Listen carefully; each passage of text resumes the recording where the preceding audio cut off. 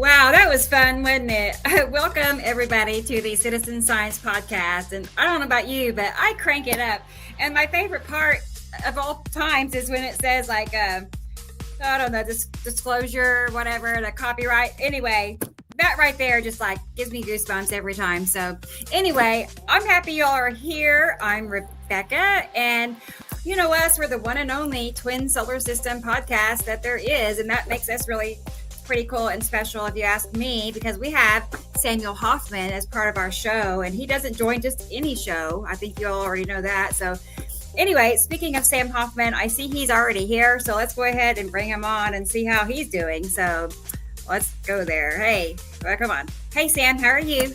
Oh, hello, everybody. Yeah, it's a rousing toe tapper. I've gotten to the point where that song has gotten into my collective memory, and I'm, tapping away on the desk and going along with it and going, yeah. I know. I'm dancing. I'm like, I love it. So yeah. And it's been another wondrous week of craziness out there in the galaxy and the cosmos, and up here freezing our butt off here in Montana, and then the poor folks that are freezing their butt off in Florida. So it's been a very interesting week. Very. Yeah, I'm in the middle. I'm in Oklahoma, of course, but it's in the 50s, and it's actually nice. It's sunny. There's planets everywhere. I had to make myself go outside and take pictures. I haven't been feeling very good, but that didn't hold me back. I had to go look at the sky. Yeah. So I think there's a lot of people getting this crud. Frankly, I was thinking about it right before the show, and frankly, if I was out in public, I would definitely still wear the N95 mask because the N95 actually filters out the microbacteria that no other mask will do for a number of things. It even filter out fentanyl if you were exposed to that. God forbid. Oh, wow. But anyway, and mildew and fungus and all sorts of stuff like that. And perhaps if I'd have been wearing mine earlier today, I'd have a little more breath in my lungs right now. I went to the store earlier today and breathed in hot dog or popcorn oil at the truck stop, and I have no lungs ever since. But then I'm still dealing with that lung issue from like a week ago, which is what you got this week. Yeah, publicly go into public, you get sick. Well, yeah, I was anyway. I was better, and then like I said, Thursday I had to just go to my primary doctor's office to talk to him about a referral for an MRI for my back. Anyway, I was doing okay, but there was a poor gentleman in the lobby who was not okay. He was coughing, and long story short, by that night, I'm not coughing, but I got a terrible sore throat and headache. Where I was last week. Yeah, and the headache is still here. This and this. So yeah, I was just going to say that myself. Yeah. I got my Ricola, my Vic Paper rub, and all sitting in front of me here. One more. Yeah, I'm set. I don't know. Hopefully it doesn't get any worse, but it's. Yeah. I know. I feel bad for the guy that was terribly sick. I do feel bad, but. Anyway, I felt like he was contagious, and I was like picked up the pen right behind him or something. But you just have to breathe the air. That's the thing. Yeah. Anyway, everybody else is hanging out in the green room, so we shouldn't gossip away. We should include them. Let's go ahead. I know. Let's go ahead, and you know what? I see Jesus is here, and it's always a surprise to see. It's not, but it is. But let's go ahead and get Jesus on here and see how things are in Utah. Hey, Jesus. Hi, guys. How's everybody? How are you? It's freaking cold. It is so freaking cold. I'm not good with cold. I've always ran hot. And in the last couple of years, it's like I can't have enough blankets on me. I can't get warm either. So it's been a little bit of it's been a challenge, but we will get through it. What is freaking cold? Like, what's the temperature? I have not seen it here below 20 in the 5 years that I've lived here. We were yesterday 12, and then up towards the mountains, we got as low as -5. So we have the festival going on right now. Sundance Film Festival is going on now. So I've been in Park City a lot. That's up the mountain. And the temperature difference between just the valley and down here, it's like 15 degrees. But it's even down here, it's so cold. No snow. We're kind of seeing a little bit of snow right now, but nothing. Hey, that all went to Houston and Georgia. Really? Yeah. Louisiana, Florida, from Houston all the way to Georgia, all the way to northern Tallahassee got like 6 inches of snow. And they have the iguana warning out. Watch out for falling iguanas. Just like we talked about last week. Yeah. Do you mean iguanas or do you mean salamanders? No, iguanas in Florida. There's lots of iguanas that live there, and they fall out of the trees. Oh, okay. I thought you were making a pun with. No. There is actual warning for watch out for falling iguanas in Florida right now. Well, I have not been. I've been avoiding the news because God, since certain events that happened, it's just intolerable. You should have been in the green room today before the show. We were. I showed up like right when Rebecca was saying that she had to resend us the link, so I was okay. I don't think I'm going to be able to chit chat enough. So yeah, I was running I wasn't late, but I was just on time. Well, and for the record, it is the 25th of January, 2025. 99th show or 99th show. Alignment Day. All those. Is that today, Sam? The 6 planets are aligned as of today. And terrific. I have a sky full of clouds, so I guess I'll be. We had forecasts for sunny skies, and of course we had whiteout. And I'm going, wait a minute. And then I checked the radar, and what's over the top of us should not be over the top of us because our radar is clear. We're supposed to have clear skies, absolutely clear skies. Well, that's what I heard. I don't personally know what the news or the forecast said. But everybody at work was telling me that I was supposed to warm up today. And I had my sweater in hand when I was walking out the door. I was like, I don't think I'm going to wear it because I don't think I'll need it. But as soon as I opened the door, I was like, yep, I'm going to need it. There's other planets. It did not warm up. It has not warmed up. Which honestly, hopefully we get some snow because it makes Sundance a lot busier and a lot funner to drive for Sundance Film Festival. So, you should watch the news and how the folks in Houston, how the folks in Georgia or Mississippi or Louisiana drive. And my big prediction here just a few months ago was telling everybody go buy snow tires this year if you live on the East Coast. I'm telling you. And of course, none of them in Florida or Georgia believed. Well, that's the thing, Sam, is that I got ready. I went and got my snow tires. I put them on, and I have not had any chance to use them. So I'll be thankful of that. Then I'm not though. I have mixed feelings about the snow. When it snows, I do very well at work, and I like because my car is all-wheel drive, and I am well prepared. I am good. I'm accustomed to driving in the snow. I'm good at driving in the snow. And all-wheel drive. I have all-wheel drive. It's weird because I do exceptionally well when it snows. So when I see snow, it's like I see dollar signs. So I'm like, yes. There you go. Give me all the snow you want, because I stay so busy.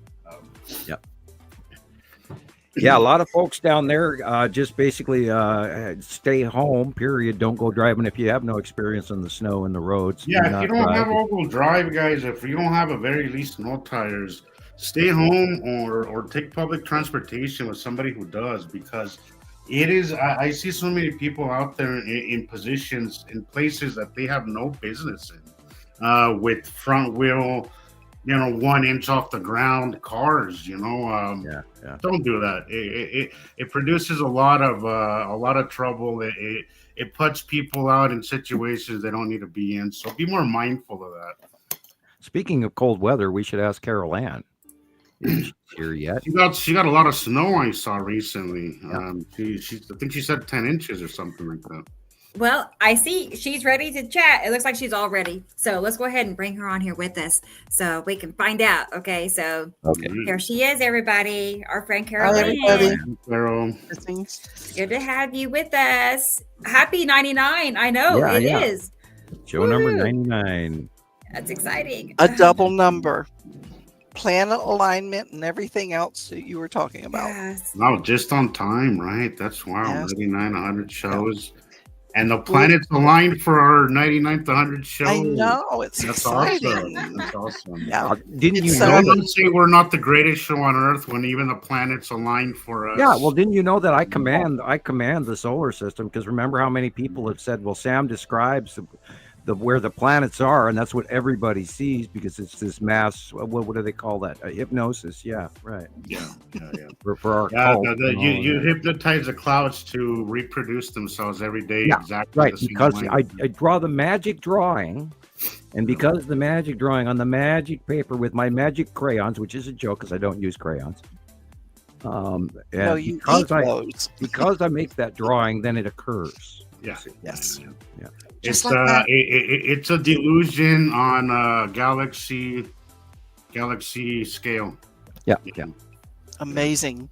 Alexander, This is I'm an sorry you're amazing under man. the weather. Oh no. I'm sorry you're under the weather, buddy. I hope you feel better sometime soon, man. Speaking of under the weather, is Gillian about? She is.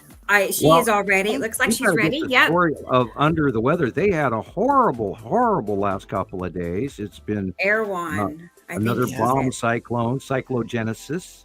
Yeah. And they suffered 114, 120 mile an hour winds through Ireland and Kind of a northern scary Scotland thing. and the northern UK. And they had devastation and roofs ripped off everywhere, trees come down everywhere, flooding, you name it. So, I can't wait to hear. I have a video to show on that too. I do believe Mark lost power and his cell phone was dying, and we were just talking about it beforehand. Go ahead. Okay, well, let's go ahead and get her up here with us, and we'll get the first account from Gillian Watson in Scotland. Dun, dun, Hey, dun. Gillian. Hiya. How are you? Oh, just catching up with everybody online as well. All the people that were in the storm to see if everybody's all right. There's like a big list. I've still got one missing off my list that I can't get hold of. But my other ones are, everybody seems to be okay. But it's been a hell of a extraordinary 2 days. So I only saw information of one death. Well, there's been a few deaths in Ireland, so I heard. But Oh, yeah, wait a minute. By YouTube standards, we're supposed to say unalive. unalive. Okay. Unalive. Yeah, that's the new. That's the new one now, I guess. Yeah. I'm sorry. I won't do that.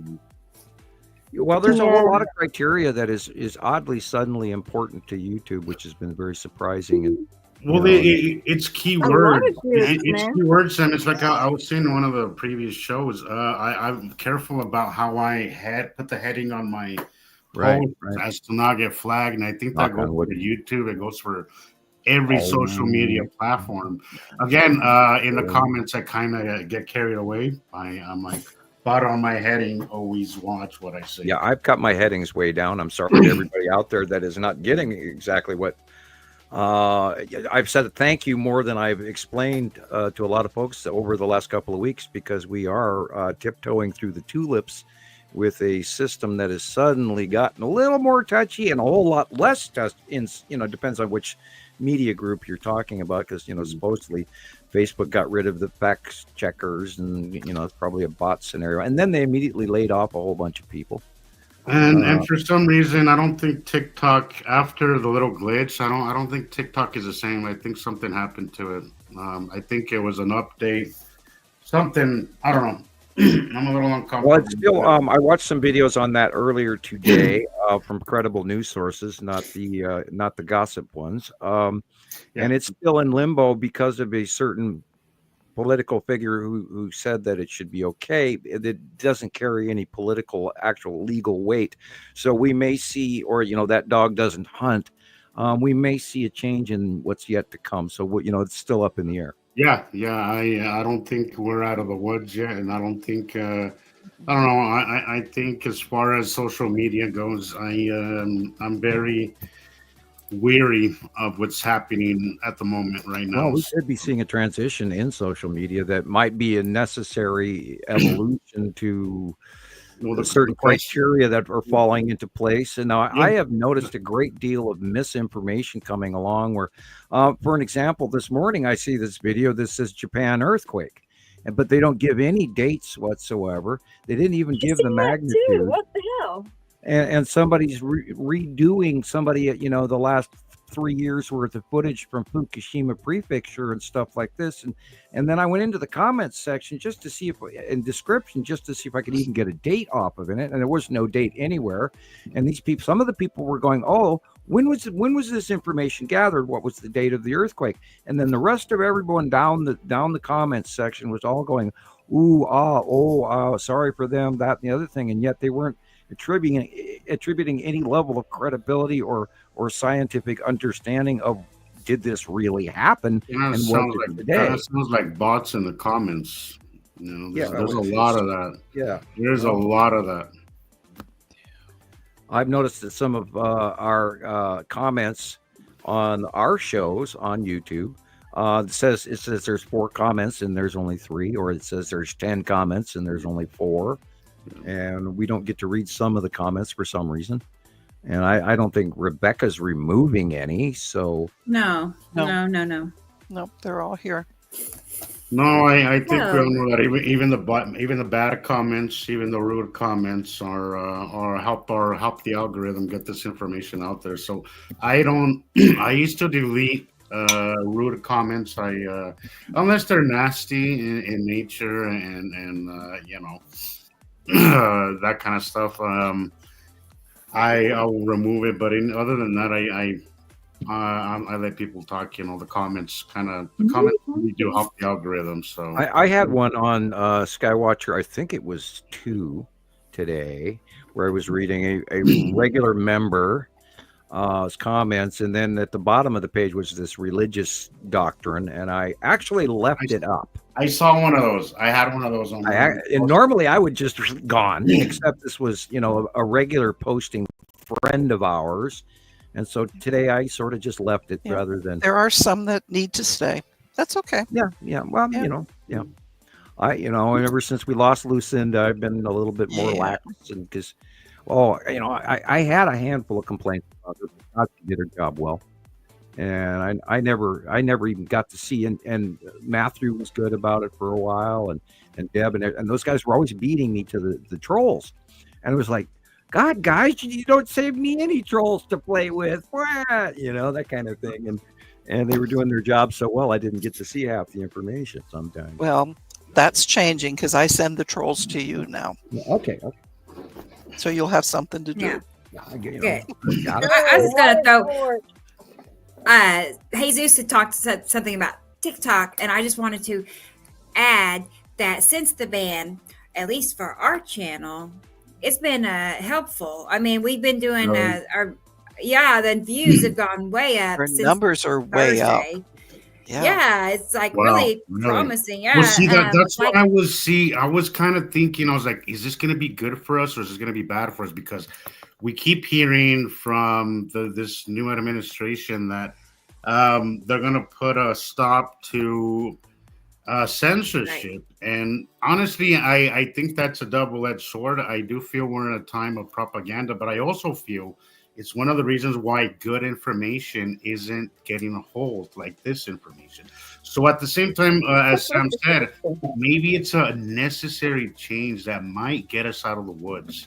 And that would be nice. That would be really nice. So I picked up over there's always a silver lining in every bad thing that happens. So some good will come. 400 new followers in the past 3 days. Oh wow! 400. One of my videos from 3 days ago has 148,000 views. So we're on. See, there's proof that we are definitely being censored. Absolutely censored. That's.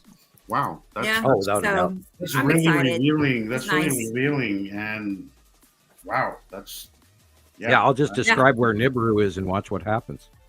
Jesus. we really do everything that we thought as conspiracy about us being censored and propaganda. Slowly everything is coming to light, and I hope everybody's paying attention to the right things anyway. Samuel? Yes? Our storm was nasty. Yeah, I know. I was watching the Millibars, and I was watching Northern Ireland, and I was watching Belfast, and then I watched it when it went across the channel. over to the islands. I believe the island of Man and all of that was going on. And then it went over to your area. And I even watched the wind speeds and I looked at the meteorological charts and everything. So explain to us why that happened. Is that because they were talking about the jet stream on a lot of posts that I read? Because I was trying to understand how something that big suddenly. Well, what it was another Arctic blast that went down to your area, and it met up with that moist Gulf air, from which they had all that rain last week in the south from Texas again all the way to South Carolina. And then that went off into the ocean and started spinning off the East Coast, off the coast of, Maryland and New York, et cetera. And that low pressure system was a rotational low, and it went all the way across the Atlantic. And then right in front of you, above you there, it met that Arctic air coming in from Iceland in the North Sea.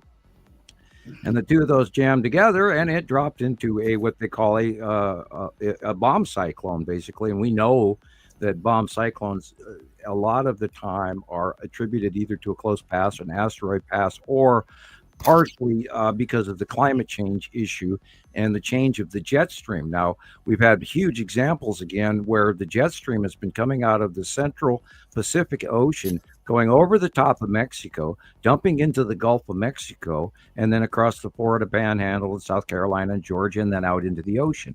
Now, that whole stream of jet stream is completely freak, not normal. It has never existed prior to 2018. So that this new banded jet stream normal activity, which meteorologists are acting like it's normal, and it's not, because I've been watching it long enough to know better.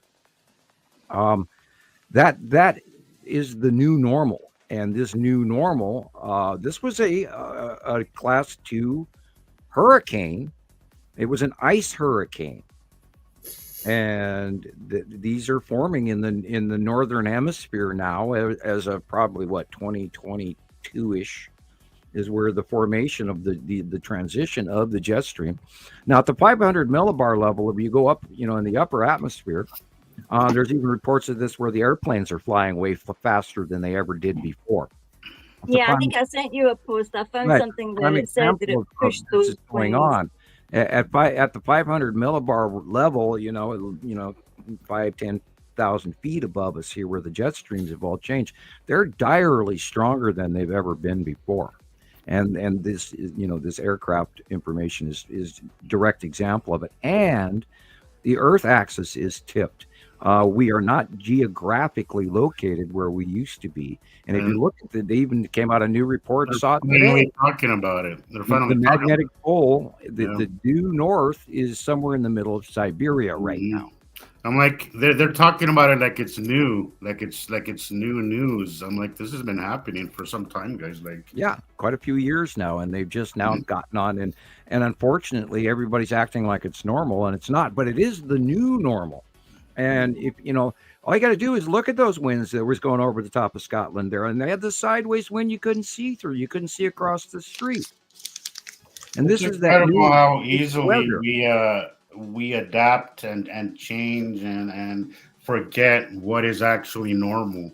I think all it takes is like 10 days, and all of a sudden things become normal to most people. It's flying trampoline season again, ladies and gentlemen. Mm-hmm. And forget about that lawn furniture, because it now belongs to your neighbors.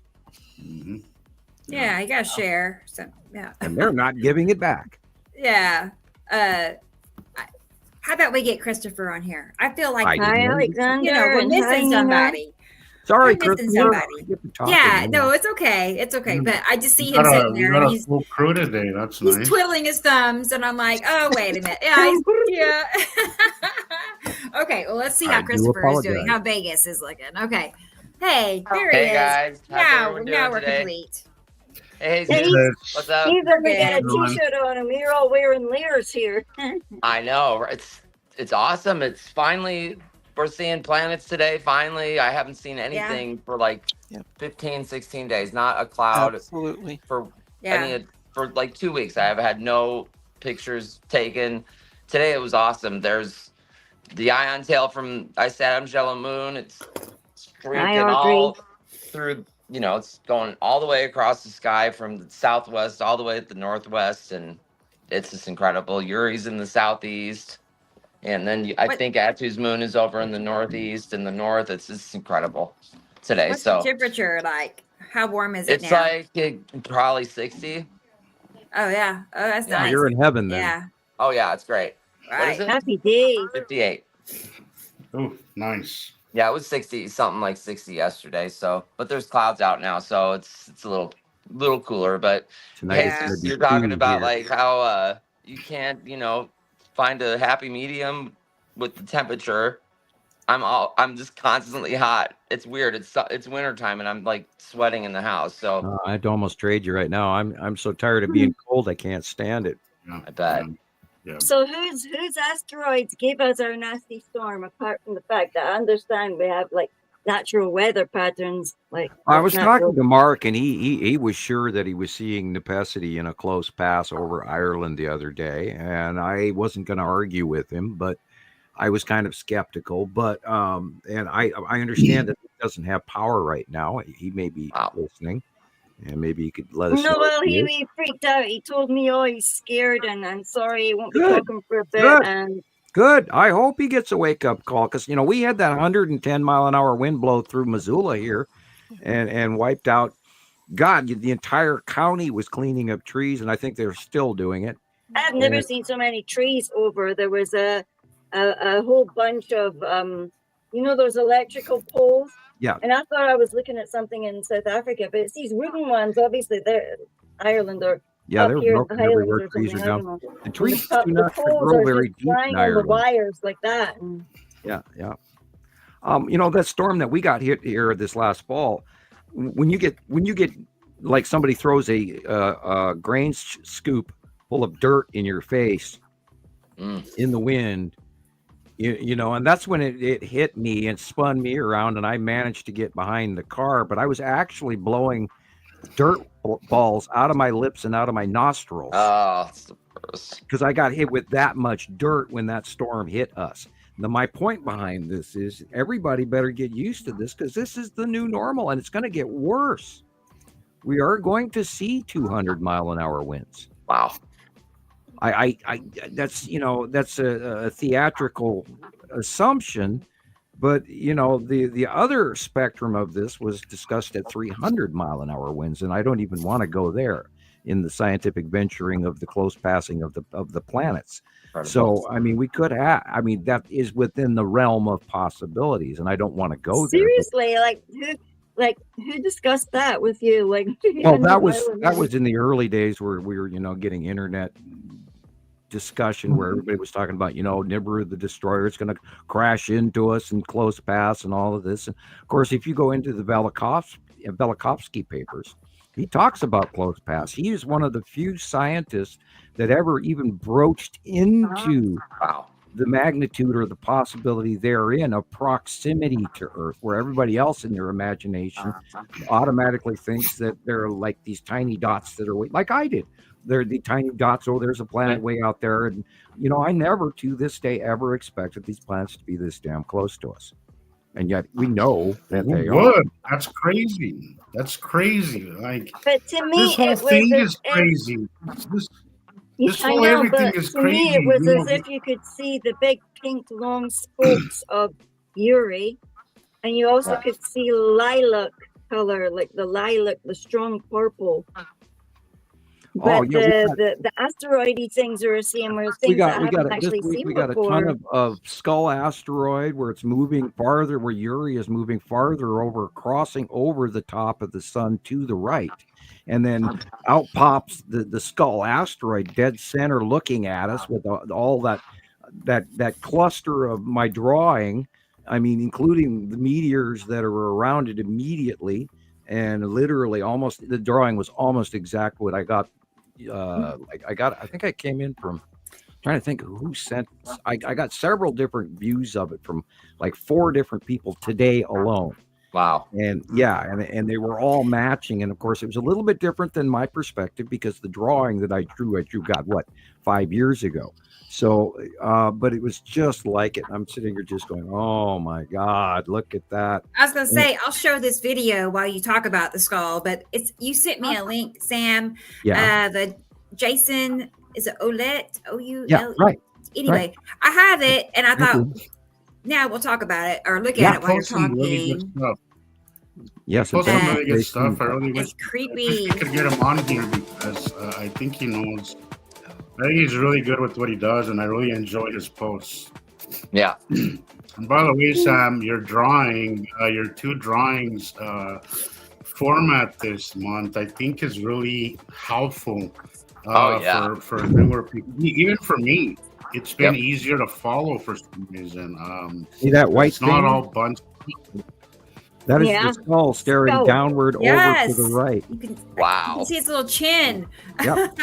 I was like, wow, look at it. Nice. Scary. It's got a really pointed face, and I'm convinced that I've seen this too. So it's these guys that are giving us this nasty badass storm. You sent me something very similar to this maybe a week ago, when I told you it looks like a mountain, Yeah, I think we all started seeing it last week, didn't we? But then that was when it was forming up, that stuff. Yeah, and then you told me it was a skull, and I was like, okay. And I was like, this looks very similar to that. It looks like it's got horns. Incredible. Very. Just clouds, guys. Right? Just clouds. The cloud dome. Nothing to see here. Yeah, that's it.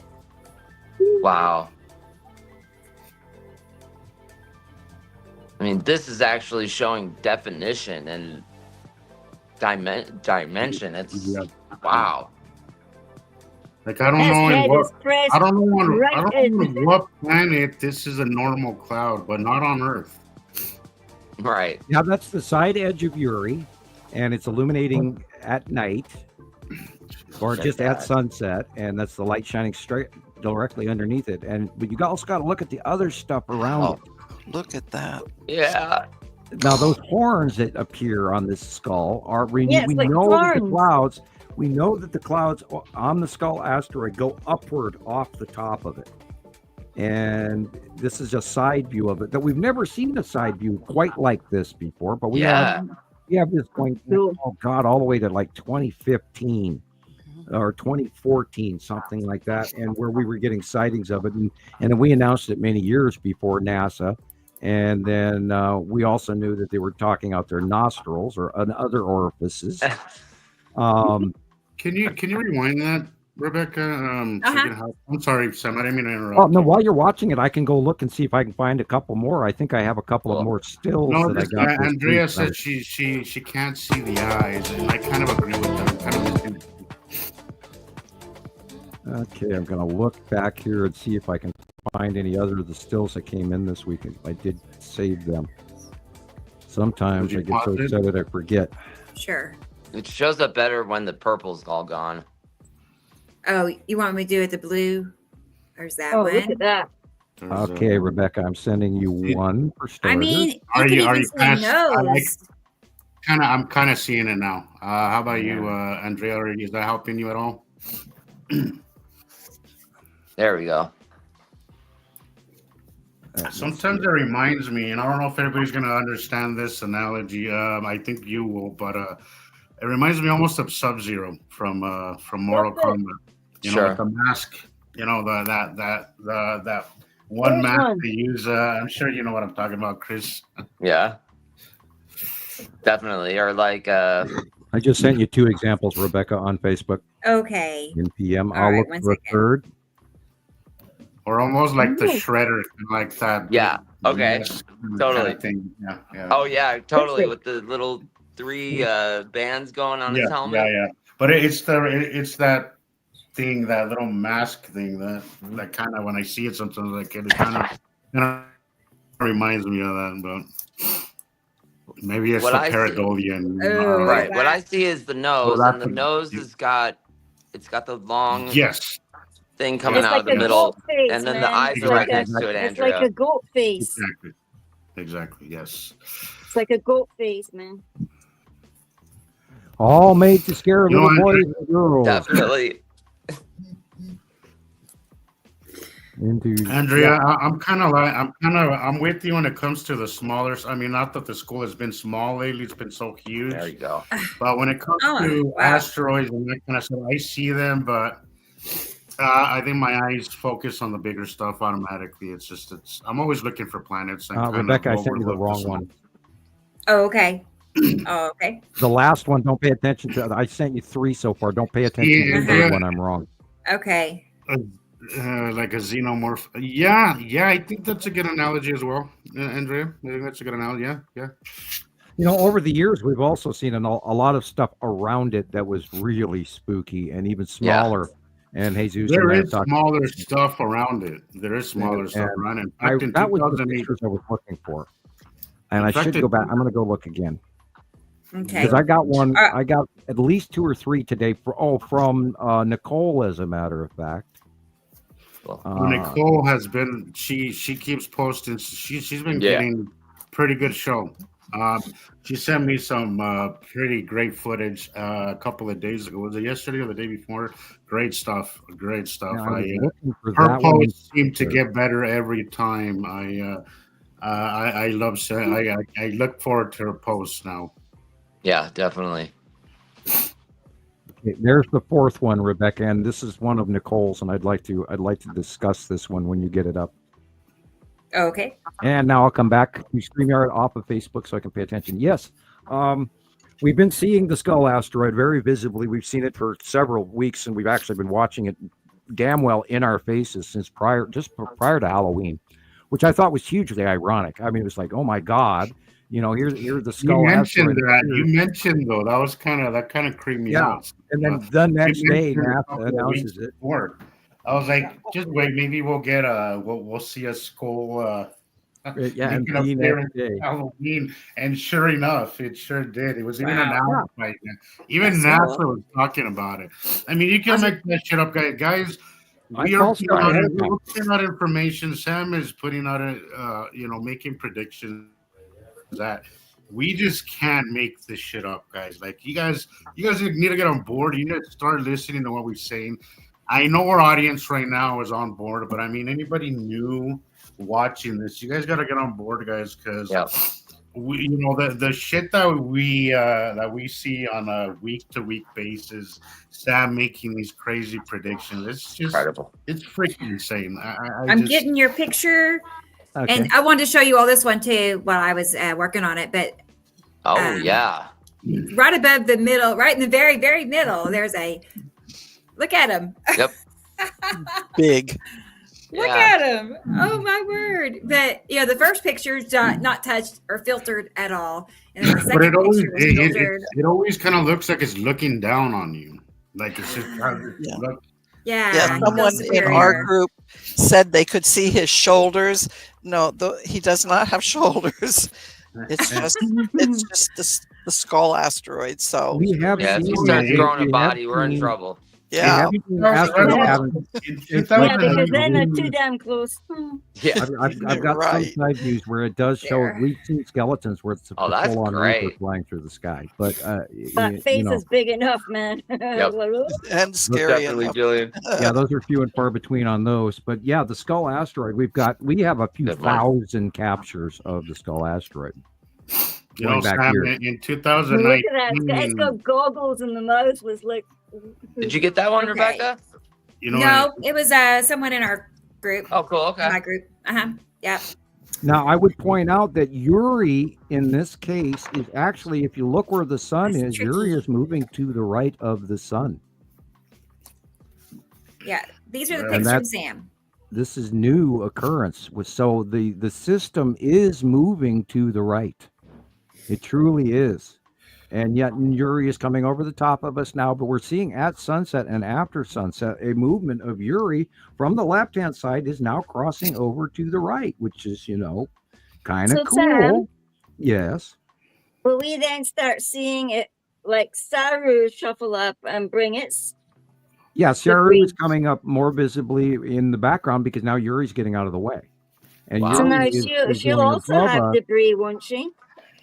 Oh, she's going to be so big right off the bat. As a matter of fact, I got a few pictures in this week that were shockingly that I couldn't really even call Saru, and yet I know they are. Right. Well, I still need more evidence before I, step across the street on that one. But I'm totally sure that Saru is really close too. And this is it's insane. And what Satham's yellow moon size and all. Yeah. Okay. If you look in the white cloud in the middle right at the top of the screen is where the Skull asteroid is on this one. Cool.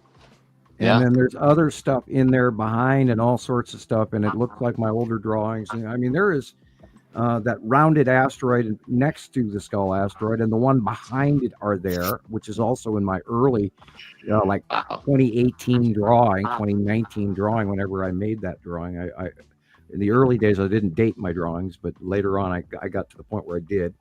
But this is Yuri also, and all of the asteroid material underneath. You have to notice now. Look off the horizon. It's literally 5, 10, 15, 20 degrees off to 25 degrees off the horizon. And the way you count a degree off the horizon is one of your hands.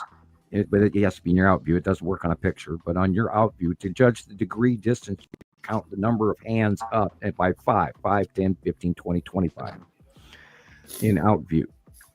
So anyway, the Skull asteroid has been showing up all week, last few weeks, et cetera, and Yuri's rising up. Now she's moving over. Atu is going, we had a great shot this week of facially illuminated Atu in the northwest sky, mid-morning, just before noon. And it was like, oh my God, look at it, purple and bubbly, and there's the moon, and oh, what a shot.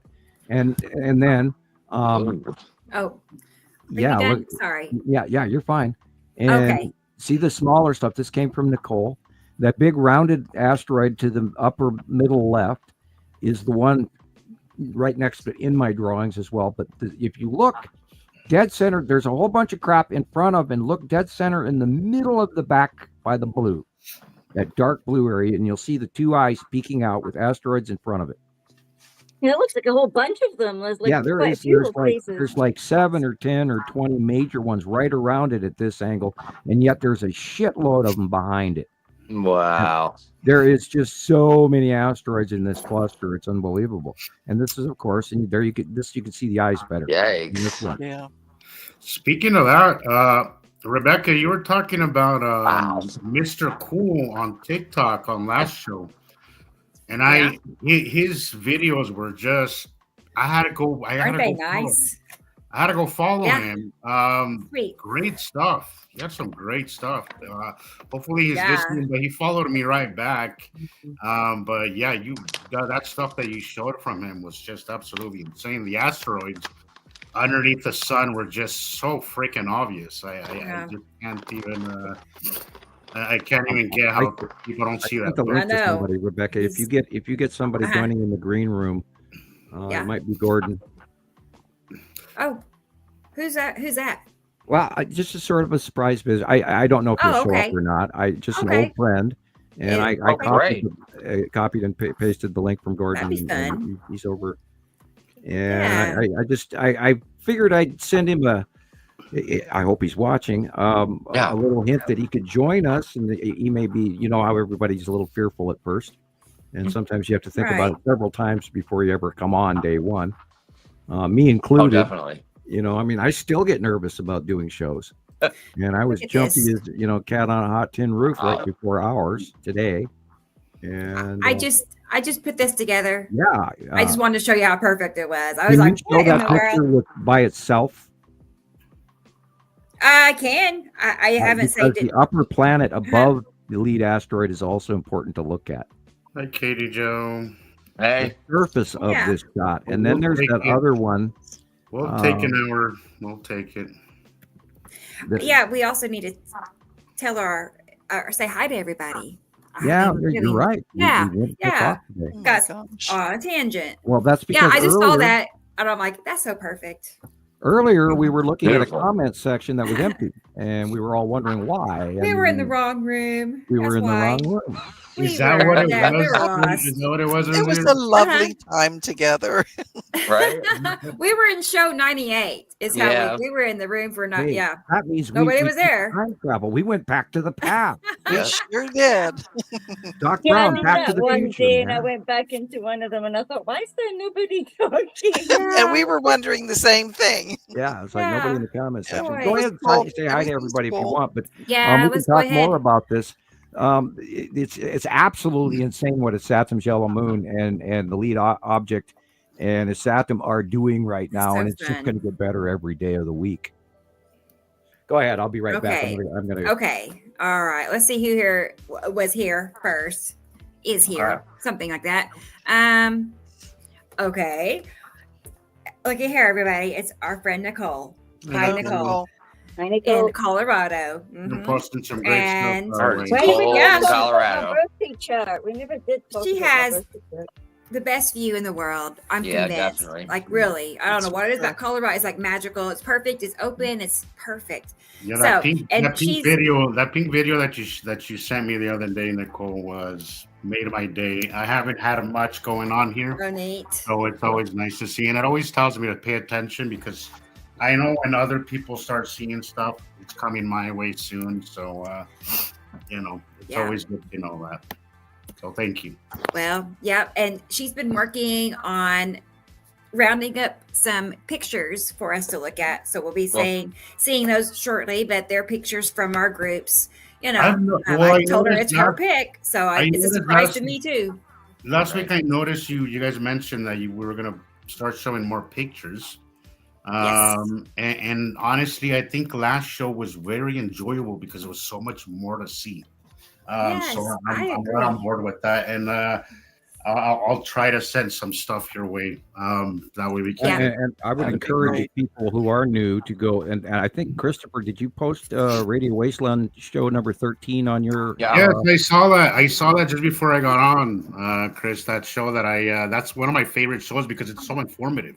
Yeah, It just definitely. gets to the point, like as soon as you get on, as soon as the show gets on, it's so informative. Like for new people, I think that show should be mandatory because it's so informative. In a very small amount of time, there's so much information that comes out on there, and it's such a Back great. in my younger, fresher days before I Whoa, got interview numb. I mean, Well, I've done so many interviews over the years that was my first show Chauncey with Radio just- Wasteland. Chauncey was really good at interviewing. I love his. Yeah, Chauncey, way if of you ever interviewing. hear this show, good at it. we'd like you to come back and start your own Yeah. show because I saw your follow-up work. I went looking for you and I found other stuff that you're doing, and your view count is sad. And I'm not meaning that to down you. It's sad that it's so low because you deserve way more than that. Right.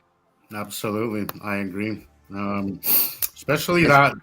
So that one, the one that you made right before the cube one. I love the cube one. That was great. But the one right before that, God, I love that video. It's every time I watch it, I get a huge smile and so excited. Like, God, if we could get this out to the masses. I mean, because I know. Yeah. there's such cool stuff Gonna happen. happening in this group, guys. It is some of the coolest stuff coming out. We are the cutting edge of this whole Yes. process that nobody is even close to. Yes, there was. I was looking at that day. I was looking at your videos, and then I was looking at a lot of my time lapses and a lot of that stuff. Like, God, there is some cool shit that we have came up with that needs to be seen, begs to be seen Over and over again. Yeah. Please share it with the world. Please, guys, let's get this information out there Right. because you guys are missing something that is so freaking awesome. Yeah, and it's not like Hollywood ain't got nothing. Ain't got nothing. And And, it's I was gonna tell you, Sam. I've been meaning to mention. It's hard for me to take anything seriously or even have fun with it outside of this because everything has become so dull. mundane. Mundane. And also, I can't take anything like. I struggle with taking life, anything outside of this, too seriously because it all seems too trivial to me. Yeah, Now I with all was. the circus that we're seeing politically, I can't stomach it. I just, the credibility for me, I struggle with it because and knowing to me now, knowing that the Texas Cube and the Long Box Cube and the Star Destroyers and the fleets of starfighters and the support craft and the Space Tube and the Empire Orb and all that shit are right over the top of our heads. Yes. And I watched a video that dear Liz in Minnesota sent me, and it's talking about the far-seeing group out there, the people that with the remote viewers that are out there. There's some few people that are, of course, profiting from it. And they talk about accuracy, and the guys, like almost mystically confusing, which is hilarious.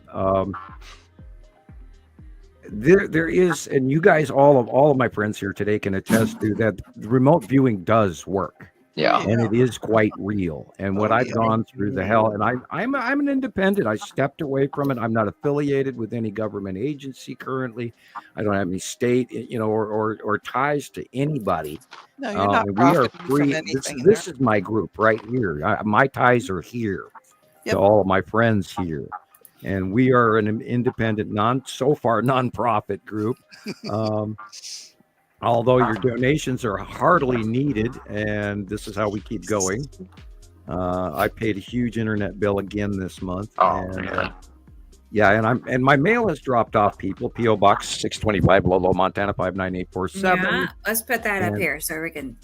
And that's better. Send me $2, send me $5, buy me a cup of coffee, as they say. If 10 people a month would do that would give me gas money or something. A cup of coffee is not asking for too much, guys. If enough people donate just a cup of coffee, if enough people do that, it's not gonna put anybody rent money in we're also going to have a fundraiser. It would make a huge impact on the expenses that Rebecca incurs, Samuel. Well, we need a fundraiser for Christoper. And yes, we do, because we'd like to upgrade your tech level.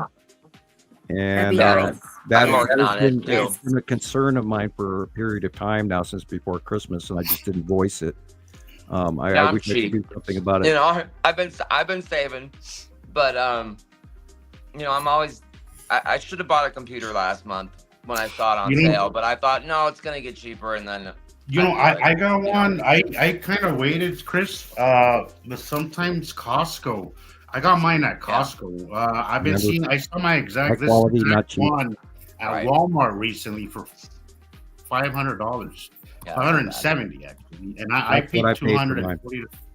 I paid $240 for this computer. It's HP. It's a great computer. I recommend that you stick with HP. It doesn't have a bunch of extras, but it's a good brand. It's a reliable brand. I remember you saying, Sam, that it's good. So I got it, and it came with a mouse. Nice. I hate using the little finger thing. Right. But it's a very simple computer, and it's great. The battery life is great. All that stuff. But I mean, for $200, you're talking laptop. Yeah, laptop. Yeah, $230. It's great. It's just great because I had to stop using my phone because it kept overheating my phone, and my phone was my phone's my work. That's what I work off of, so I couldn't keep doing that. And I went to Costco with my brother one day, and we saw it, and I didn't have the money, but he knew that I wanted one to do this, so he's all, I'll put it on my credit card, just pay me in a month. And I was like, awesome. So that kind of worked out for me. Thank you, bro, for looking out. Always love you. But right. Costco, sometimes Costco, you'll be surprised. Yeah, I need to get to Costco, definitely. Stay away from Best Buy.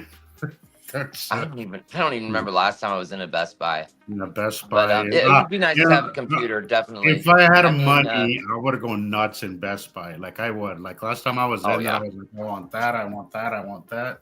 It could get bad. Yeah, if I had a credit card, God, keep. Yeah, I've learned more at Best Buy than anywhere else. I can tell you that. That's where I got mine. Yeah, just recently for Christmas. Cool. Don't even get me started. Knock on wood that my computer will last. The deal with the big thing that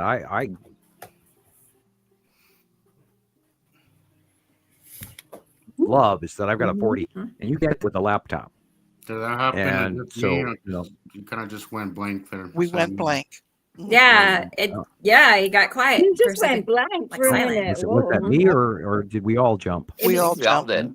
Hey, did we Okay, jump as I was saying, timelines or something? I have That's a 40, it. We time traveled. I have a 43-inch screen in front of me, and that's computer bound, and laptop does Oh not my give that God. to you, and Okay. so it's a big thing. I think maybe 20 is as big as you can get on a laptop, isn't it? I don't know. I don't know. I don't know. I don't know. But this is what I got. I think was plenty. I only really use it for this. There you go. So that's really all I use it for. So. I think we somehow are trying to find a way to implore everybody out there to share this information with everybody at the same time, because we're all trying to upgrade for you guys.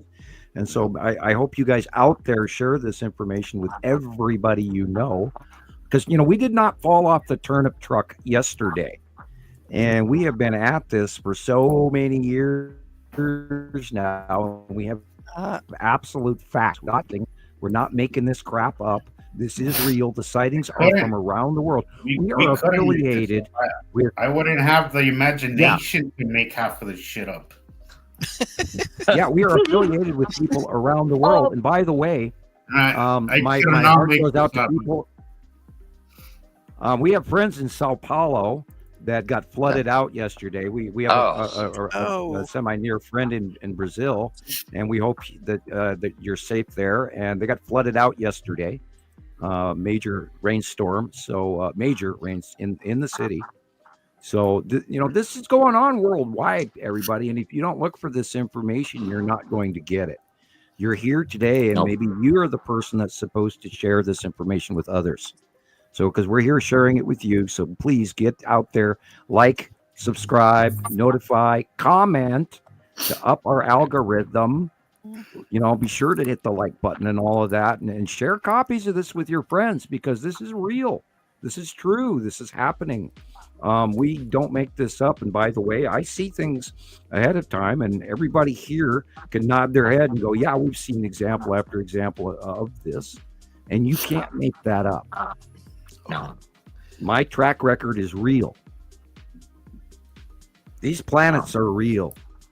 I've known about this for 44 years, people. You're talking truth, Sam. Oh, okay. You're cutting out. Yeah, that's talking truth. He always happens. That's normal.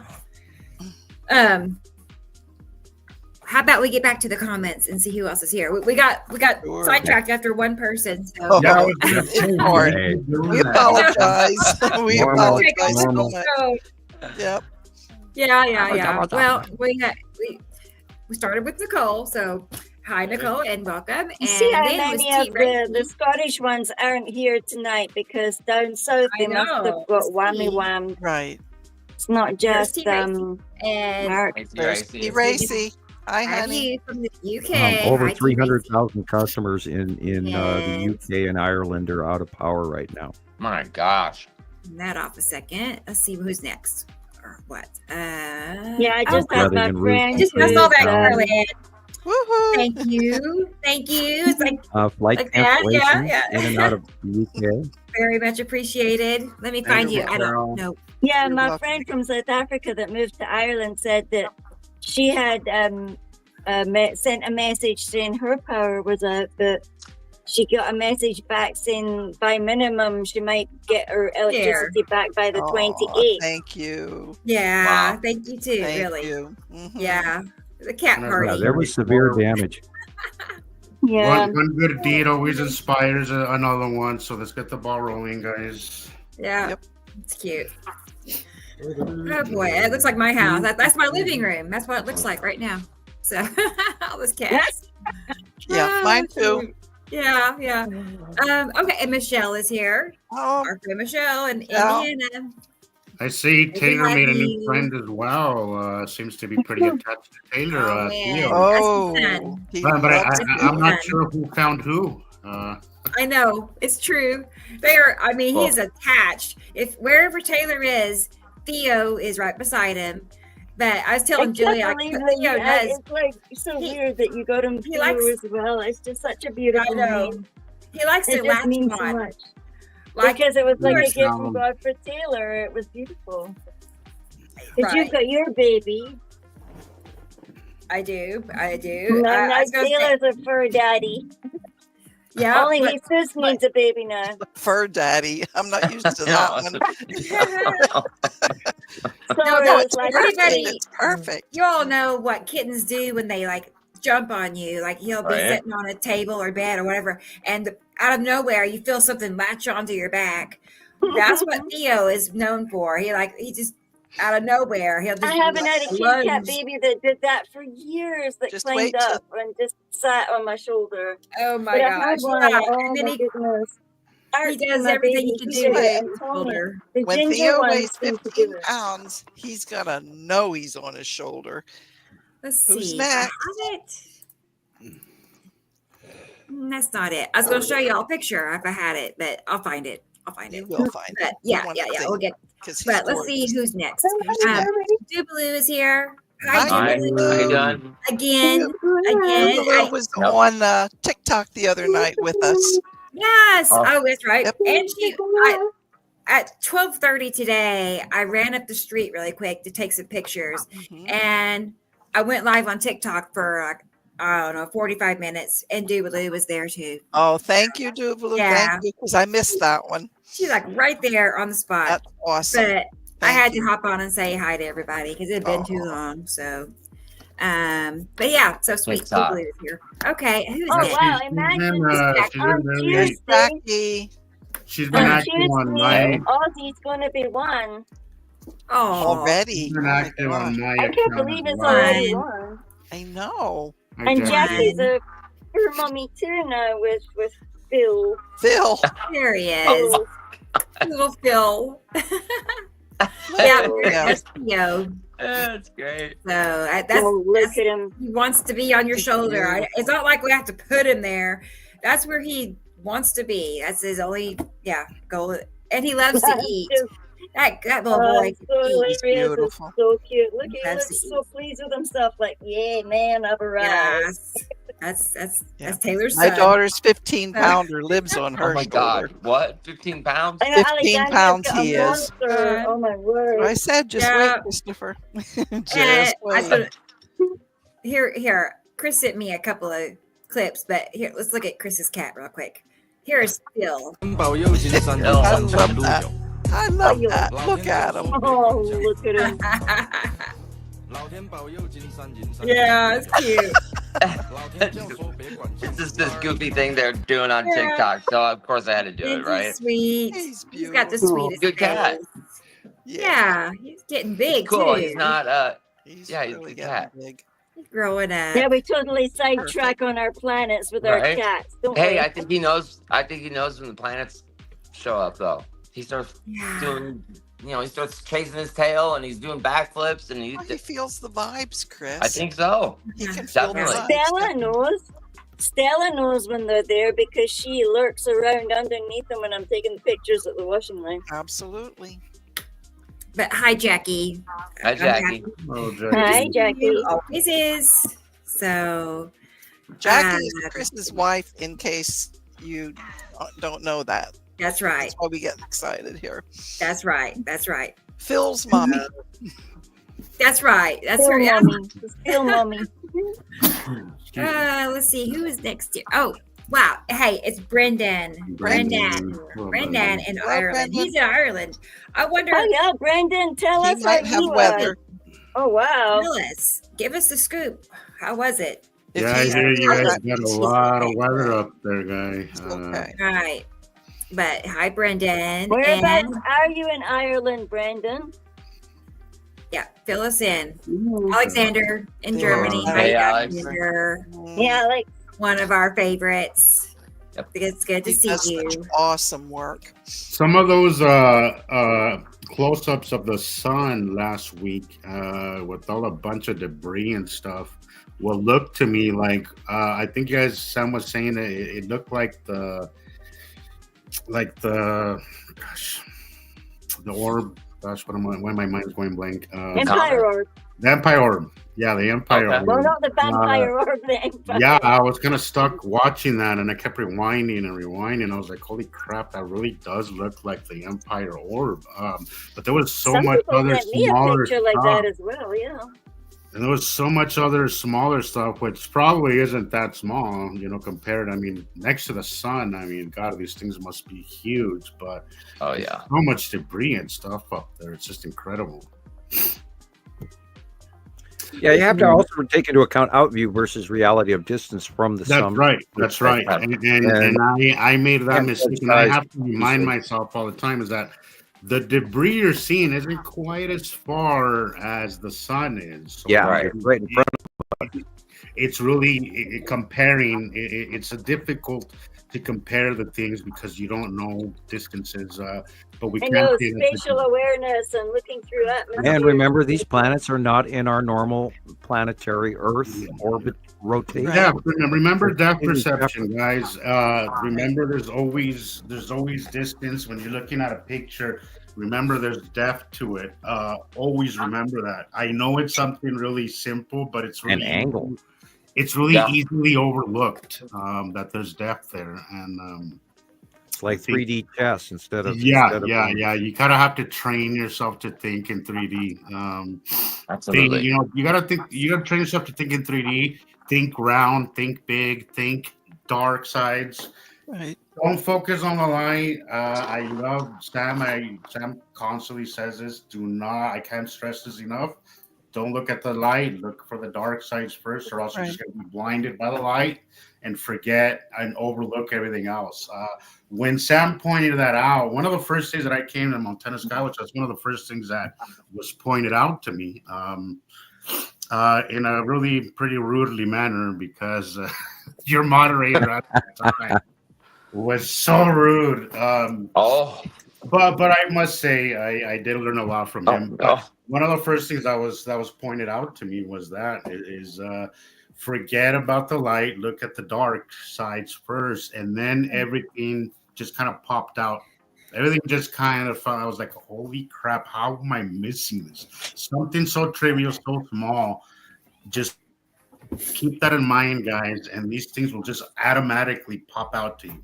I love how you explained that on last week's show, Sam. Just look for the dark sides, forget about the sun, just kind of leave it on the side, and then these things will just automatically pop out to you. Right. Once you see it, once that light bulb goes on, guys, you can never go back, and your entire life will change, and you'll be like, how the hell did I miss this for so long? It's been going on literally in our faces since 2011, 2012. And in 2011 and 12, it was in the southern sky, but now over the years, it has moved to over the top of us and in our face, especially, I still go back to the close passings of Attu's moon. It was so in our faces. It was like you could reach out and touch the damn thing.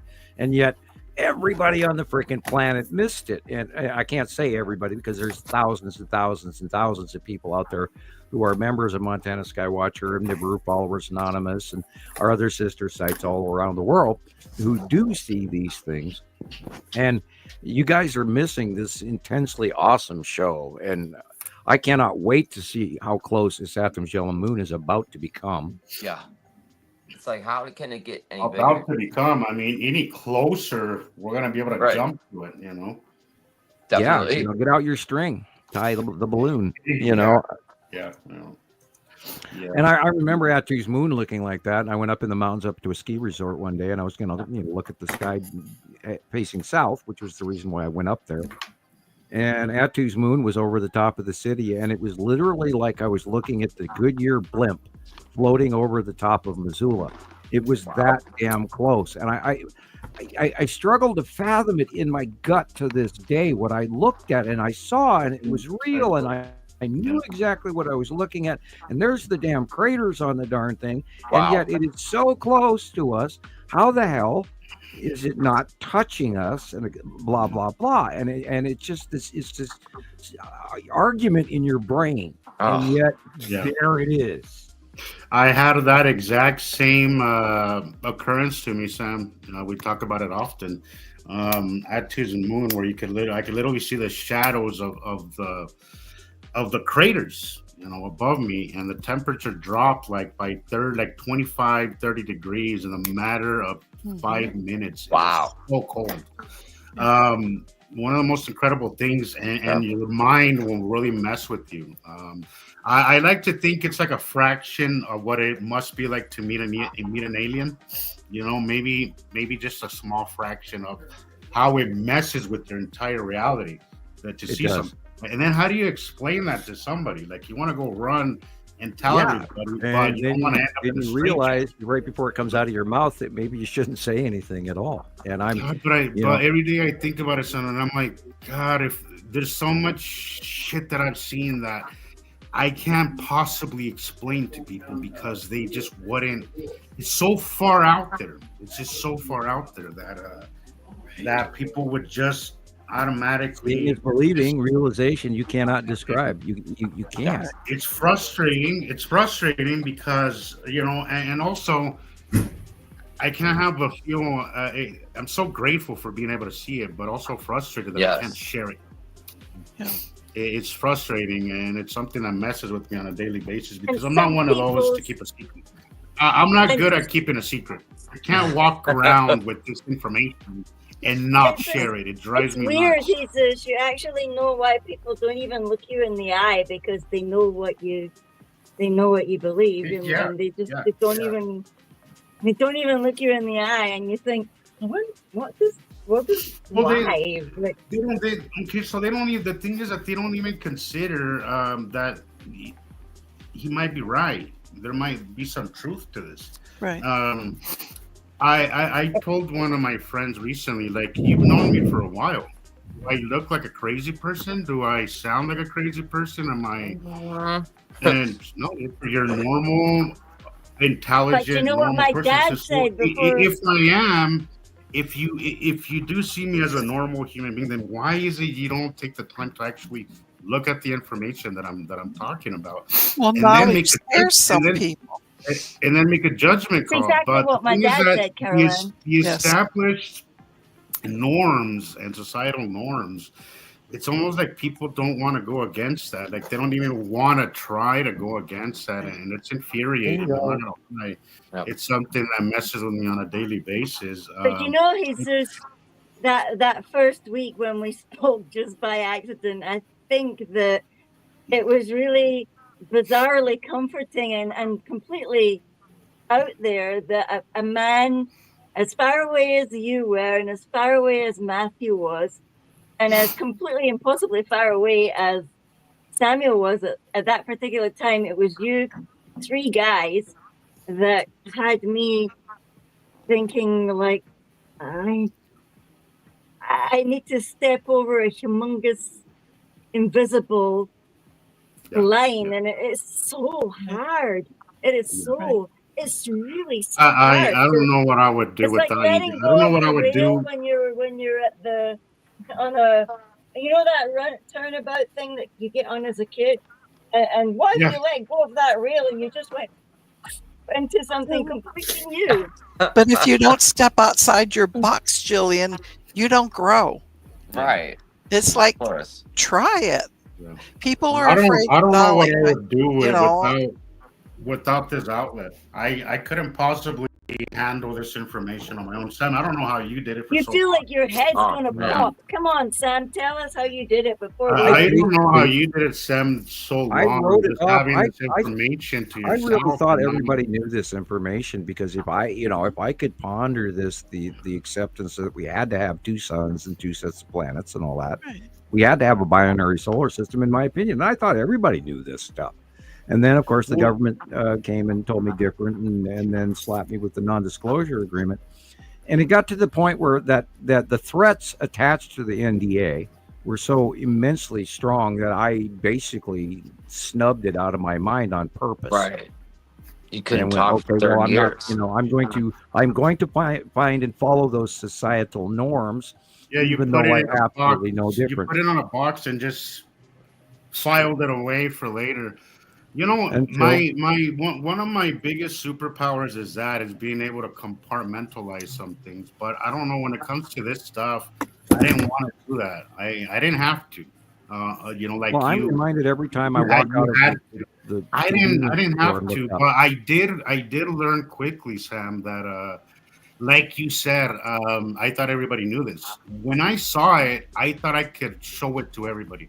I thought that maybe if I took the right thought if I video, showed it to people, they would be going, yeah. I thought that if I could take just the right video, right? If I could take the right video, because that's always been my purpose of taking videos was to be able to prove it, not just to myself, but to be able to show it to other people.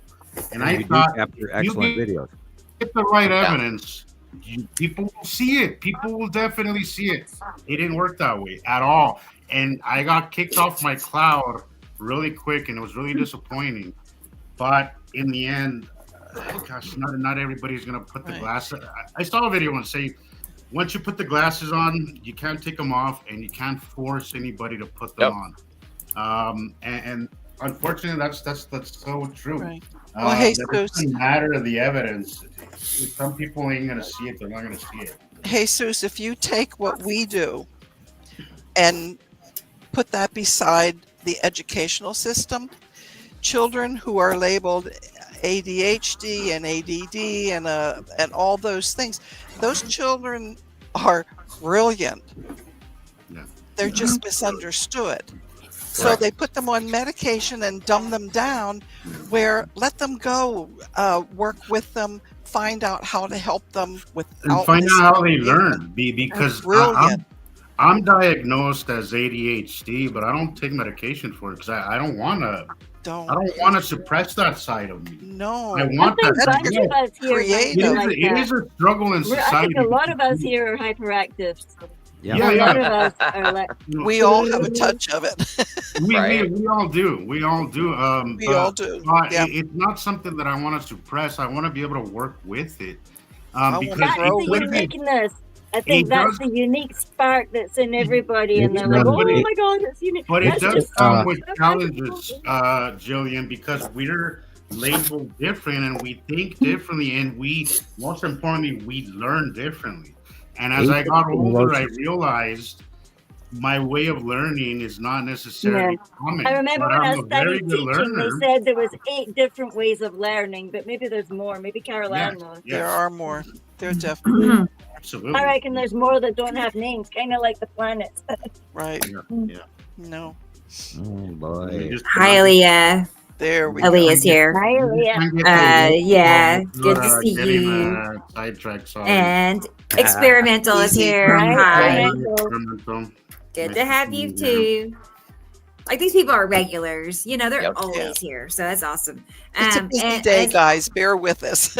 As is Audrey. Hi, Audrey. She said it's very warm. Audrey said, I'm really quiet this week, and I'm sorry, Audrey. Yes. It really was a bizarre week. It's a celestial alignment day. We transition into a whole new realm as of now.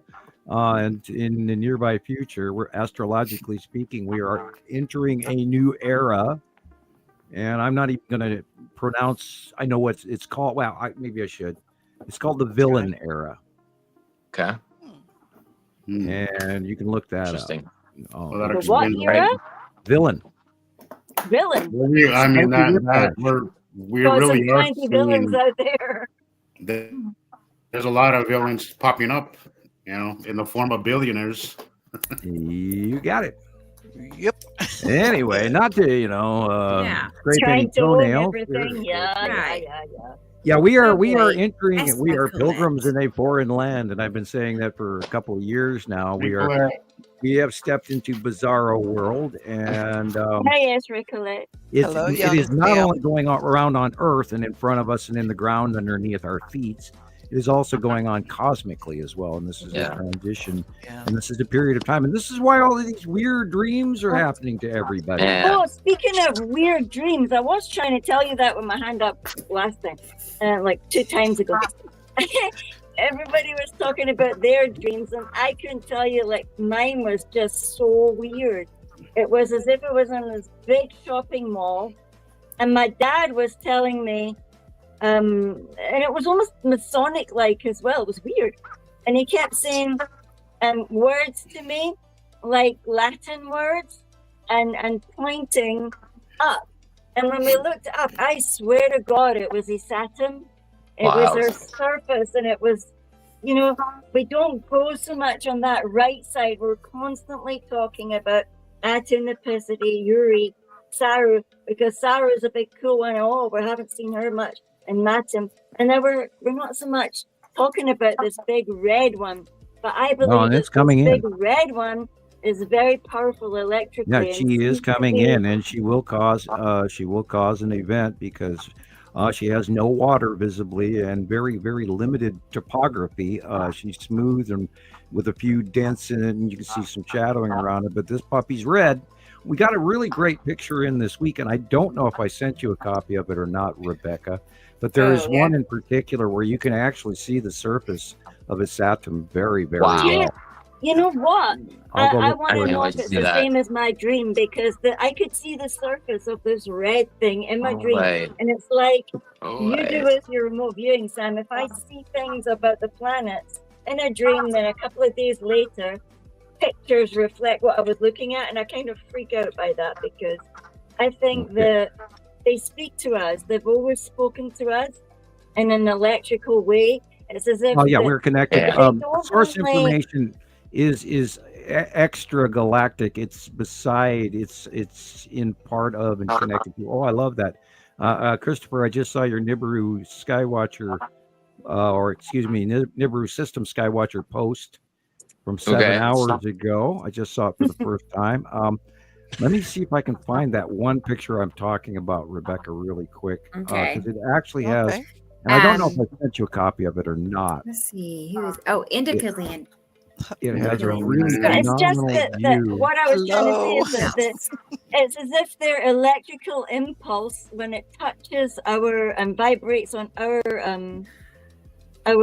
atmosphere, our magnetosphere, it's like it touches our personal one as well. And we also see them like their picture in our mind. It's like they're so strong. Yeah, they are. Its atom, I believe, is larger than Earth, so it would have a more prominent vibe. By the way, Mark says he's still kicking. I just saw a PM. He's alive and kicking. All He's right. got power again. God, I'm not seeing that picture. And Nina's here. Sure, I saved it earlier today, and I am not. Yes, finding Nina it. was here too. Thank goodness. Okay, let me hit a switch here and try. She's in Ireland. That sounds new. I don't know if I've seen that. Hi, Nina. Hi. And Rodney. Hi, Rodney. Oh, I'm happy you're here. Hello, Sweet. Rodney. Good deal. And Andrea's here. I found Hello, Andrea. I can't see And Andrea on my Robin. Robin. Happy Hey. 99. I know. 99. Rebecca, like I the sent you a party copy of it. You should Okay. have it by now. Sweet. This, I think, is your picture. Actually, I think you did a post on this one. I shared it, but it's definitely not one I took. Unfortunately, I'd love but to have put it. that one up because I'd like to Okay. discuss the surface value of the picture itself. Let's do it. I can't wait. And It is. I think it's one of the best Robin. pictures I've seen in probably the Egg last is 6 months. here. Hi, I Egg. missed Egg. I know, but she's here. I missed her. Eggs are $9 a dozen. Oh, 12. gosh. Yeah, but this one's worth $1 million. Right? I'm Yeah. like, can you guys You give should me get a like, can I discount. buy just a single egg? That's all I need. No, you gotta buy a dozen. Well, I don't need a dozen. You know? Make hard-boiled eggs, Christopher. Yeah. You know you can freeze And, eggs. you know, Okay. 6-pack paper. Hey, Are we suddenly talking Dennis. about eggs? Like, Dennis is here too. He's in the house. Dennis. Dennis, yeah. All right, bear with me. I'm getting your picture. And where's Dennis? Like, What happens when you're late? I think I know, he's in right? We make you do. UK. yeah, whereabouts are you, Yeah, we make Dennis? you do And how bad was the 4 storm Our for you? Fathers, 3 Hail Marys, and a Krishna Bodhisattva to penance. Shame. Everybody check in. If you're in the UK, tell Esther us what happened to you, Is here. please. Hi, Esther. Hi, Good to Esther. have you. Esther. Hi, And Esther. Marcus, Nothing's he's girl. in the Netherlands. That's Hi, so cool. Marcus. Hi, Marcus. Marcus. Marcus. Okay, and let's see. I think we might be current. Let me just do one real quick. Tara's here. I wanted. Hey, Is Tara. she? I haven't got that far. Then okay. Okay. I'm Yeah, almost Tara and Freezy Peach and Thunder. Yep. Elemental. Into King Marijuana Man. Mm-hmm. Wendy. Hi, Wendy. Hey, Wendy. Hi, Hey, Wendy. Wendy. Great. Okay, and Lori. Hi, Lori. Missed that one too. Sorry. You. Hello, Good to Lori. have you too. My scroll's really bad. Yeah, I mean, our sky is really clear now. I mean, I could probably go and see the alignment if I I wanted just to. now saw that. Katie Hi, Jones Katie here. Jo. Yep. Hi, Katie Jo. Good to have you. One Ohm is here. Missed that one too. Hi. Good to have you. Oh, here's a new name, I think. Reality Awareness from Australia. Isn't it Australia Day today or something? Great. Welcome. How you doing? Welcome. Whatever. Welcome. Alexandria. Yeah, that was a I surprise. recognize that name. Cool. Hi. Good to see your name pop up. That's cool. Thank you. And I still don't see Tara. I'm looking for you. She's down. Oh, She's I just down now very saw close this. to the end. Thank you, Jesus. Yep, This thank is from you, Jesus. it's his professional account on YouTube. So All right. thank you very much. Really. Brandon said Thank you that for they all you missed the guys most do. of it. I know it takes a lot to get this going, Yeah, Rebecca, and I know It does. It I know really you does. I know you work on this a lot, but just want to put Right. my It's just little Every 2 days, there's a new charge on my bank little bit of account. support, Every 2 days, because I do appreciate it very much, and this is like my weekly therapy session. When I don't come on here, like I haven't been as consistent recently because of work, but I miss it, and then I get kind of where I need my little group gathering. So expect me to talk a lot when I come back, because it's just my outlet to kind of talk about it, because again, right. I'm not one to keep a secret, and I can't talk about it outside of here. So when I come on here, it's like I don't want to shut up, because my favorite thing to talk about. That's what we do, Jesus. That's what we do. Yeah. So. Yeah, I feel like my head's been popping all week, because I see you Thunder. can't tell anybody. There's okay, Thunder. Yeah, Thunder is here. Hey. Awesome. No, when I say it's a therapy, Gillian, like I mean exactly that. Like it gives me a sense of calm and a satisfaction when I leave from here to work. Energy can get shared. Yeah. When I leave from here to work, I feel recharged, because I'm able to get this out of my system and talk about it, and to people who are actually listening and appreciate and kind of have a good grasp of the material, open mind, and people who are open to learning, and it's my only outlet, and I am very grateful that we did this. If you had asked me in the beginning if you had told me that this is where we would end up, Rebecca, Gillian, I wouldn't believe it. I wouldn't. No. I know, it's crazy. But it's a chain reaction. One brings in another and another, and that's how we're growing. It has evolved into a great outlet, a great family, a great just a great support group of great people, and I just want to say thank you to everybody for always joining. You're so sweet. You guys are some diehard fans. I love that you guys always look forward to the show as much as we do, because I think everybody here is very passionate about this, and it's nice to be around other people that are also passionate about it, where I feel like I could talk about it and people are going to be just as passionate about it as I am. So awesome. Yeah. That's perfect. Oh, CarolAnne. It's the point where it's like the Brady Bunch. Open. Yeah. Hi, Joyce. Joyce is here. Hi, Joyce. And those fears of not being able to discuss this at work or amongst family members, or where we've watched a lot of really cosmic relationship scenarios going on between people who are believers and non-believers in their families, etc., and your neighbors and people. I've been people their coworkers about unless they're really cool, because they will, in some cases, use against you to chalk you up as some wackadoo, so they shift forever. So be careful what you do with this information. But by all means, you have to share this because this really happened. And we were talking before the show. It's like I'm sitting here looking at you, kind of feeling kind of saddened by the fact spent cutting these out 15 years screaming to the top of the soapbox in Village Square, at the piazza, and trying to get everybody to pay attention. And somebody got plus these cabbages. They're fresh. Get your cabbages while you can. That was a little choppy. That was a little choppy, but it was more or less. We were able to follow. Okay. Yeah. Well, I've noticed that my internet is spinning out. I do apologize. I have crappy internet. I had a hard time getting on my Wi-Fi to connect. I had to turn off my laptop just before the show, and reboot it because my Wi-Fi was just giving me a hard time. So that might be it. That or somebody who doesn't want you talking, Sam. All right. Yeah.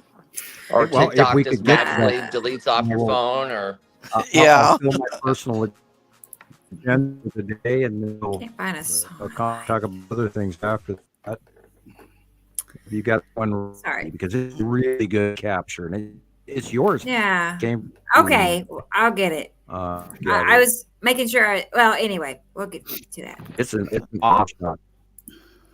Okay. Well, I'm still awake. That's a joke because lately, after 3 hours, we've been turning into zombies. And Freezy's here. I do see her name now. There's a few more to go, but we'll get to it. Yeah. Yeah. And Rebecca, Marijuana Man. Yeah. Yes. N2 King is trying to send you files or something, and he said he's having trouble. A clip he has. And I just got a message from Mark. He said there's no power and no water, but they're okay. Thank God. He's on the western side. There's Tara. Yeah, the western side. Yeah, my friend in Ireland said the same thing. She may be even probably quite close to Mark, and she said the same thing. There's no power, there's no water, and she's not getting anything back till the 28th. So they've just gone to bed, got their blankets and gone to bed. Conserve. Right, hopefully they wake up and it's all. They had a lot of roofs ripped off all over the place. Infrastructure is broken up. The train service, even in the UK, stopped going up anywhere to northern UK even. Thousands of flights have been canceled from the UK and Ireland as well. Now that storm is going to continue, and then it's going to go into the North Sea, or actually, I think it's backpedaling. I have to look that up because I don't have. We've got another one now, Sam. It's called Herminia, and they said that's going to linger here for about 3 days. Yeah, it's called Eowyn. This one, I always liked the name Eowyn. I really did. And Eowyn was cool, man. That was a princess that stabbed the baddie in the eyeball, and right. She was in the Rohirrim and Lord of the Rings. Right. And no man. Hi, Sharon. Sharon is here too. I saw your name. Hi, Sharon. Yeah, our good friend in Australia also. And I see Tara is here, and Tara plans on hopping on here in a little bit. Great. Hang out with us too, so we have that to look forward to. And I think I got everybody, but and Jerry. Last but not least, my friend Jerry, our friend Jerry. Right, he's friends with. Now, if you are listening to this on YouTube in the nearby future, be sure to like and subscribe and comment and everything in the future, because we have to, raise our view. It was very odd that we had to sign in on one of your videos on YouTube, on Nibiru Followers Anonymous YouTube. Yeah, that's weird. A little weird, but so there's strange doings going on in many lands, and so we'll just hope everybody goes and does some back study and go look up Radio Wasteland, go look up Understanding the Skies, go look up Sam Hofman on YouTube. There's a few of my early videos on there. I've been locked out of that account, but it's still there. Look at that. That's beautiful. You can type in. I saw this. You put this as the group photo, right, Rebecca? I think I did on one of the groups. I think this guys. I can't stress is enough. Does that look like just empty sky to you? I mean, I know No. it's blue. I mean, look, it's tilted and everything. It's kind of blue. No. But I mean, seriously, guys, you know, empty our sky. It's supposed to be empty. It's supposed to be ever long. Like it should be empty space. That's what sky. Does that look empty to you? Does that look? Not to mention the lighting. Look at the lighting. What about the button thing on the why front? is only the bottom illuminated? You have to ask these questions. You have to pay attention to what the light is doing. Pay attention. The light should be uniform, and it's not. Yes, exactly. And you could see it bulging out. You can see it fanning out. I like when Rebecca uses that term.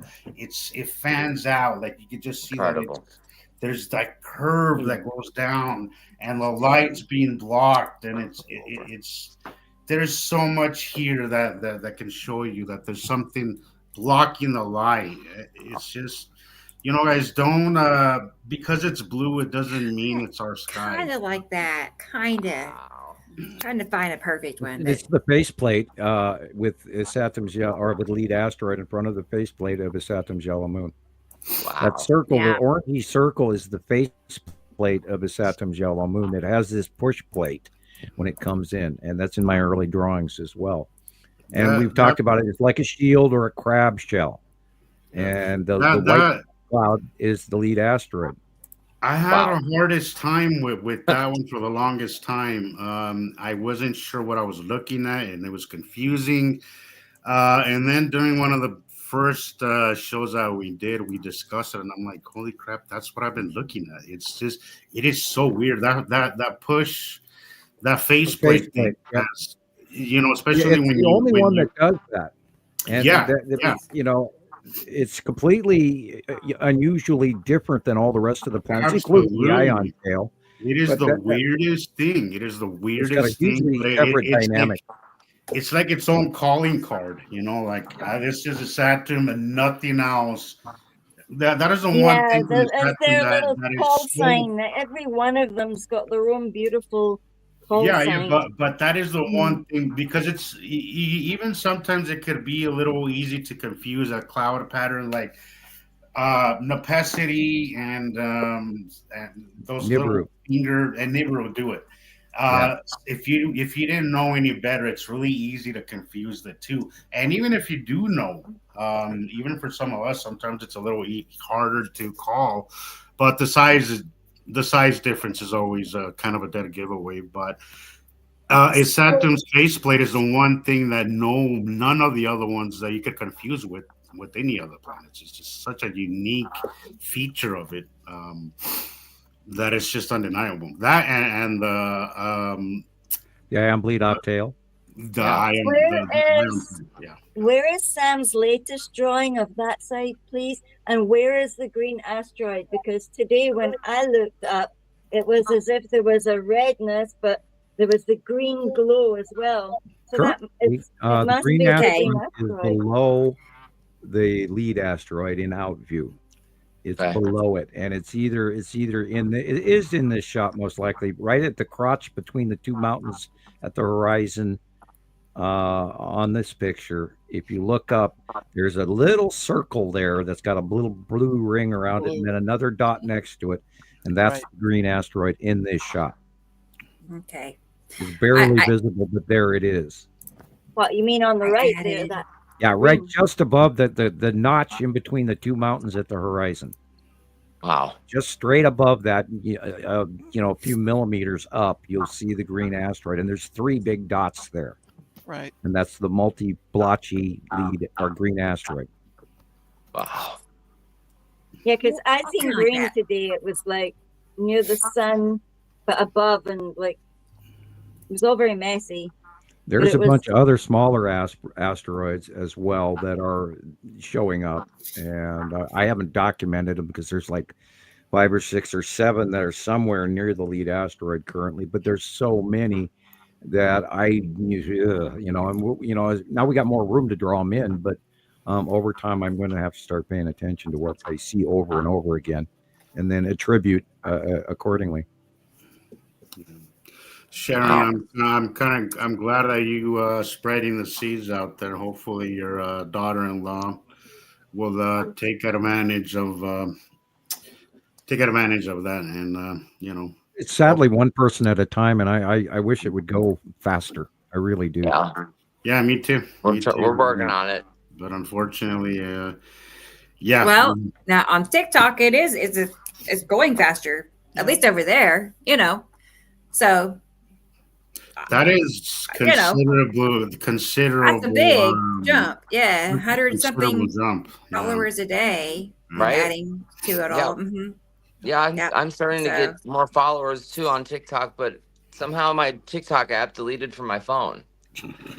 And it's like, how did that happen? Well, I didn't do it. I've heard that some people's phone services were updating, and I turned all that off. I made sure to do it before the ban happened. There's a big stipulation in the premise 2 days ago as well. Mine just about sharing the app any further on new sales, etc., on new equipment and everything. And there's a whole bunch of legislation tied up into all that as well. So it's not surprising that they did actually physically remove it from certain customers. However, I figured I had to put it back on my phone. It's in limbo right now, whether or not anybody does it according to I'd like to know how you did it. I'll show you how. But the company, the base company, and I can't remember, it's like something, and I shouldn't even know that name because I've heard it enough. Right. Just escapes me at this moment. But the actual parent company refuses to sell it, and the only reason that ByteDance, I think ByteDance, that owns it. Correct. The only stipulation that this has been allowed to continue was the fact that they were giving it the opportunity during negotiations of sale of the company, and yet the company overall has absolutely refused to sell it. So that's the glitch in what's going on right now, and whether or not anybody chases it down will make the difference. If there's a legal motion brought in some court to say that, Elliot.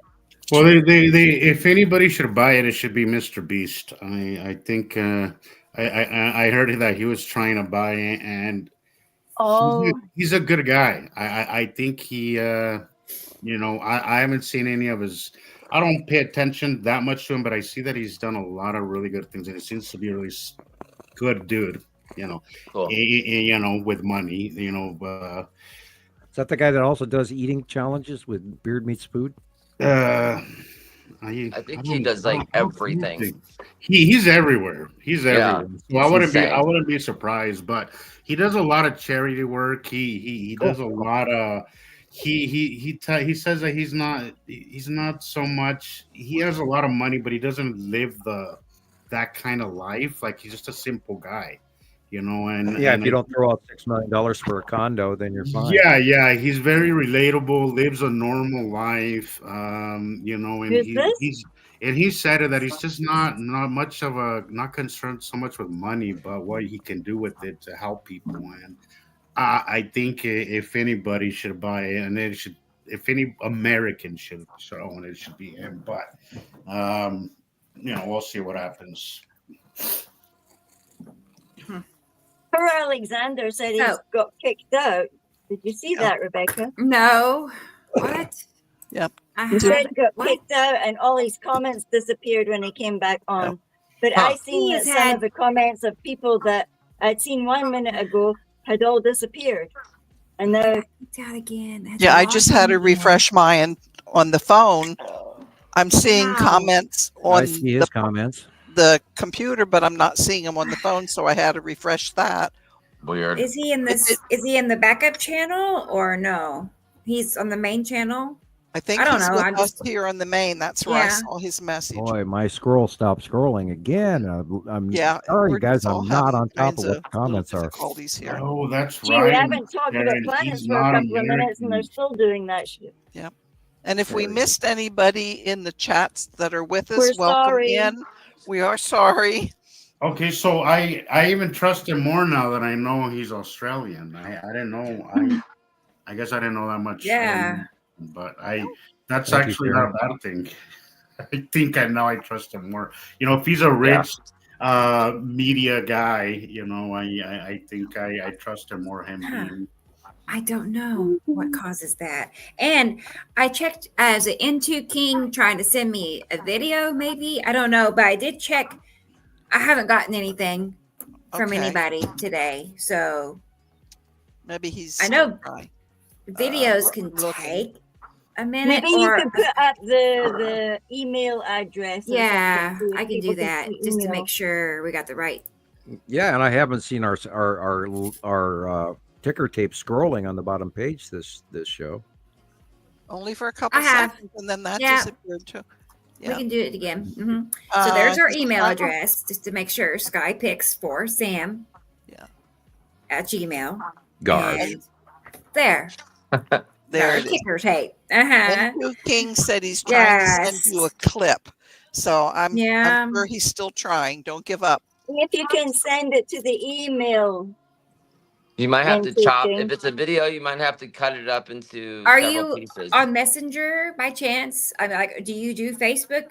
If so, you can send it to me on Messenger, and that for sure comes through. Oh, he just said his comments disappeared too. He said, no, it won't send. So Christopher is suggesting a shorter clip, Chris? Yeah, just cut it up into, if it's a full length thing, just cut it up into a few pieces and send it that way. And then Rebecca probably can put it all back together. What's the biggest you can send? What's the biggest clip don't you can send? Okay, he said I'm saying he, it could be a she, but I'm saying he, right. Have cut it down. Yeah. Does that mean he already has, or she? Yeah. It says have cut it down. I wish. I don't know what to do about that. Yeah. What else to say? Yeah, are you on Facebook? You should just try to post it to the group, and maybe we'll be able to see it there. Yeah, Rebecca. I can get it off of Facebook. Yeah, definitely. If you upload it to Facebook into our group, especially, I can. So, okay. I see Tara left me a message, and I want to tell her that is cool with me. Sunset is perfect. So I'll be looking for you, when you miss Nancy Gallo. Hello and welcome. Yeah. Hey, Nancy. Yep. Where is she? Hey, there she is. Out at the bottom. Yep. It's a busy day today. It is. We got a lot to deal with today. So I have some videos of the storm Erwin. Is that how you say it? Erwin. Erwin. Yep. Yeah. Eowyn. It's Eowyn. Okay. I'll get it. It's like saying all the vowels, like Eowyn. I like it. If you watched Lord of the Rings, you'll know it's Eowyn. It's also from Norse legend. Yes. So we can take a look and see, Norse lore. What happened. Barbarians, men from the north, like me. Yeah, look at that. Wow. Oh, that's ferocious. Huge. Yep. 938 millbars, a class 2 hurricane in the northern hemisphere. It's even blowing his hat off. And it's flying trampoline day. Right? Yeah, look at these sideways winds. Happy Green Day, yeah. Oh my. Feel the gusts now. You can feel the gusts. Oh my. Yeah, I was just glad I wasn't out on a bike in it. Oh, Gillian, that's not weather to be out. I know you don't have a choice. One poor little girlie was doing her paper round, and I sneaked into a taxi. I must confess twice too. I had a visual of from one of the posts of bikes mangled in Glasgow, and I can't afford a mangled bike, I really can't. Yeah, and that's what happened too. Yeah. But I haven't had one of those in ages.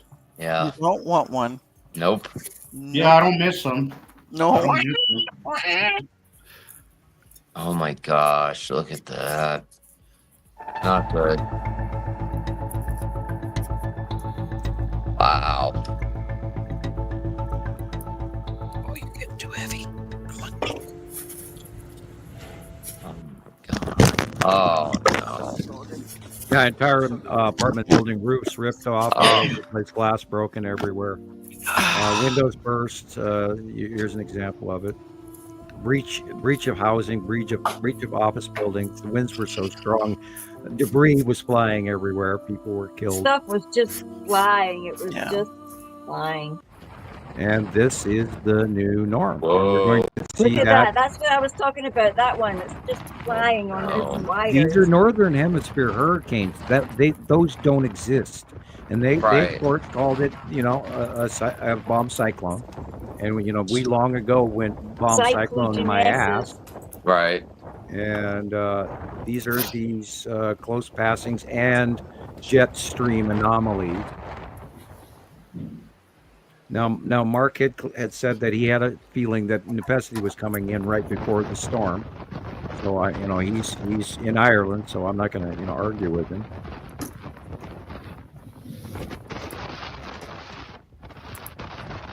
And then I'm pondering to think all those people.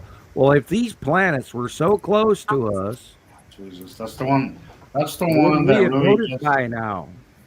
I'm usually a pretty patient guy, but that's the one that immediately irritates me. That when I hear that, I'm like, you really? That's like, I know that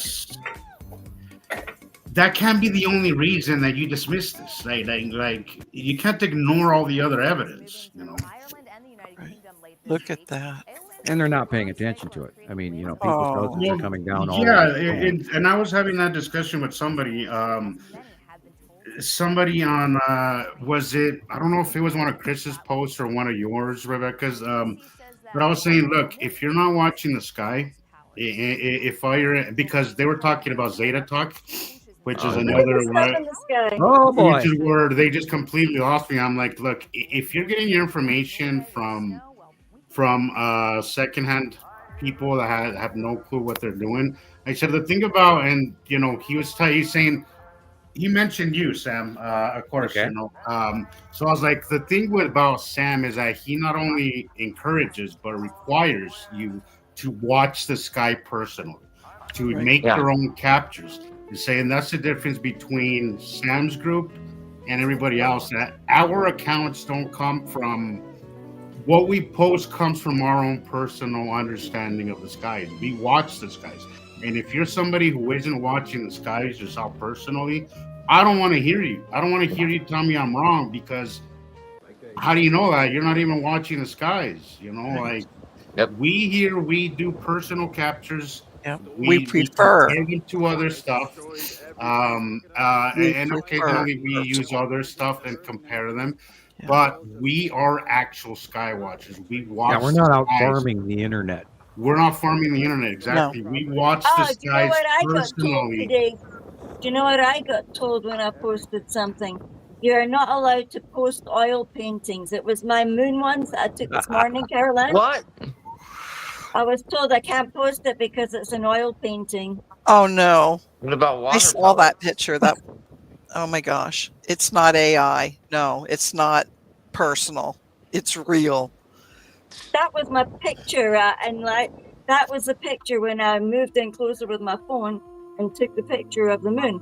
That's what it was. So low on the deck you could barely see it, but it was brilliant, Gillian. It stood out like crazy, but I could tell that was the real moon. I love what you said last week, Sam. At the end of the show, I just finished it last night.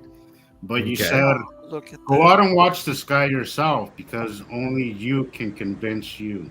I love that. Because unfortunately, you're right. Like, nobody could convince me. Not you, not your old moderator. Nobody can convince me until I convince myself.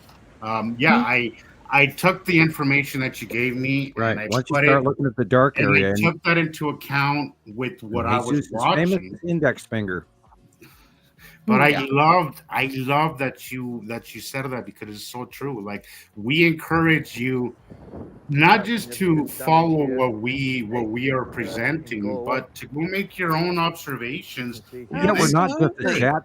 We're not just a chat channel. We're actually people out there gathering scientific information from around the world, and we're sharing it at a central coordination hub for the information to be run through with by the experts, and that's what we do. Right. Well, we take it very seriously. I heard crickets after I told this person that. Well, I'm sure.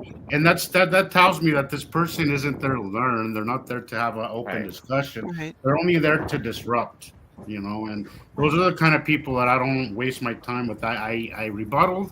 I got no feedback. I did it as respectfully as possible. Right. But I didn't get no rebuttal, and I was like, okay, you're not here to have a real discussion. Well, the really cool thing about everybody is that they all have their little points of view that vary from mine as well. Christoper does great work. Gillian does a different kind of work. You, Jesus, your genre is your own as well, and your cameras that we've become very accustomed to. Did you take any this week? I didn't have nothing going on here, Sam. I have not. Oh, okay. I posted some stuff from December that I never posted. That's kind of what I do when I get bored. I look forward to it. I wanted to give a date to it. When my skies aren't doing nothing, I'll just post something that I never posted or footage that I go through, and that's what I do. But I have not had nothing happen here. It's been empty. It's been clear skies, and today I have overcast. So. Yeah, we were really overcast today, and the radar said there was no clouds, and I'm going, what?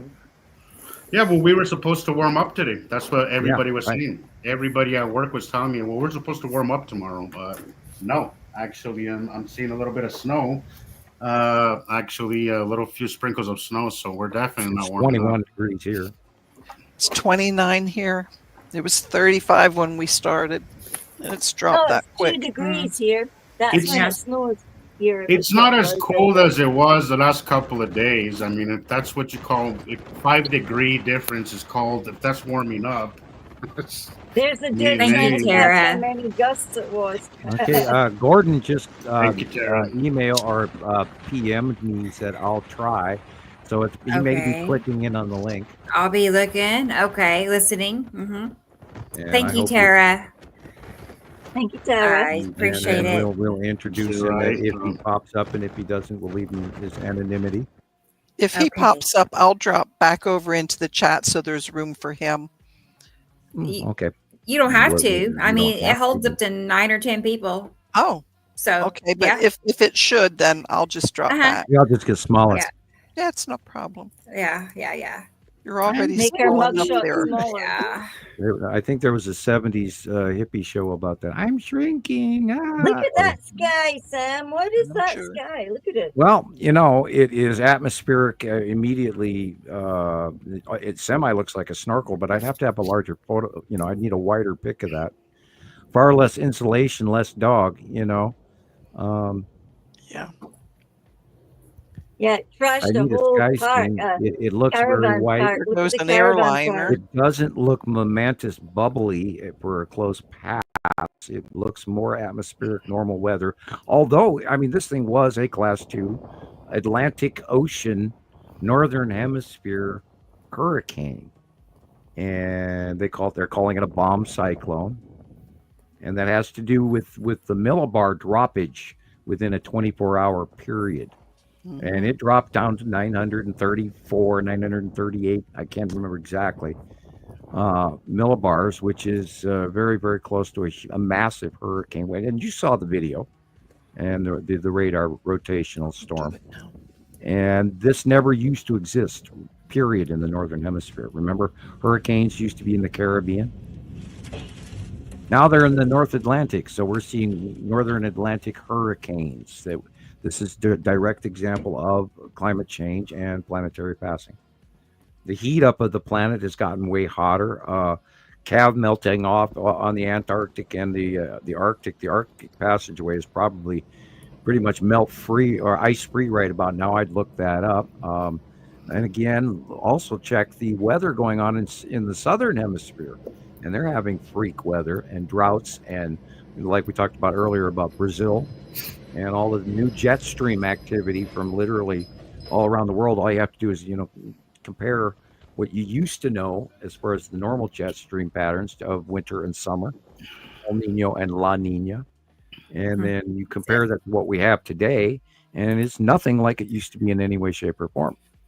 So our worldwide weather has drastically changed. And if you don't pay attention to it, you're silly. Ask the people in Houston, ask the people in Florida and Mississippi and Louisiana. Hello, Dan. I don't think you're listening, but but you know what I've been hearing more and more as of late, and this was in New Mexico. This was here.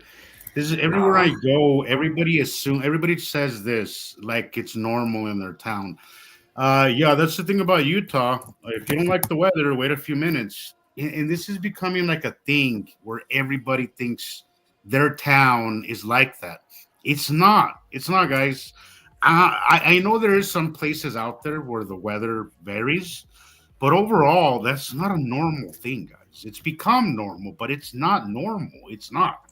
And I hear this from so many people. Yeah, it's just a normal thing. It frustrates me because it's so easily become normalized. Ask the people in Los Angeles right now. Yeah, it's normal.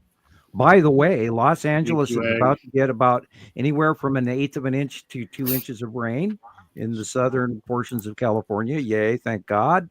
Thank God. Is it going to be on the fires? Yes. Oh, good. Yes, Tara, Thank you, Egg. Thank I you. want to talk about what Tara's saying right now. Can you highlight her? Let's see. Which one? I'm looking. The one I'm embarrassed. I'm embarrassed. Yeah. Got it. See, look. Here's the thing. Like, I absolutely agree with you. Look, when I was in New Mexico, I was married, and we've talked about this, Rebecca. You, Tara, as a single mother, you know this. Combined incomes are very huge difference. Very huge difference. Okay, so back then in New Mexico, I had a lot more extra time than I do now. I work way more now than I used to because it's just me now, and I live in a city that's a little more expensive than where I was at. So I understand now that people are so busy that there's no time for nothing. There's no time to question anything. There's no time to learn anything. Had I not learned this information prior to my current life right now, I don't know if I would have ever picked it up. Honestly, I don't know if I would have ever picked it up because I'm so busy now that I look at the sky because I've always done that and because I know what's happening. But I'm so busy now that I understand it's very clear to me why people don't see what they're seeing. And I think it's purposely done. We're so busy that we don't question taxes, we don't question government, we don't question our skies because we simply don't have time for anything else. And I think that's what the political circus is about. I think that's all these distractions, the so-called UFO disclosure, all that is crap. I think it's all just show. It's all just to keep us from asking the real questions or noticing what's really happening. But I do think disclosure is coming now. We are so busy as disclosure is coming, Sam. We don't have time to question anything, and that's unfortunate, guys. But in what way, Sam? When? I don't think they're going to leave scot-free this time and go about their business. I think that we are going to have a cognitive visitation that's going to be. That's what I expect. I mean, God knows I know they're there. Yeah. I know that those craft are there. I know those ships are there. I know I can occasionally feel the people on those craft. Wow. And I get sensations of them. And we're all of a sudden, you're doing something, you're reading a book or you're, doing monthly bills, and all of a sudden you hear the whisper in your head that they're above you. And I've had numerous connections with that where it's just like staggeringly distracting. Well, I feel, Sam, like like somebody's watching me. Is what there's a little bit of a almost creeped out feeling that I get, and this happened very recently, just the other night. I had a lot of night activity, but I mean, night activity is just so hard to photograph. But I had some night activity, and it looked like a bunch of asteroids passing over me, but I saw there was a lot of uniform straight lines, so I knew. You know this show goes down in history, right? But I just that we are known about in the future, right? They watch. We're rerun. I feel the presence is what I feel. I feel a presence, Sam. And it's not scary, kind of scary. It is a little, it is a little scary. I'm not gonna lie, it is. But I remind myself that, if they really wanted to hurt me, they would. Right. Well, yeah. I always tell my kids that if monsters were real, they would have gotten you by now. I try not to let fear, when it comes to this topic, fear never has really been a thing, but occasionally my mind goes there and I have to reel myself back in and say, well, the reality of it is we do not really have any choice now. That one time exactly. that I physically got attacked here in the computer room 5 years ago or so, however long it was ago. I was up at the middle of the night. I was talking to a lady in Hawaii, and we were talking about alien locator implants, believe it or not. And I started feeling a tingle behind me, blah, blah, blah. Then I got face planted into the keyboard. Yep. And then I managed to squirrel away because I was sitting in a chair that had wheels on it. I'm going to make this the short version of the story. And then I ran across the house bleeding all the way to the bathroom on the far side of the house where I got my gun, blah, blah, blah. And had I not covered the entire house with blood, I to this day wouldn't believe that the event ever even occurred. Wow. And because you talk yourself out of these visits. Yes. You don't want to remember. And the big thing about it is, everybody, humans have an opposite. And we forget that. They can turn us off. Wow. Yeah. And so that's right. They could hurt you. That. And you wouldn't even remember it. You could just, Yeah. And the question is, how much do you want to believe? How much do you want to remember? And for some people who have like migraines and things like that, because there's suppression syndrome headaches. And that's kind of what I went through for many, many years, because I so dramatically wanted to talk about what I knew as a reality, commonly on a level playing field. Not that I wanted to boast or brag or anything, but I wanted to be able to discuss what I know.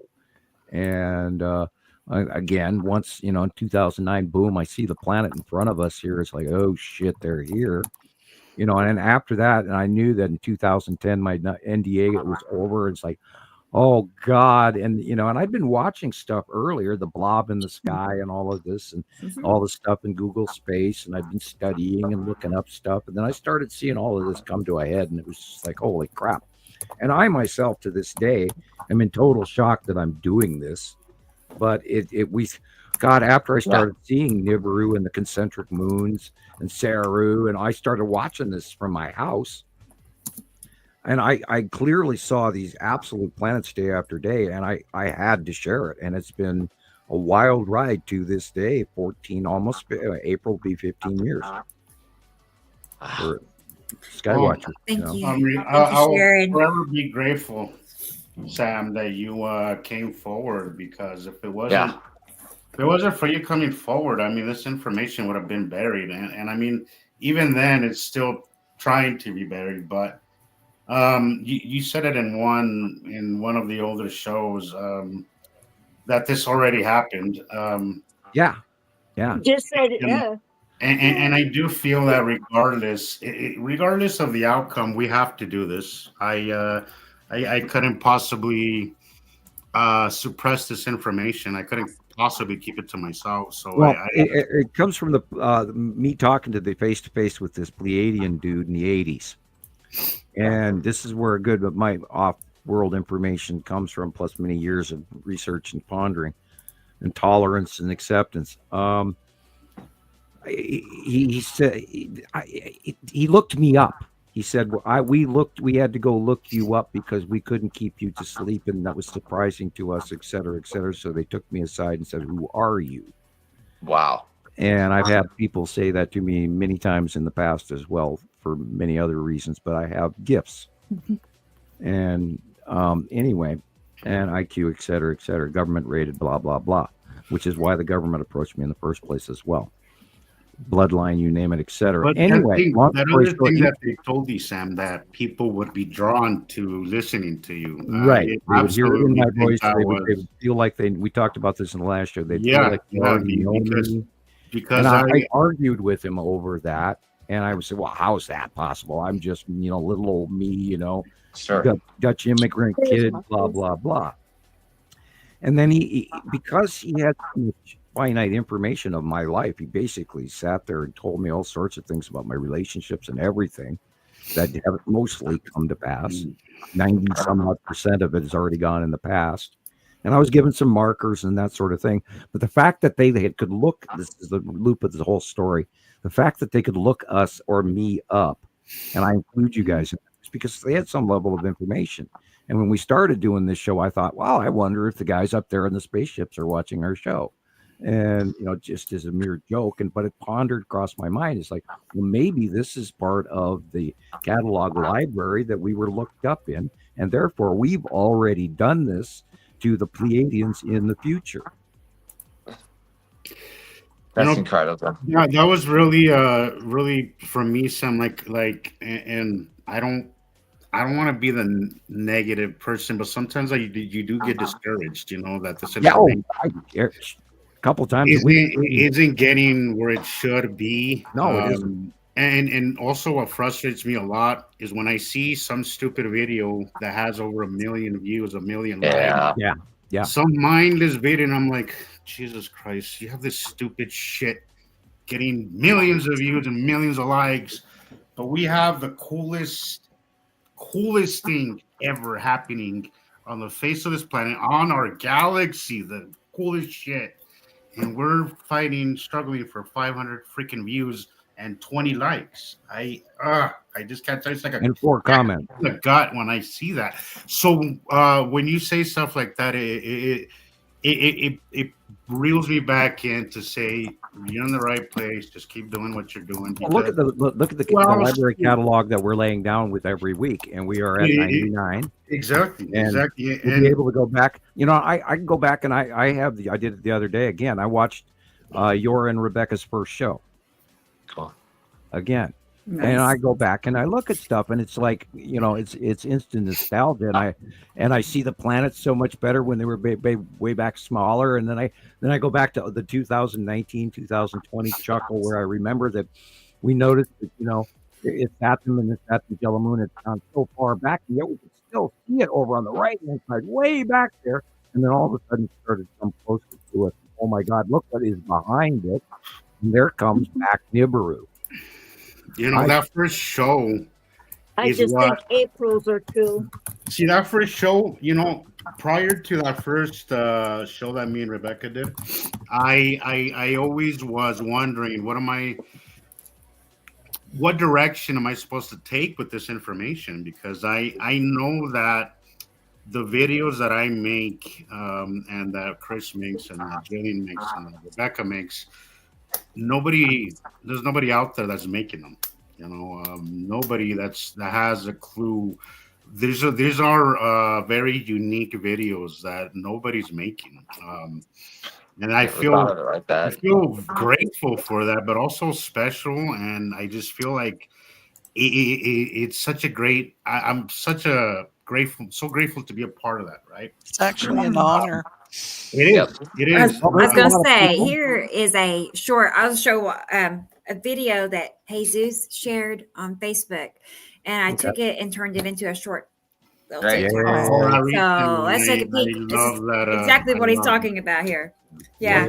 So after that show, it's what let me know this is where I should be going. Wow. That I need to be going. That's his video. That's Jesus' video. I'm like, oh my God, we got to turn that in. That was last week. Oh, was it? Okay. Yeah. One of the last weeks of December. Perfect. But look at that downward pointed effect, guys. Attu's moon. It is very. It is hard to deny. We see it constantly. Look at the shadowing, the lighting. Everything is there. Repetitive. And it's also, Jesus, that drawing was made a good while back. Like 2020, right? 2019. I knew it was a while. Wow. And it still holds true. Yep. They are not just clouds, folks. Not just clouds. Good job, buddy. Look at that. Look at that, Look y'all. at it. Look at the sun, how it's being cut off, guys. You can literally see it being cut off there. You can see that. You can. You can see the delineage of that dark blue. I wish I could point at it, but you can see the dark blue to the right, right where the sun is. But you can see where the cutoff line is.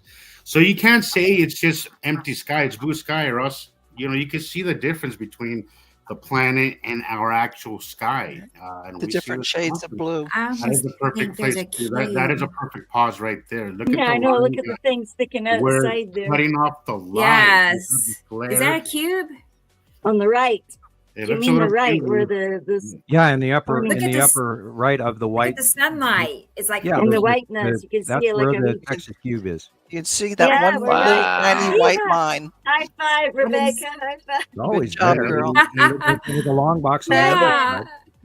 Just half the time. It just hit the light just right. Look at the drawing, guys. Look at the drawing. Like that just matches. God, I can't. I almost get tears when I think about it. It's like, how are we're part of? And that little thing looks like a little dove. It looks like a little dove. The moon, the ion things coming off the little moon. It just looks like a dove. Like it shouldn't be a dove of peace, because they didn't come to bring peace. They came to, shake things up and make things new, kind of. But and we see it this way because the asteroids orbit underneath and electrically connected to the gas giants. They're in a regular pattern. They are not connected to our orbit model. That is why we see them every day rather than every 3 to 6 months. They're on a separate rotation right in front of our faces. I almost feel like we're rotating one way and then rotating the other way. That's correct. That's why we see them folding and scrolling in the center of the sky. Because we have opposite polarities, it stands to reason that we're going opposite directions. And also, Nibiru is called the planet of the crossing. Very appropriate for what we see, because we see a crossing. We see a crossing over us on a daily basis, pretty much. So all the other planets, all these things throughout history that we hear, that we see, the winged planet, the iron oxide, all that, it's misinterpreted. But there's some it's that's thrown into a blender and then all of it. Then reproduced and then regurgitated, numerous, so many times. I always end up typing according to whom, right? And I have said that so many times that it almost makes my hands hurt just typing it anymore. You have to really seriously look at the work. I talk about Zachariah Sitchin. I talk about Emmanuel Velikovsky. I talk about the Thunderbolts Project people. Again, another must-see is Symbols of an Alien Sky. Oh, I've been eating that up all week long. I've been like, I watched one recently, the one I shared one, right? And then they keep popping up in my feed, and I'm like, okay, I want to watch that one. Go down that rabbit hole, guys, of the Thunderbolts Project. That channel is absolutely fascinating. There's so much that they are actually ahead of Caltech right now. Caltech is making some interesting things. And by the way, people, I am watching you. So source leads me to a little interesting little journey. So, and of course, then there's the Farseeing Academy, and they were talking. I briefly mentioned it, but they were talking about that they do know that the cubes are here.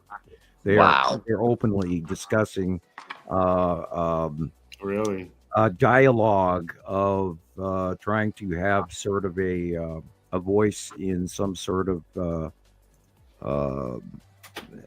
ambassadorship to communicate with the people above us right now that are parked over the top of Earth. And we've been watching for they've been in place since April of 2019. They've been since before then. The first original Empire orb got here before the planets did, all the way back through the Norway Spiral in 2009. Then came the Texas Cube 2015, and we believe the 2017 arrival of the Longbox Cube, 2019 arrival of the Space Tube, and then many other modules started showing up therein. And then with recently 2024 arrival of an entire new group of craft we've never seen before. So there's all kinds of factional events going on above us. And if you don't listen to me, then I don't know who you're going to listen to, because I'm giving you what I know. To be I true. know they're there. And it is true. Yeah. I know they're verified so many times. It's unbelievable. Yep. Same spot the world over. Absolutely. I'm going to go ahead and pull these pictures up. These are the photos that Nicole rounded up for us. Okay, Yep. so let's take a look at these. Great. Good job, Nicole. Excellent. Thank you. I typed that to her this week because I saw it and I went, oh my God, there it is. That is the green asteroid in front of the lead asteroid, in front of his Saturn's yellow moon and his Saturn. Wow. Yeah. Cutting into the sun. What, that little white thing? I'm not even sure where the sun is on this shot. Yeah. Yeah. Secondarily, That's thinking what about the confused moment me I on said this that, I went, one. wait a minute. Okay. What am I looking at? Yeah, but there's an illumination going on there as well, but behind the lead asteroid. But the green asteroid, if you'll note, this is a very good capture of the green asteroid. Cool. And, So what is that tiny illumination again? What's this little white thing? Well, it's maybe not a tiny illumination. This could be, that could be quite easily Casper. Oh. He's cute. Yeah. Hi, Casper. Yeah. Because they're That's over nice. us and they're going more vertical instead of horizontal in the last 2 weeks. And so I'm trying to take that into, because we're talking that they are moving to the right more, which is them proceeding through their normal path and rising above us. And yet the rotation of the second arm of Saru, Uri, Atu, Nepesity is moving one way, whereas on the other arm of Nibiru and his Saturn are moving the other way in front of us and rotating as they are lifting up and going to the right. I hope that made sense. Yeah. Because they are getting smaller, and even Nepesity has been showing displays of that in the last week or two. And I saw some where she was in the south, and then I saw some where she was in due north, and I went, "Whoa!" Yeah. So the transition rotation is changing right in front of our faces, even in the last 2 weeks, and we have to get out there and keep watching so I don't get lost. And even Rebecca and I have stumbled over the dance between Atu and Nepesity's repetitively changing places right in front of our eyes in a very short time. But Uri placement has been weirdly so close to us for so many years now on the left-hand side that now all of this transition, she's rising up and getting higher and then actually moving to the right, which is kind of weird. But they do that. They go right, left, right, left. And so now we're seeing them go to the right. And so here we go. And this too is a documented event of regular occurrences that we have seen over the last almost 15 years now. Montana Skywatcher, Nibiru Followers Anonymous, etc. And our proven documented information. Now look at this picture. Tell me, keep it here for a minute, if you would, Rebecca. Yeah. Look at the top middle and the micro clouding at the top of the picture. Yeah. Mm-hmm. Tell me that's our normal sky.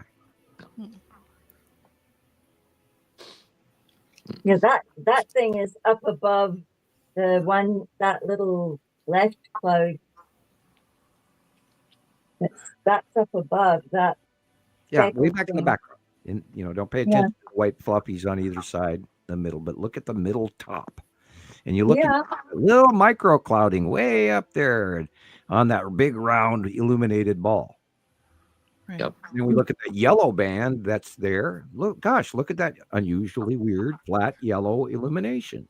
Wonder what that is. That's the bottom of Saru. Wow. And everybody has forgotten perfectly our curved old skies that used to be boring. Everyone has forgotten what the skies used to look like in the 1980s and the 1970s and the 1960s. This is not our sky, guys. These are planets. And they're right in our faces. And I've been screaming this since 2010. I don't know any other way to do it, but do it. Yeah, I saw these today, CarolAnne. Look at that. Oh, and you have me completely. I mean, I don't even know what the hell we're looking at. I was thinking asteroids because we walked out the door and it's like, oh my goodness. I watched some of them. I checked all 4 of my aviation apps. One is military. I can even see all the military on it. There wasn't anything up there. What? So, I hope we don't come to regret this series of photographs, because I did look at them all. Wow. And wow, the bottom one on the right could quite easily be the spiral asteroid rounding now to the left around. You see that big, the rounded dark edge from where it says CarolAnne all the way up to the middle of the picture. Yep. There's a dark area right there. And that could quite easily be the bottom right cloud could easily be the spiral asteroid. Right. Well, there's a couple more pictures. I think one does show that darker area. I have similar pictures from 2018. Yeah. But not quite like, and I was looking at the size of these, and these are not sea trails. No, they're not. No. Big. I said that to my husband right away. I said, they are not. Yeah, they are not. Christopher, I think we talked about that too. Yeah, that no they way. are not.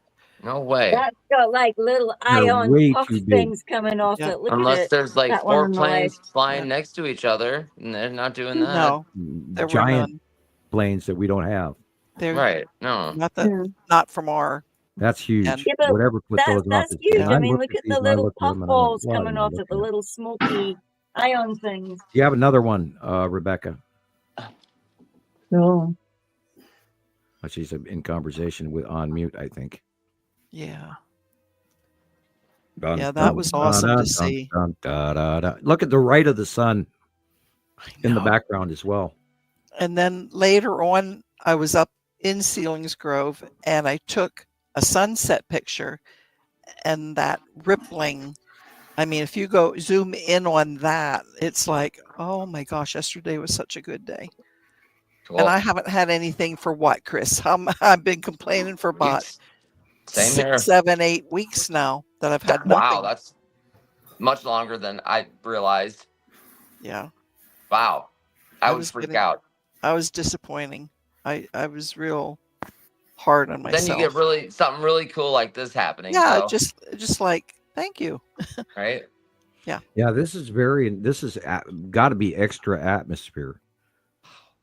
Has to be. Voila. France. Yeah. I'm pretty sure I gave all the rest of those pictures to Rebecca, if she has them in Messenger. Yeah. Moon. Yeah. With Nepacity behind it on the right, smaller. I'll get this. Look at that. Atu Moon and Nepacity. You can see like a ball on the right, and it's buried in the cloud. It's that little eye cloud just to the upper right of the sun. Yeah. It reminds me of the base cloud of Nepacity sticking out from behind Atu and Atu's moon, just like in one of those drawings. Yeah, that squirmy squiggle thing, yeah. Christopher, you know the drawing I'm talking about. Yeah. Christopher made a point. Whoops, sorry, Sam. Go ahead, please. I apologize if we talk over each other. It's really sorry, Sam. I'd rather you guys talk for a while anyway. Christopher made a good point this morning in one of the things that we piggyback each other. We add to each other's things, which is a beautiful experience because I learned so much more from him too. Our atmospheres, people keep saying, but it looks like it's sitting right. It's like going to hit Earth. That is so far away. It's unbelievable. It is between Earth and those suns. But what people don't realize is that our own atmosphere goes out way, way much further than over most people realize. I had to look it up. It's well over 3,000 miles. Yeah. It's like 600,000 miles because past we actually go to the moon or maybe past. Yeah, the moon is 200. There's a layer. There's a layer. Our atmosphere goes past the moon about 600,000 miles. It's called the geocorona. That's what I was. Yeah, I couldn't think of the word. And it's filled with hydrogen, and it's all part of our atmosphere. Right. And so it's like the moon is embedded. the moon is embedded in our Yes. field. Technically, yeah. No, they rub Just against like Samuel talks about something being embedded in Uri. They rub against it. They have their own electrical Right. field. That the electrical field keeps each other away from contact. Right. Because they're opposingly charged, and so therefore this is where we see the purple lightning coming from. Because purple lightning is upper atmospheric lightning, and we never had purple lightning until 2010. And you can look that up. Yeah. So imagine how far that lightning travels. Oh, it just blows my mind. Oh that's that one grind of information I don't have. Is that wildness, like that Two Cellos video where they have that Queen song and the planet is going with the other purple planet? Yeah. And how did they know to put a purple planet in? Purple, maybe they were also seeing the lightning. I've always said that musicians and artists and poets are a little bit clairvoyant. So, and you cannot discount cosmic connection with source, and it is on many people. Yeah, that's from CarolAnne. Like, yeah, look at that. That's a Scottish saltire right there. See, now, that looks like maybe the side of Uri, and then we've got an asteroid rounding it. Right, because you can see the darker area to the left there, and then it goes up through that one. And there's kind of stripe too. Yeah, I would say the side of Uri being illuminated. Right. That's what I thought. Wow. It was unbelievable. The spiral asteroid is that's the side of Uri as well, right there. Right. Is that edge heating up? These pictures do not do justice to what I saw. Oh, I know. And look at those two balls on the right there. It's like a couple of balls there. There's a couple different things I saw there. Yeah, there's things there. Look at that. Well, that's where Saturn Moon lead asteroid Anasatum is on the right-hand side of the sun. And that's all of that dark blue on the right-hand side. But look at that gouge in it. It's like... Well, don't forget, the 3 lines equal what? The long box cube. Yeah. Yeah, that was funny. I'm taking pictures and I'm shooting the names off to my husband, and he's going, "Yeah, I know, but get in the car." It's like, no, I gotta get these pictures. Like, hang on, dude, you brought me out. Give me a better chance for my mojo. Big mistake, right? yeah, big mistake. Bye, Katie Joe. Like I was I'd done my thing today at work, and I was standing there taking pictures of the sun going down, and somebody came out and he was finished too and walked straight past me, but probably was having a wee like, what was that now? Like, what did you just take a picture of? But yeah, I got attacked by one of my neighbors this week again too. So trying to take a picture of the sun for the sun post, and this lady comes out of her house freaking out. But why are you taking a picture of my house? But I wasn't taking a picture of her house per se, but I mean, she opens the garage and then she starts yelling at me. And we're taking pictures of them, because this is my space. Get out of it. Because I see you walking around here I myself all the have time. had the sheriff's department. Yeah, I'm sure. Yeah. I understand now why you don't go to the sphere as easily as you might have, Christoper. I might have more luck down there, honestly. I begrudgingly watched a few videos from your local city. Oh, and yeah. Well, I saw the other side of Las Vegas, the one that's not got all the lights on it. But yeah, and I mean, it's gotten wild.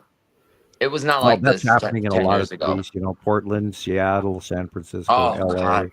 That side is just, it's so sad, and you never would have expected it. It's part of the state of our economics that we refuse to see, because as long as we're eating, we don't check the facts of those who aren't. Right. And here again, Alberto, thank you. Well, it's a good shot. From Italy. You see the lead asteroid is the white central ball. You see the direction that it's going in. Saturn's yellow moon is above it. Saturn is the major overall illuminated planet in the way. And wow, is that they're over to the left? Weird. Yeah. Shit's changing, you guys. And of course, this is at the Mediterranean, so their outview is different than ours is. So is their angle. Same thing. By the way, hi, Maria in Alaska. She says they're really warm. And she was like freaking out when we were talking about not freaking out. She was like surprised and notably surprised by what was going on in Florida and the 8 inches of snow in Houston, Texas, and all of that. So, and meanwhile, they're in their 40s and 30s, which is way too warm for Alaska. And so we are tipped. We are not in Kansas anymore, Toto. No. And it's direly time that everybody gets on board and has, we want to be the next Art Bell show here. I mean, you guys, we have the information. We are, except we show pictures and Art Bell never did that. And then you got me, of course, and I'll brag for, right. The one and only, one and only Sam. I think you have the rights. My abilities since 2010 have changed. You look at that. That's of course Attu's moon in front of Attu on the left-hand side, and the asteroid coming in from the upper left and going central. It's almost vertical. Man. That shows me. I have like a million pics of this exact occurrence. Yep. I think we all do. I'm pretty sure we all do. We're going to call you the Attu's moon. That microclouding is absolutely Attu's moon in the upper middle right. Yep. And then Attu is behind it, and then Uri is behind that, which is the blue on the horizon everywhere from 3/4 right all the way to the left-hand side. And then, the cutoff of Saru and Matim is even in here, and that's the red flare that you see at the center right is the bottom of Matim. Wow. That's great. Is Maria here? I see this stuff as if it was drawn out for me. Okay. And I know Sam mentioned her. There's a lot of extra chatter here, so it's kind of hard to see when a comment comes in. Okay. And I'm missing them, Rebecca. I'm sorry. There's just you're good. I just want to say hi to her if she's here. Yeah. If she is here, Albert is here too. Hi, Albert. Hi, Albert. And SR, I think is it SR. Hi. Hello, hey, a picture from JD. Great. Nice. JD. Hello. How you doing? Yeah. Hope you're listening, JD. Come on sometime. Oh, cool, Tara. All right. JD's he's one of those that even though you don't see him, you know that he's around. He's out there. Right. He's always around. He's always up to helps date. Me out. Yep. He's always up to date. He's always even when he's not there physically, you know that he's in the background somewhere. Right. Listening. He helps me out a lot. Thank you, JD. Yeah. And he's in like Kansas, right? Tara's guy. Kansas. Attu's moon. Wichita. Attu's moon. Wow, look at that. Yeah, Attu's moon, Attu and Uri. Yeah. Beautiful. Okay. Left of our sun. Yeah. Okay. Yeah, that's where you start. Where's in the background? What am I looking at? What am I looking at? There's that one. Oh boy, thank you, Carol Johnson. Yeah. Nebraska, January 15th. So it was like 10 days ago. I hope she's watching. That's an interesting edge. Yeah. That's what? I'm going to say that's asteroids crossing over. We're doing right in front of us from underneath Uri. This is like Uri whiteout. I don't know. I don't know because this isn't what it's supposed to be. Something new, Sam. Well, it's on the right-hand side of the sun. Right. So the upper blue area is supposedly Saturn's yellow moon. Yeah, it's got these side triangles like you had drawn in the base cloud of Saturn. Mm-hmm. Right, but we're looking at these two straight lines coming across the whole view. Yeah, and straight lines. What is that? What's with the straight lines, man? It's space chemies. There's astronauts up there flying off and joyriding, spending your hard-earned tax dollars. I'm joking. Right, I'm thinking the same thing. You guys better get it together because we're not paying for this, I ain't buying you a new helmet. I need one myself. Hey, so I don't want to go political, but kind of. I don't know if you guys saw that. I think Elon Musk just Well, apart from buying our current administration just passed a bill to fund $500 billion to Elon, to SpaceX, to go to Mars. I don't think it's Mars they're trying to get to. I don't think so either. That's just No. my hunch. That was my I first didn't hear thought. that one. I know that there's a talked about oligarchy, 500 trillion or billion dollars venture, but I didn't know it was going to Mars. So I'll have to look into Well, that. that's what they're claiming. I don't think so. That's the story, but what I think is because they're trying to get that big rocket. I think they're trying to mine something. Well, you know, asteroids, man. They're going to be the reason he purchased Twitter, the reason all this has to do with what's happening now. Okay, I think this was the plan, is to get funding to do whatever they're doing up there. The logical equation would be for us to mine a few of these flyby asteroids. Yeah, that's exactly what I said. They have the technology to do it. I mean, they landed on a few of them. Deposits alone on one asteroid could change our entire planetary economy. Wow. Question is, I don't know. Who has big hairy balls enough to jump on a rocket, strapped and bolted inside a locked air container, and shipped off for God knows where? Not me. Yeah. I'm staying right here. Thank you. Right. No, but I bet you they have no shortage of volunteers to do that. I don't want to even get into a plane. I want to be an astronaut.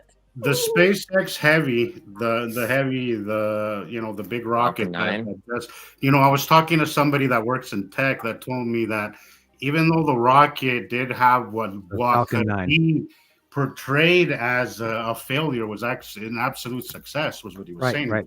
They have, I believe, they have 13 centralized rockets surrounded by probably 6 or 12 more on the outside. Yeah, and it's the Falcon 9 rocket system, and you can look that up on JBL. Yeah, this last one that I don't know what happened. Everybody thought it was the secondary upper stage. It was because he said he was explaining to me that the booster is what matters. Right, and it landed in the success, even though it's really easily, if you didn't know any better, you could misinterpret it as a failure, but it wasn't. The secondary mock-up stage, it had a mock spacecraft, which they called the Starcraft or the Star or something or other, Starship, I believe. And the secondary stage had an oxygen leak and it blew up. So sounds about right. Yeah, that sounds about right. And that craft had been into space many, many times, so that maybe they learned a bunch off of that. But the first single Earth exiting stage landed within the chopsticks on the what they call Megazilla landing platform successfully, and that was majorly important. Yeah. So where's the landing platform, eh? I believe it was back in Florida again. Yeah. Look at that! Look at those fingers on that thing. Yeah, very nice. This again, we're looking at Atu's moon with Necessity behind it. Mm-hmm. Yeah, those fingers. Yep. Everything all attached. For the upper right and then the upper left, you're looking at dark Atu on the left and white, cloudy, puffy Atu's moon in front. That is incredible. So, and an asteroid, the red asteroid is there as well. So just to add to that real quick, everything that's happening now, guys, whether it be political, economical, or even war, distraction. You have to take into consideration what's happening in our sky right now. It all has to be connected. You cannot deny it. It has to be connected somehow because nothing bigger is happening on our planet. Right. We see it, Jesus. It's like a domino effect. One will go down and another one falls in place. It's all planned out. Absolutely. Absolutely. Hey, let's look at the sun on this picture. Okay. You see that there's a light refraction going on here. There's something wrong with this. And what is it? Two-striped Matim cutting in on the left-hand side. Oh. And if you don't point it out, nobody sees it.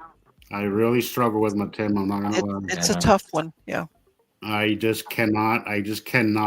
And she's getting bigger. And not image it, not visually or on camera. I just can't. I can see her edge plain as day. I really I can see the I colors struggle with sometimes. that one. You know, I can see that blue, that metallic blue sometimes, but I just can't get it. I can't image it. I just cannot image it. And Hey, I have to go left field for you here real quick. There was a book called The Dragonlance Chronicles by Margaret Weiss and Tracy Hicks, I believe. And I apologize if I got their names wrong. Phenomenal, excellent series of books. If you're into fantasy magic, it is one of the greatest reads of my entire lifetime and most treasured. But there was a wizard in this series, and his name was Raistlin, depending on how you pronounce it. And he could see the wizard moon, and he could see planetary objects that other normal humans could not see. Cool. And there I am constantly reminded about this because I see these planets so damn easy, and I don't know how you guys don't. See, I struggle with that, Sam. I do struggle. I struggle with. Well, the thought that I'm seeing something that others can't see, it makes me feel like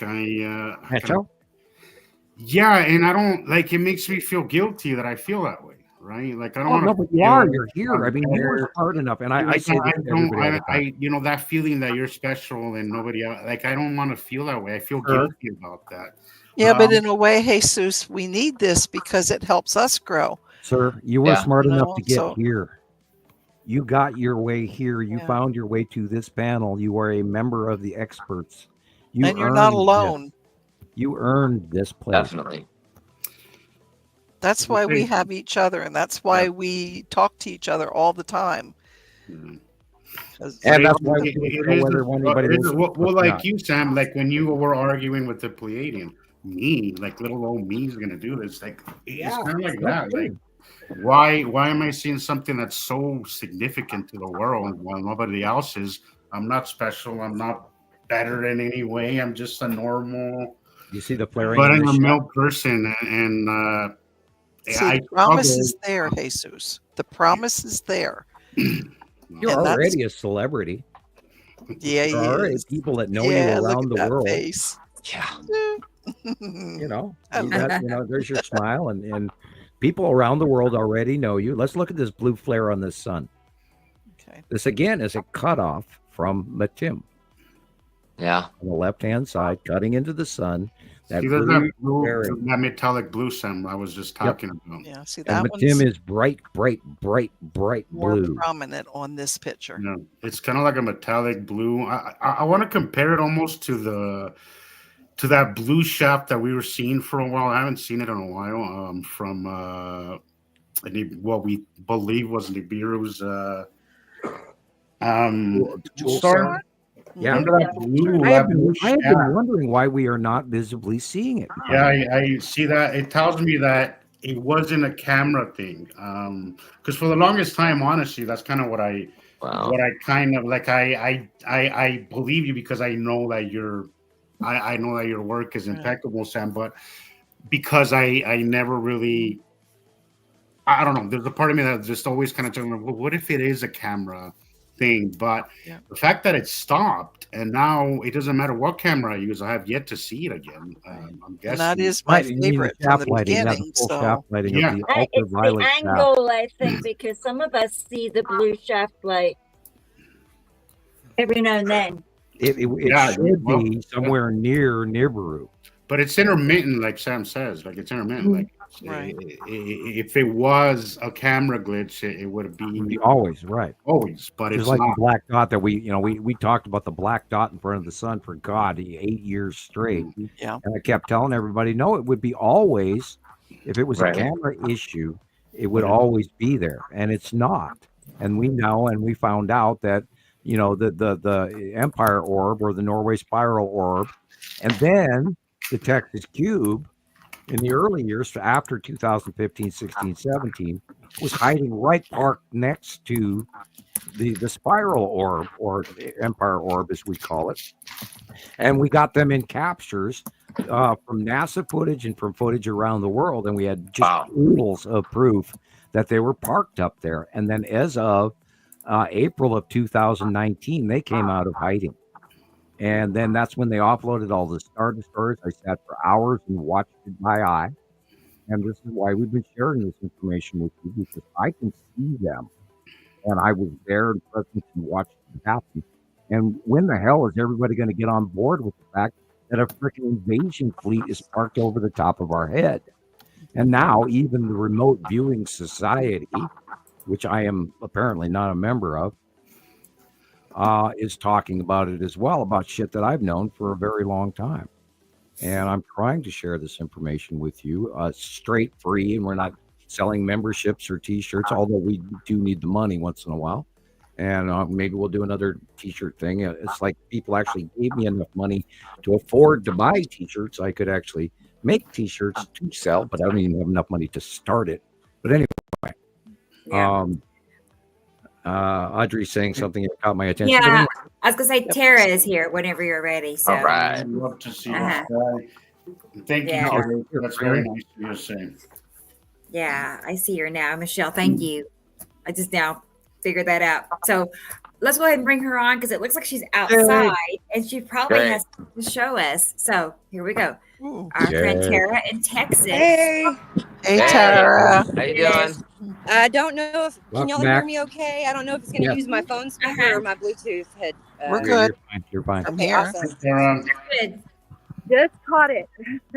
Check it out, Yeah. y'all. Let's see. I want to see what you see. So let me go ahead and solo your video There you there. go.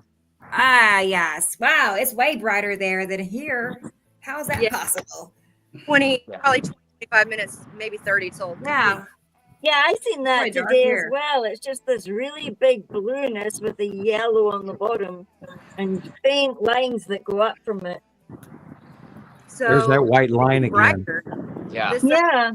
flip below that that line over there, and it's just above the horizon. The straight white line is Saru, and that edged line is axis tipped Yuri on the left-hand side. Look at that weird base. Wow. Look at how even the She clouds is Oh, yeah, raising look up at that. higher. Yeah.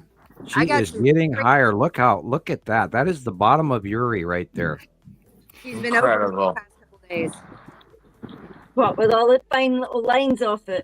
Yeah, and then Wow. somewhere up would be Atu's moon, etc. Okay. Here, I'll go up. I can't see a Yeah, whole that lot. would be where Atu's moon should be, is right in front of her and just straight up. Look And Yeah. then that, of course, that is a Saturn yellow moon right there, and the ion tail. Looking at the ion tail off of Saturn. Mhm. Wow. Here's north. Yeah. That's north. North, this time of night should be where Nibiru and Necessity are. Okay. Looks like yeah, I've got the fingers. Can y'all see them? Yeah, the fingers down there. Yeah. Pointy things. Oh yeah, look at that. See it, Mhm. Chris? Yeah. Yeah, little pointy things down there. Look. Yep. You know, just so happens we get those in the right place. Every so Yeah. often.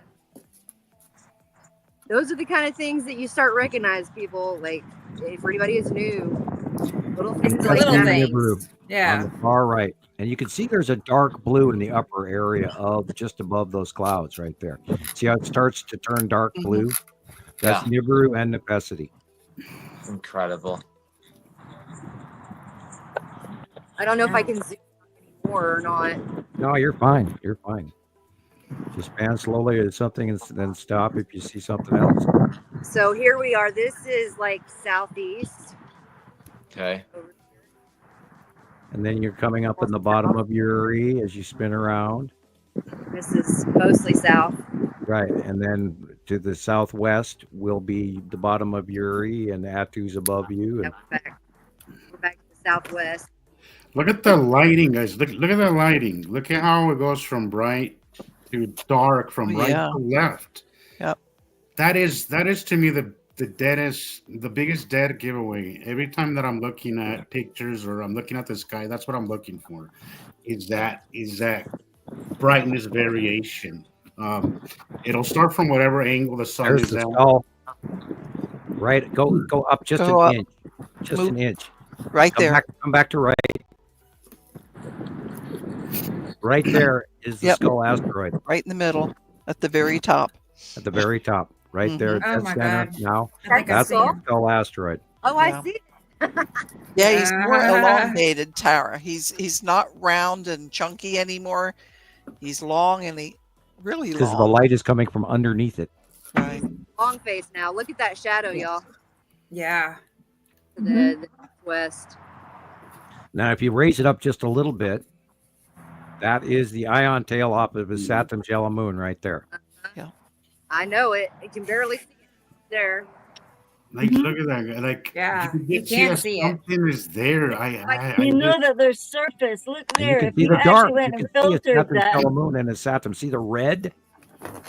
Yes. if you There's filtered a that, you'd pinkish- see the red one. That's her. That's her. There's a pinkish red surface. right there. That's where Yes. the Saturn is behind the Saturn's yellow moon, and that white clouded area is the ion tail wrapping around the Saturn's yellow moon.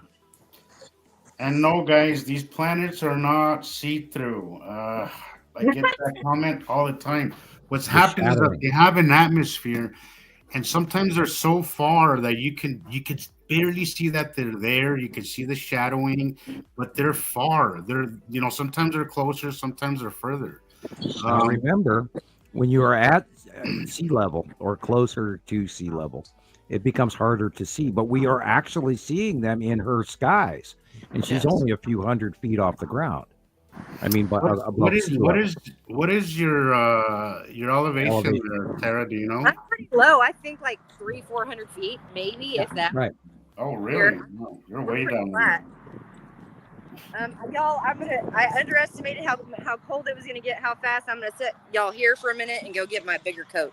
I'll be right back. Yeah. Texas elevation is 1,700 feet. Oh wow!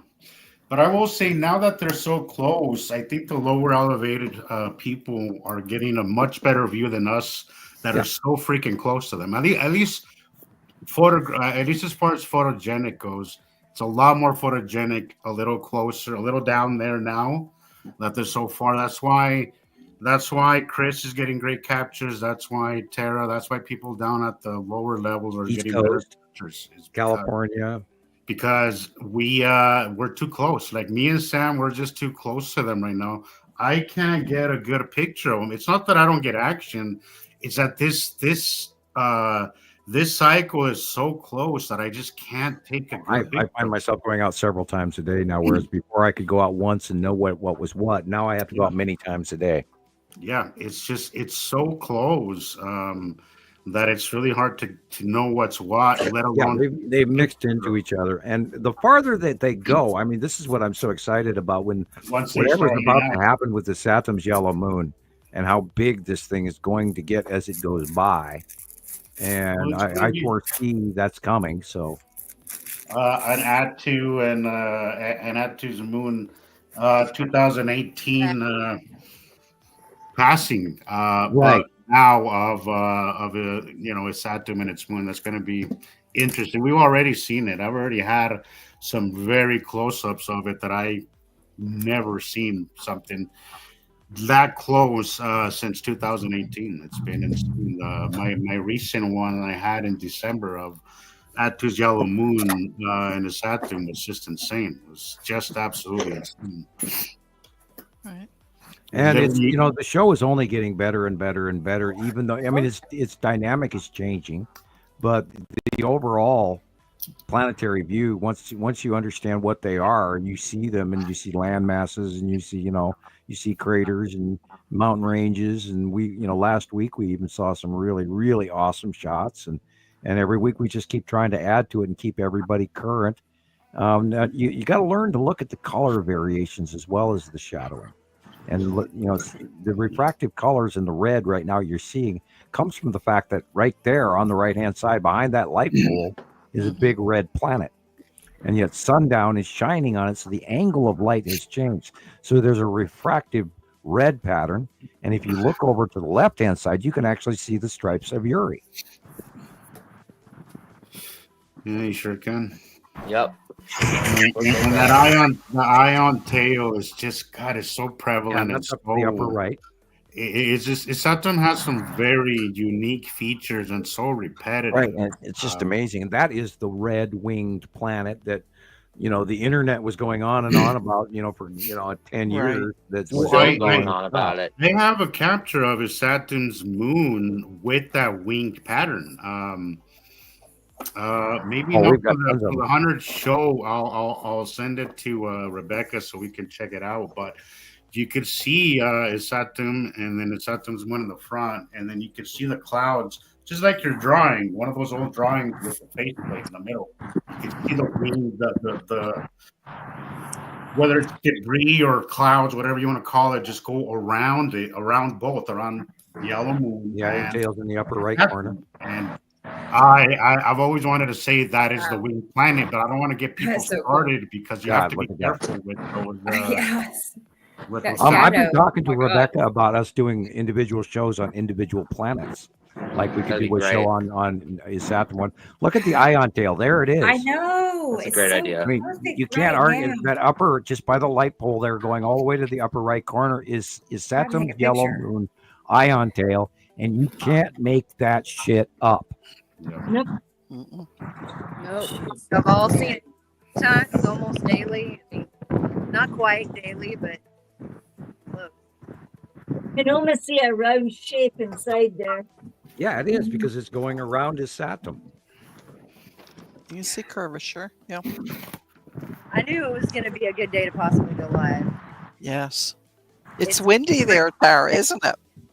I'm sorry. Is it you all? Should I mute y'all? Would it be better if I Windy is a swear word. You're good. Windy Not bad. is a swear word. If it was, I'd be complaining. Windy. I'm over windy. So over windy. Yeah, I just looked Tara up. She's like 55 degrees with 11 mile an hour winds, and that's kind of chilly. Yeah. It's nothing like what it's been, but yeah. Yeah. That's the bottom of Yuri. I'm wrong. She spun around on me faster. Yeah, Nibiru is directly behind you right now. That's the bottom of Yuri. And we're seeing the bottom of her. We haven't seen the bottom of Yuri in many, many years. And it's so cool now. I'm kind of like having to refresh my brain on that. Oh. Is that one of the cubes? Or am I seeing things? Oh, it should be right there. Yeah. Oh, look at that. Big dark See what I mean? This is why, guys, we say to watch the skies, okay? Corner. Yeah, Yep, you can it's the see one it corner. shining. Yep. So what we see is that bum. you can't see just the go pink out. bum. How on can the you not left-hand see side. the pink bum? Now it looks Yeah. smaller. Look at the craft. Look for Star Destroyers next to the cube. Oh, I got a ton of them early this morning before dawn. Cool. This is what we mean, guys. You can't just go and watch the skies for 5 minutes and then that's it. Like, look at how things are progressing just in the 5-10 minutes that Tara's been on. Like you could literally start to see now the curve. You could see it more prevalent. And the change of colors. The shadowing. Shadows. Look Yep. how dark Yeah, that it's is black. right there. Look at the The cutoff. different colors of blue. Oh, The yeah. longer you sit there, this is why I love time lapses, but also the longer you sit and watch, you'll see this progress. And I think this is why people are missing is because everybody's so impatient and doesn't have the time to do that. They just think to look up and see planets. They don't understand that everything is always moving. We are, they are. It's always changing. Yes. That's what we don't get. It's not like we're gonna see around planets sit in the same spot for days. Yes, and they're just gonna sit there like in movies. Still. It doesn't sit still, man. It doesn't. Yeah, they're sit not still. just gonna sit there. We are in constant movement. We are. They are. We're orbiting. We're rotating. You have to keep that in mind. That nothing sits still and out there, guys. Everything that you see is going to be in constant motion, and this is the reason why they doesn't last very long. You're going to see it maybe 20, 30 minutes tops on a good day, and then they're gone. And illumination can be a split second. Hey, look at that sickle shape. Look at the sickle shape. That's almost straight above me, y'all. Look at that sickle shape thing. It's kind of weird. Yeah, look, like a question mark. I'm telling y'all, I am convinced that other alien life has the ability to manipulate our clouds, and I'm convinced they try to communicate with us through clouds.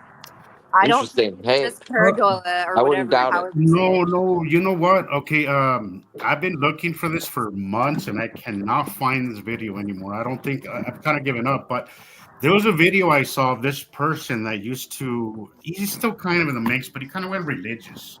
Okay. He kind of does his own thing. He sees it, but he always connects the religion part to it. So I kind of lost interest, but he posts some cool stuff sometimes. But there was a video once that he posted.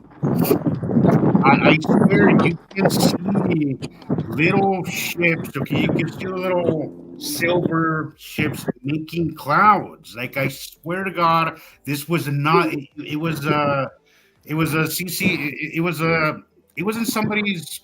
It was one of those cameras, like security cameras, that caught it. But you could see in the distance, because he does a lot of he would zoom in and kind of filter it so you can see, but you can literally see. Oh, I wish I could have a screenshot of that. Right Right You there. don't see that shadow. Look at that I got it. circle with the wee hat on the top. It's got the wee hat on the top. Remember, And guys, like the other bit on space, the bottom. Look. Oh, space come on. is minus you can see it. 440 degrees Fahrenheit. Yeah. Okay. Now, when they come around a shadowed planet into the sun, the hull on all of these ships or the objects, asteroids, or the side of these planets starts to heat up, and they will put off humidity, moisture in the clouds. And there is such a thing, and everybody forgets this. There is space clouds. There are clouds between these planets. For instance, there is a cloud reach at the bottom of Uri that reaches all the way to Atu.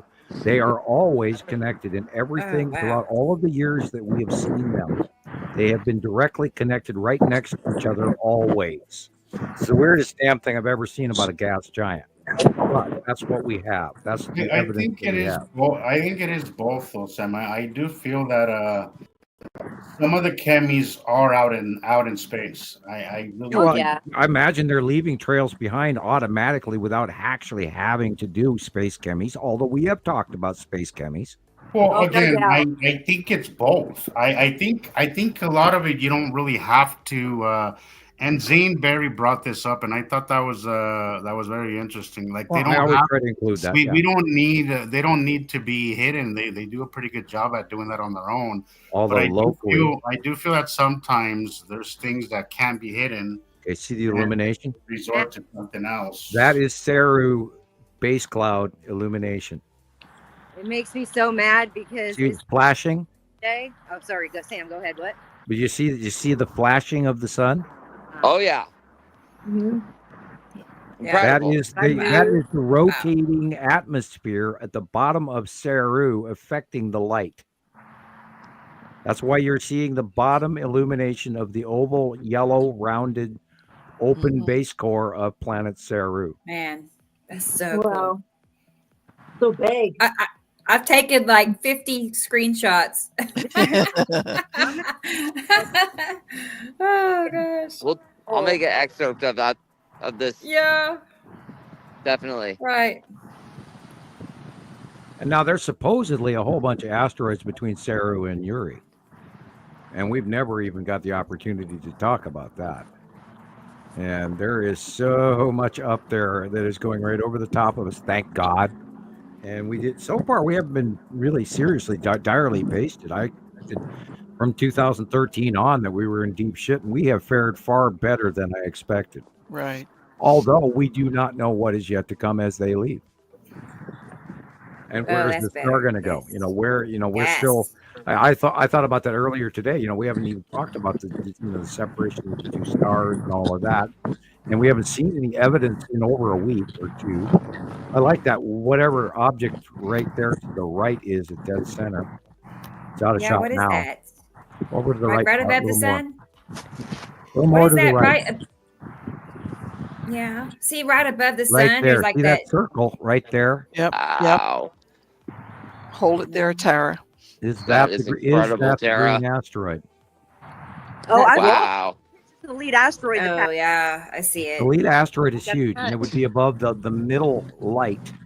Yep. Would be where the lead asteroid should be. But that little small, tiny circle is the one I'm talking about. Oh. What is Between that? the two street lights. That looks like the green asteroid. Mm-hmm. Okay. Uh-huh. size-wise and location. Tara, could you? There you go. Good girl. I can't zoom. I can only do like zoom out or just. Yep, that looks like the green asteroid to me. Right where it's supposed to be. Thanks, honey. Thanks. You're welcome. How good you're doing. You're giving us a live shot from that we can't have here from around the world. I'll need to go to bed soon because I've got work tomorrow. Okay, Jilly. Sorry, Let us know when you're ready. Mm-hmm. And more little stuff. Yeah, there's a lot of little things out there that we need to document. Headed northeast. Is this all the new things, Sam? All the little new goodies. Well, there's a whole bunch of small stuff that we watched over the years that I draw in non-discriminately, and then now have you got random pictures, Sam? Things that you just draw and no, I when I draw these things, I draw these things on purpose. Yeah, I know, but do you sometimes get like little flashes of other things and then you haven't seen them before? Well, if I draw it, I share it with you guys. I have ideas of things that I don't. Yeah, look at the dark areas in here. You're looking at look at the line on that thing. Yeah, see the changes there. Yeah, and the changes in color. The big round upper dark area in the left. And the white thing that went through the little and teddy the bear bottom illumination, the light blue, is the bottom of Uri, and the yellow area is Saru in the background and is past sunset. It's already beyond sunset, but you're seeing the bottom illumination of the planets above us. Yeah, the sun should be below the horizon already, but it went behind that formation about 10-15 minutes before it should have been totally set. Or we'd be seeing a flare. Yeah. Tara, is it just past 5 o'clock out there right now? Oh no, we're almost 6. 6. Okay. Yeah, it's 5 o'clock here. Sunset in about 6:15. Okay, that's cool. And somewhere in the mix here, we should be looking at just above the sun should be the red asteroid, the Texas cube. I see a star coming the out skull there. asteroid should be right here. I think I see. It looks like a skull up there. Oh, I see the skull actually. It does. Yeah, look at it. It's right up on the top there, just directly up from that teddy bear looking thing with a line through it. Right There's there. either a star or a planet. Yep, I see there he is. One of ours. Gosh. See him? There he is. Yes, he's looking at me. Can you see it? Hey, came to check me tonight. And the fact that the guy's skull eyeballs asteroid is and staring at nose and Earth everything. right now, maybe people should listen. I mean, guys, this damn thing, I still wonder if it's carved or whatever, but the damn thing is so big, it's unbelievable. Yes, it is big. Oh my God. Looking right down on us, going, ha, ha, ha, ha, ha, ha. Yeah. Right I'm there. a prophet. I am wormwood. I know, there he is. I have to go cut pizza. I'll be right back. Okay, Sid. I'm taking screenshots, Tara. He puts, Oh my I am a God. prophet. I am wormwood. I gotta cut pizza all in one sentence. He's Oh like my show. God. He's in show business. Skulls. Wow. There's Yeah, the we can first- talk about skulls very casually. Live. Right there. First star of the night there. Everybody make a wish. Well, this is actually magnificent that it showed Wish up made. like this because it's one of the few things that are that the man has admitted to. And I still can't believe that it doesn't raise more questions with people. They just 2015 they named this huge asteroid that looks like a skull. And of course they didn't yell it loud and clear, but if people go look for it, you can find out it's true. It's named, it's verified, it's close as all get out to us, and we can see it that clearly. But nobody's talking about, oh, hey. I'm sure they probably think it's a lot further away than this. They probably think it's just way out there. It doesn't, that it's so far away, it's some monstrous skull. Now I reckon they know exactly where the thing is. Yeah. Did y'all screenshots, everybody? I have been. Scan around before it gets totally dark. We had a few minutes. Right. Look at that line. I don't think that's a kid. That's not a sea trail. I don't think. That's Look at that big long straight line. Samuel, what's that big long straight line? He's cutting pizza. He's still on pizza duty. Yeah, pizza time. I'm getting screenshots though. What is that big straight line? Come back, Samuel. I'm heading. I'm facing southwest. Is that? I don't know. Wow. What is the straight line, Rebecca? Come on. Right. What is it? I'll never sleep tonight, not knowing what the And I'm right back. across the sky. Samuel, Gillian. what's that big straight line? Is that the spiral? I don't know. Has could it be. got a belly band? I'll show you Well, where. now remember, stops right Atu has here. a ring, but this could be the spiral rounding. Yeah, Wow. yeah, that's the spiral rounding. Yuri. Oh, Neat. Seriously, that's Because straight. we saw that in How could it go that straight? CarolAnne's photograph, and this is a farther version of it. Yeah. So it's further from me. And it is doing the hook, which we know the spiral asteroid does way more of a hook than the lead asteroid did. Well, that's Right. wild. Look at that thing. And it rounds toward the rounding of Yuri. You picked an awesome time to come outside, sure Tara. did. I've been outside all day. I missed the first hour and a half of the show because I was like, oh crap. Jelly, girl. Jelly. You did what? She said it out loud. I heard. I heard that. I mean, dude, I don't know. I don't know Look at the either. transition of what's You're going on making up above for her it right now, now. Tara. This is almost straight above me, y'all. Right. Wow. Yeah, it pretty much is straight above me. Scary. Hello, eyeballs. Yeah. Hello. A little pop. It's like blisters popped on something. Be sure to wave and all of that. Say hi. How Yeah. are you up there? Hi, you guys. Hello. You know, because if we, I wanna if we say know our hi. camera Hi, Frenzel. technology, I'm sure their camera technology is far better. And I'll never forget, as long as I live, the Empire Orb, Yeah, it is spiral orb, whatever you want to call it, Mm-hmm. How do you move above me popping so out of the fast? sky. Go ahead. How do you move above me so fast? He was out like closer to Yeah. the sun, and now he's just right on Yep. my head. They move. You know, Scully. Yeah. Years ago, I had people always go, well, can you give me coordinates so I can see where it is? And I go, by the time I tell you, it's going to be moved. It's gonna move. It's gonna be Tara, in when I places, saw yeah. the skull, when I was out in my backyard and I saw him, he was completely sideways, but rolling like eyeballs down and around Whoa. this way as it went. And it sort of like turns upside to down, stare right at behind you. It does No. turn to stare at you. Well, it did, and I'm Oh, telling you it'll what. shake you to the core. Your knees will shake when you first time you see it by eye, and you see that thing come out of the darkness, and all that gases and ice cold mist is coming out of the eye sockets and the nose and the mouth, and you see this wispy thing reach into the light, and it's the size of half the sky, and you're staring at a freaking skull. I mean, it is forbidding as hell, and you, of course, probably just experienced it. Right? But I got my Sky family with me, so I'm good. Okay, Definitely. no knee I buff guess, or does it anything feel like that. cold? Does it feel? Is it cold? Oh yeah, it's pretty chilly. I would say with the wind chill, it's probably at least 35. Is your hair Oh. standing up? Are you electric? Now she's staring at the dragon. Yeah. Are you That feeling right there, that's electric the there? wormwood.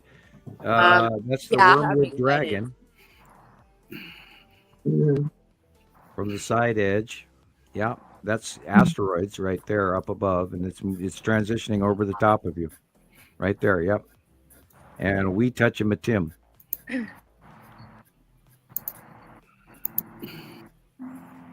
Yep, you're looking at the edge of Uri, the asteroids on the Salamander asteroid group, and what they would call is the illumination of the dragon right there, and Matim. Wow.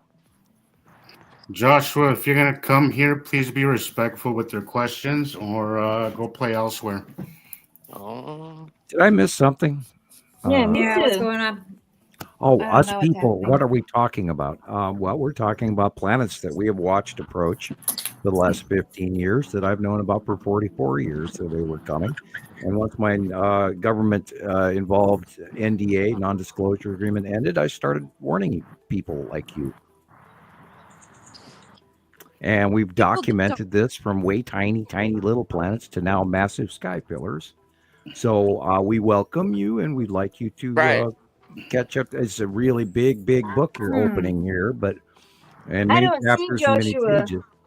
But this is, we're happy that you found your way here. Absolutely. Months of watching the sky yourself, looking at everybody else's pictures, your own pictures, comparing to the drawings, looking at all the drawings, learning what the planets look like, learning where they are each month. I've been here almost a year, and I'm still only about 60, 70% confident what I'm looking at most of the time. You're doing great, Tara. I think that's what people don't get. It took me a little while for it to sink in that it was going to be a learning process and that it doesn't work like your brain thinks it should. It's because we're seeing the mostly dark side of things or very barely illuminated side of things, and it changes. People don't understand. It changes fast. Yes, so fast. Sometimes in the snap of a flash of the camera. He's on my he's on my channel. That's probably why you're not seeing it. He's on a what? Channel? He's on my channel. I was gonna say it probably would help if he's like totally new to all of this. It would help to show pictures like the sky versus planet pictures I have. To give him a perspective of what we're actually looking at. Or even the older pictures of each individual planet that I drew many years ago. And the only one I'm not happy with is the Nibiru one. I want to flip that upside down. And then okay. I just have never been able to do that and rescreen capture it because the Nibiru should be. I don't know why years ago I drew it that way. And maybe when they were coming up from underneath Earth, maybe that's how it looked. I don't know. But I drew all of those pictures out of my head as well, and we know the track record on that. Dun dun dun! There's a lull. Everybody got quiet. Dun dun dun. Yeah, I'm thinking. But y'all see how I don't know about everybody else, but on a day like today, there's the stripes of Uri right there. Wow. And then it's on Waterley, and it looks like Atu's moon is directly middle up in front of you. I could, yeah, that looks like Atu's moon. Atu's moon right there. I thought it would be directly over you, but I mean, where the movement is going now, I can't tell you. But that's what that looks like. And right in there would be the Texas cube into the upper right area. Uh-oh. And where the skull is also. Skull again. I'll have to love and leave you guys. I'm really tired and I need to go to bed. Jillian, go to bed. I always tease you about that. Love you. Good night, Jillian. Love you too. Oh, that was awesome, Tara. It was You're really cool doing the I'm glad I sky got travels there. Oh, it's Christoper out now. I'm gonna miss that. Oh, he is, isn't he? I just now realized that. Yep. Right, hey, everybody's trying to go out and do stuff now. We'll have part 2. I need my Nancy supper, beanie. So I'll be back shortly. I need my Nancy beanie so I can go out. Is that the LVP over there? I need to go night-night. Okay, Jillian. See you next week. I hope you feel better, Rebecca. Thank you. Take care. Yeah. Oh, it got dark. I will. If I can find the out button. Oh, you got this. Night, Aaliyah. Night, everybody that's saying night. See ya. Good night, You're Jillian. a pro. Good night. Bye. Have a good week, Night, Jillian. Night, John boys. Bye, Jilly. Good night, Mary Ellen. Mary Ellen's trying to get out here. Good night, Audrey. I can't believe Audrey's still here and I'm not. And Alexander. And I know, right? They're tough. Did you get to see my reel? Not yet. We'll watch next week. Yeah, I'll save it for next week. Right, we'll line it up. Night, people. Okay. Yeah, bye. Where's the out button, man? Get some You want me rest. to help you? Right now, yeah. At the edge of the light, if you can bring that back up again. Bye. There she goes. If you can bring her picture up to bold, I could see what's there. Sure. Right at the twilight where'd she transition of light. This is go? almost Oh, it's so dark. above me and headed north. Okay. And that should be due north right about now. Should be a Saturn's yellow moon. Well, I can get a visual now, Andrea Adams, of yourself. So thank you for that. Yeah, that's the Saturn's yellow moon right there. Yeah, this is almost straight north. Yep. Because it as sundown happens, it dark. moves over the top of us, where Nibiru moves to the north by northeast, and then Uri moves in above us and over the top of us in the south by southwest, and Atu is directly over the top of us or directly in front of us at the sunset. Yeah, and remember, guys, that as we transition from day to night, we start to face the other way, away from our star. Right. Remember that is I can't stress that enough. Why do we not see them at night? Well, we do, but we don't see them as often as we do in the day. Well, now they're above us, so it's kind of a different. We will see more facial illumination after we will dark. see more facial illuminations when we'll see those things at night, where you will see the greens of Nepacity, the purples of Atu, the reds, and people are going to blame it on stupid things as they usually do. But remember, you heard it here first. We will start to see that. So pay attention, and you will start to see that. But remember, for the biggest, for most of the time, they've been between us and the sun, right? Now they're above us, going past us. But as we transition from day to night, we're turning away from our star. So we got to keep that in mind as well. So many things are at play here, guys. You got rotation, orbitation, all that stuff. They're moving one way, we're moving the other. Yeah. So in forget about Einstein's dinner model. Just throw that crap out. You can see the dark bodies on either side of that illumination right there. Go back to the center illumination, please. And I think it's important to those dark blue areas are planets. The light blue is the actual sky. I think it's so important to say that even Einstein wasn't satisfied with his theory of relativity results. Only mainstream science, made him a rock star overnight. So it just kind of snowballed that way. I finished an Einstein equation that he had never accomplished, which was part of why I got noticed in high school. So. Right. Yeah. So how many high school go look at Einstein and test rewriting Einstein. After I get off here, I'm going, which is probably here soon. I got to go to work, but there's one of the Thunderbolts project videos where they talk about Tesla and Einstein. How Tesla would talk about how we have completely thrown out the electromagnetism that space. Right.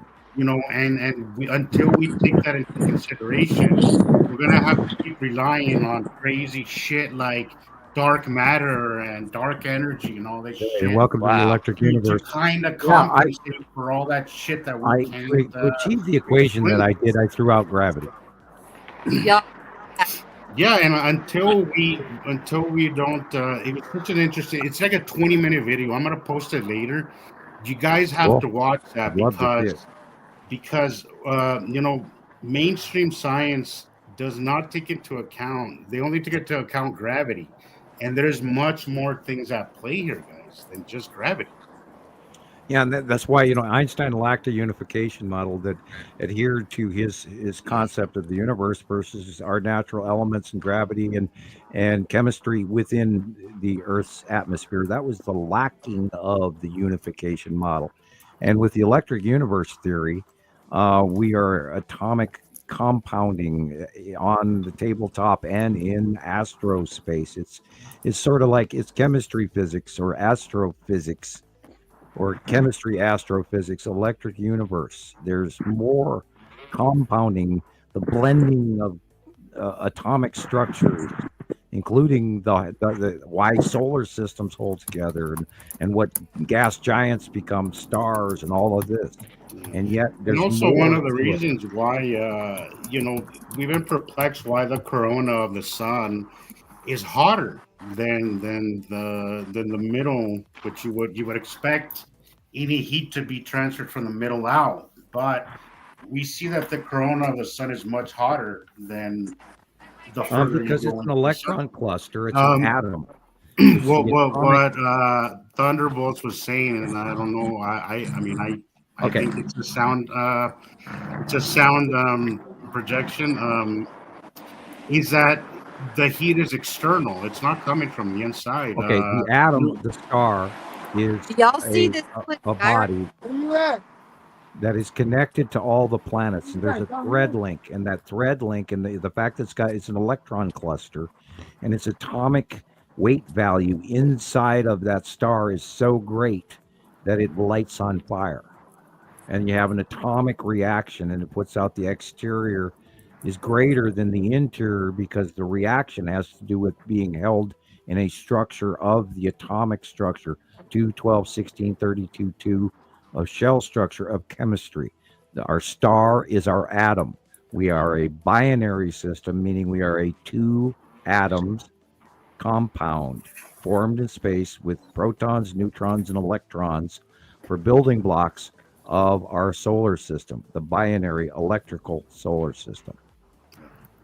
And when you take that into account, again, on that Thunderbolts videos that I've been watching this last week, it explains that when you take into account the electromagnetic properties of space, a lot of the questions that can be answered right now by mainstream cosmology are completely answerable when you take them into consideration. So why do we keep ignoring these things?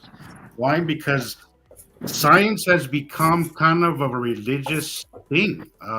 It's taken a turn where people are so stuck on one thing and so stubborn. It's a scientific pissing contest. It is, right? It is. Definitely. And as long as we have that attitude, we're never going to have any new science. We're not going to have anything new. I mean, just look through history. Look at our history, guys. Galileo was laughed at. All these people were laughed at before. He was more than laughed at. They were going to burn him. Exactly. Before their science was actually proven years later after their, untimely death or whatever. A lot of these people were laughed at, and just like we are now. Copernicus. Being laughed at left and right, but one of these days, this information is going to take hold. It has to. It's the truth. It has to take hold. But as long as we have this kind of dogma when it comes to science, we're not going to move forward. And unfortunately, society has this hold on science that's almost religious and almost culty in a way. Well, we can mention. Bring our faces back, Rebecca. We mentioned Einstein time, and yet there's been 5 or 6 or 7, or God only knows by now how many major scientists of our recent age have actually proven him wrong.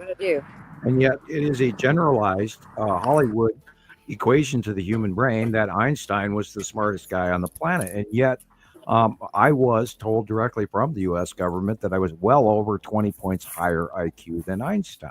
And I'm not trying to brag about it, but I finished equations he could not because, as I said prior, I threw out gravity.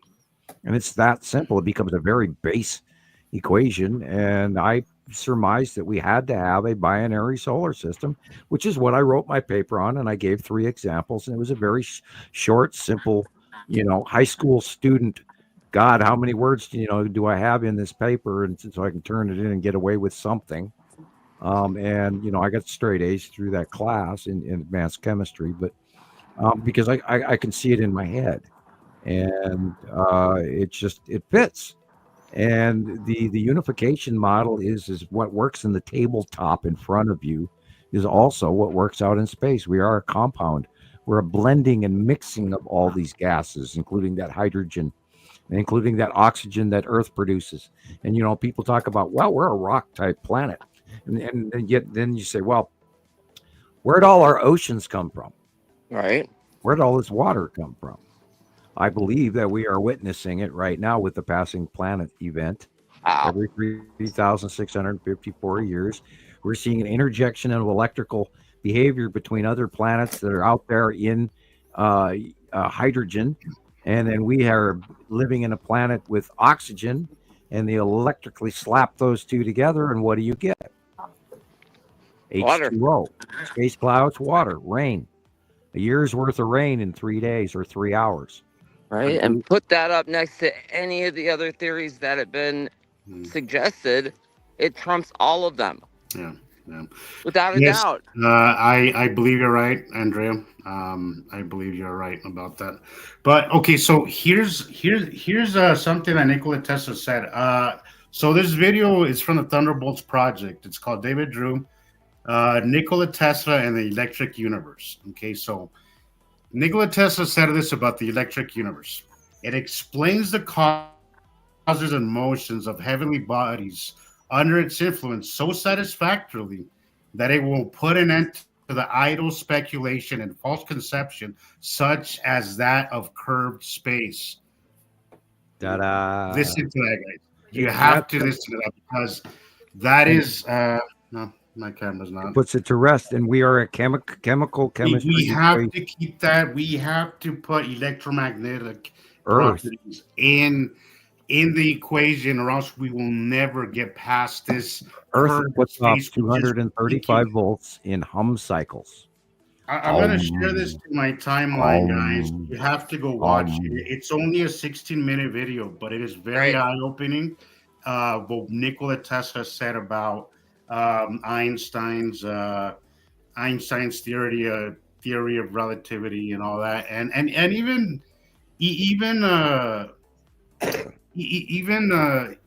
he said it, that he wasn't satisfied with his results. Like he never.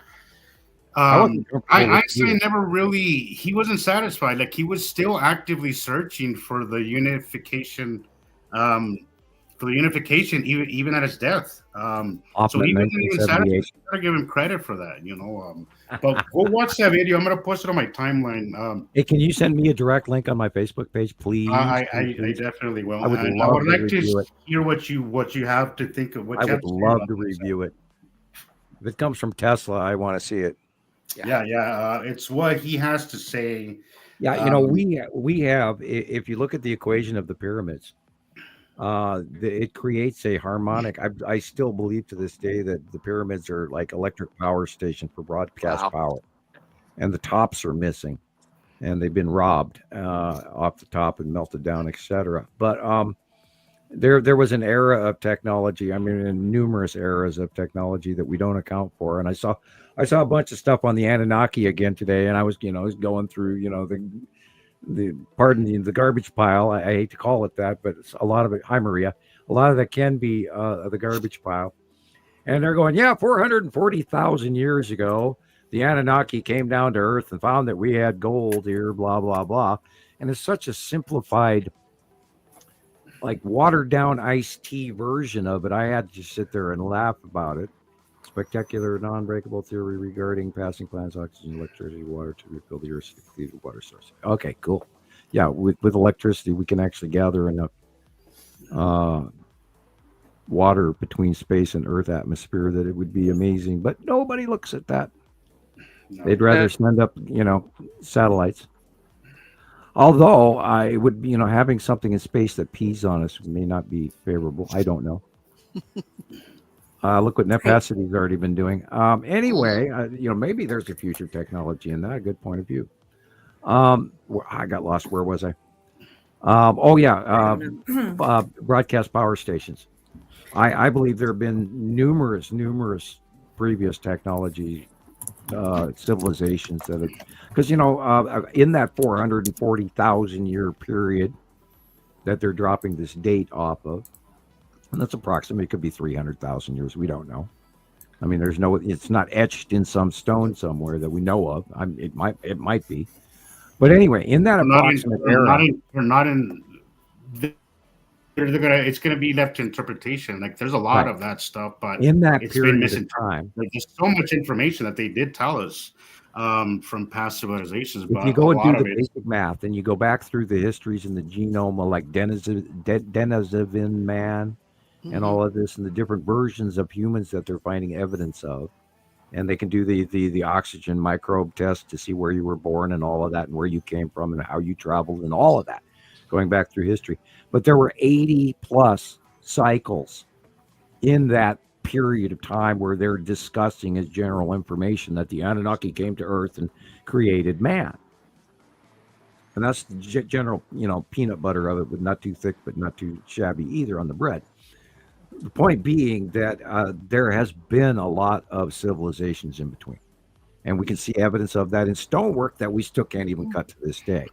Yeah, what's the reason why we caves, for example, or Ajanti caves, or thousands of stone walls all over, from the Mayans to the Incans to the, et cetera, all over the world, including the pyramids. And we know that the Sphinx is generations older than the pyramids, if not 10,000 years older or more. So we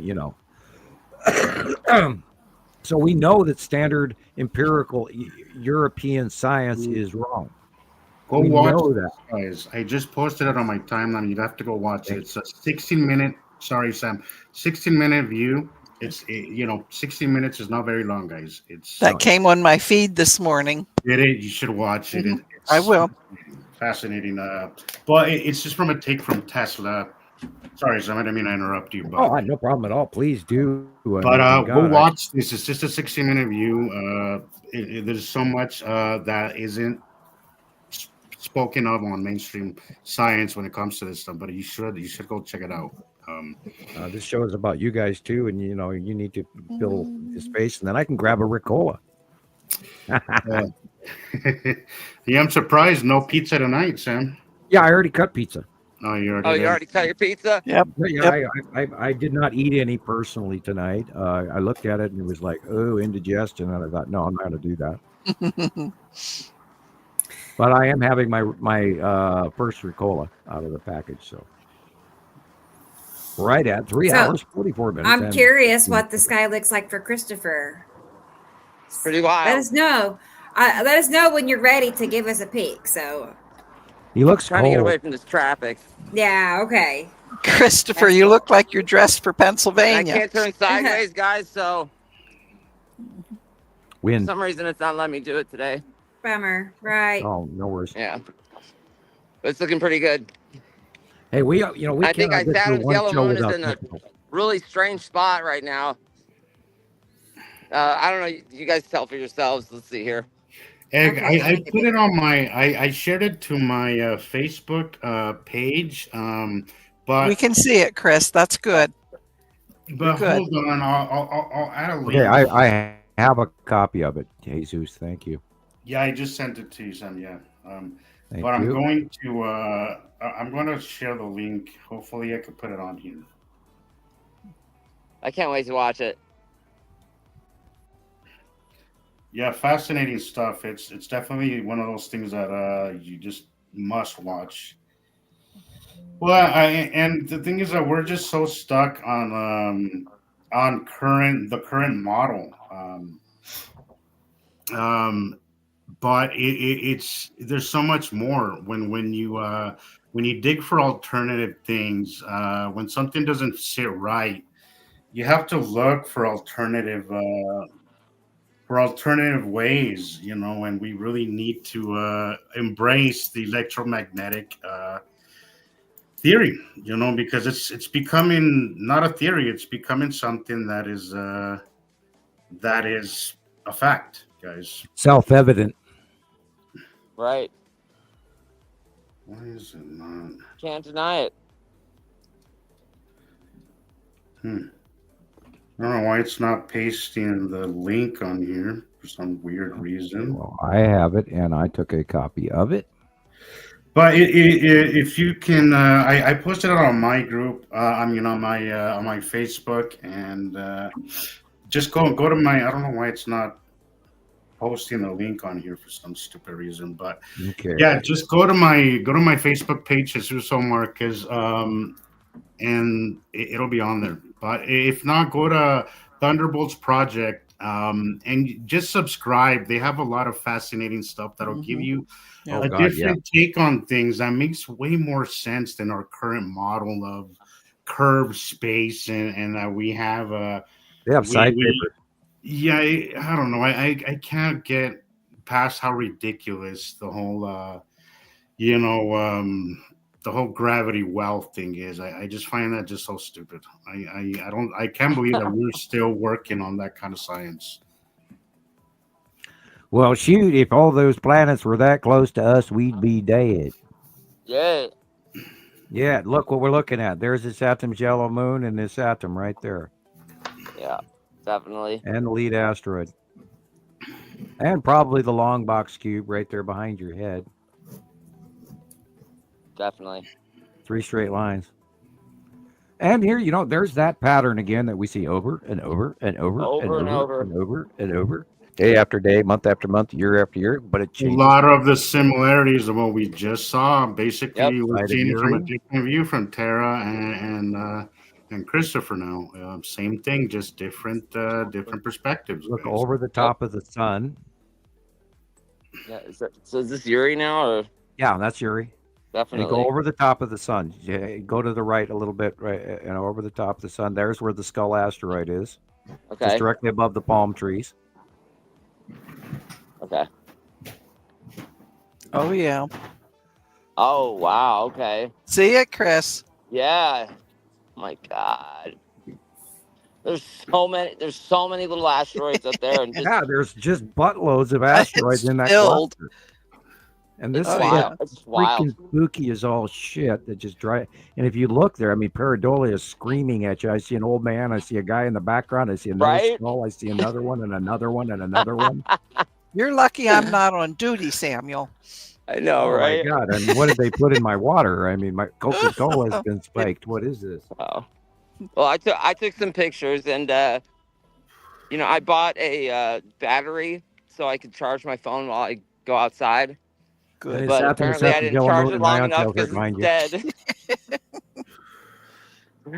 But yeah, it kept the phone going for about 10 extra minutes. Yeah. So look at the illumination behind his head. Yeah, it's going wild. Jackie just said she got in the house and the sky was blowing her mind. So she'll have lots of pictures for us then. Yeah, this was about 5 minutes ago. They are here. They are here. Yep. They are here. You can't argue with it. They are here. Nope. No sense arguing. You're going to lose. Yeah. I cannot yell, you Bodgers. Oh, they are here. They are here. They are here. It's just a. Welcome to Sam's Insanity Channel. I mean, right? I don't know any other way to try to scream this to people because I see them plain as day. And I've been watching them for 15 years now, and I do not know why you're not seeing how cool they are. Yeah, they're way awesome. I like that you put that Mr. Rogers part on that video, Christoper. It was excellent. Oh yeah. Oh, you should do more. You should do more. Okay. So when you're going through TikTok, sometimes they'll pop up, and it's like a suggestion to use it. So. But I could think of some to do and then make some more. You have nothing but planets over the top of you. Oh yeah, it's wild. I mean, right there, there's Yuri and Atu's moon is above your head right now. And you can't argue with that. You just can't. It's there, it's there, it's there. And the asteroids and the salamander asteroid group and all of that. Yeah, it's getting pretty cool over here too. With Isatum and and you're hitting twilight, and the illumination will change, and the light angles will change, and the shadowing will change, which proves that they're there. Right. It just drives me crazy, man. How you doing, officer? Good. Christoper. Oh. Are you serious? Dun, dun, dun. Yeah. Are you? No, are you she's nice, sir. Here, let me talk to him. No, don't. No, I think I know her. No, don't. I've already dealt with this one before. Okay. There's a suspicious man walking through my neighborhood. Get him. Right. What blows my mind right now I'll is show her my Mr. Rogers video. And... It's 55 degrees where you are right now? Probably, yeah, about that. You're dressed warmer than I am in 22. I know. Now watch, I'll go back in the house and I'm gonna be sweating. You'll be sweating and Yeah, red. well, he's not used to what the temperatures that we No, are. he's not. CarolAnne. He would have a hard time here right now. Right?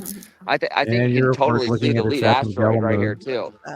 That's lead asteroid is Saturn yellow moon You right can there in see, front of you you. can see the double band crossing Yep. down its The center. ion tail That's going to the right. incredible. Wow. That's so good. Wow. And this is north now.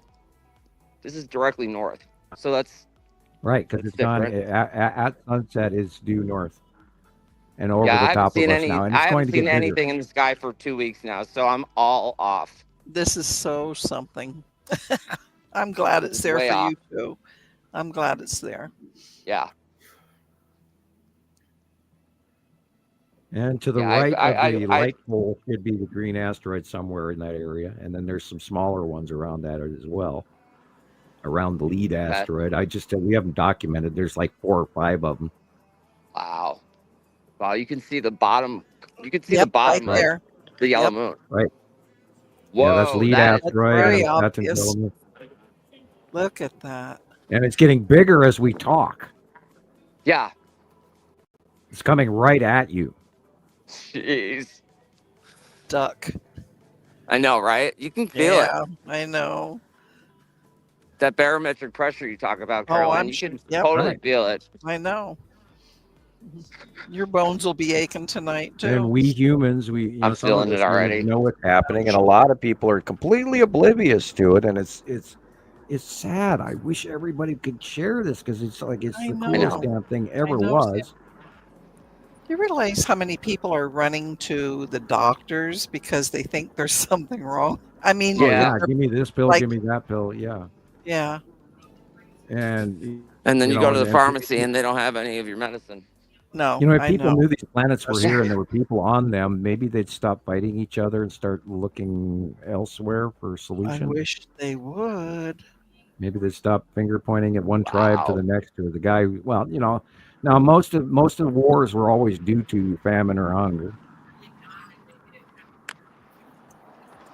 There was an age I'm of going to turn the man mic where off. It's going to get really loud. there was an age of man where we didn't kill Right. each other all the time. I don't know when that was, but generically speaking, we have to Long hope time and ago. believe. Yeah, show But it's- number 99. I love it.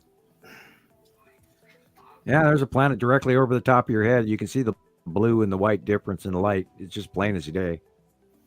Big, huge ass planet. It's probably a Saturn, and it's Saturn's yellow moon and farther up to the right. But yeah, that's a Saturn.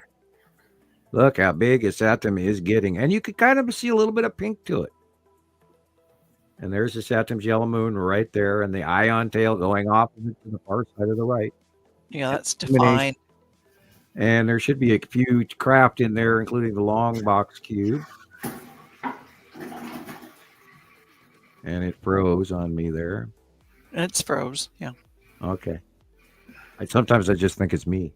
No, I'm glad you say it because we can verify that.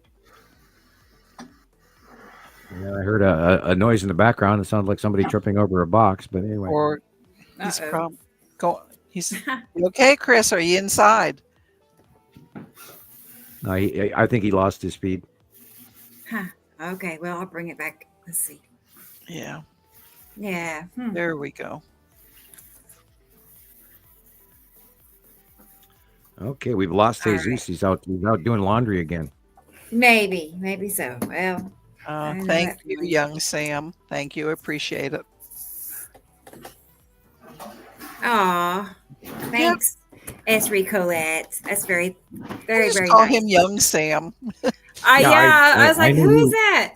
I knew who she was talking about. Yeah, you do. You heard me say it too many times. Yeah, young Sam. He's very, very generous, and we appreciate him. We do. Yep. Let's find But you another. got cute for him. I know. I was like, I don't know. Oh, we already did that one. Let's There do a you different one. go. He's There you cute, go. but let's find a Yeah. different one because I did that one earlier. I don't even know when I pick him out. Yep. I just label him. Thank you. 1, 2, 3. I was like, Yep, I there don't we know what's go. going to be. Let's try this one. Number 6. Oh, yeah. Oh, it's Christmas. Oh, it's awesome. There's a color for every holiday. There's a color for every holiday. There you go. Isn't that perfect? That's perfect for him. We like that one. Yeah, thank you so much. Make a note here. Yes, for the record, we did finally get our Christmas decorations put away. You're ahead of me. Mine are all boxed. I just didn't put them away yet. Yeah, they are. We forgot one little area, but I have to. Yeah, lit cat. He is lit. Well, oh boy. So what do we do to get we got this more next stuff to generation, look at? This next generation of people to listen to us, to send copies to their friends, because these guys might know what they're talking about.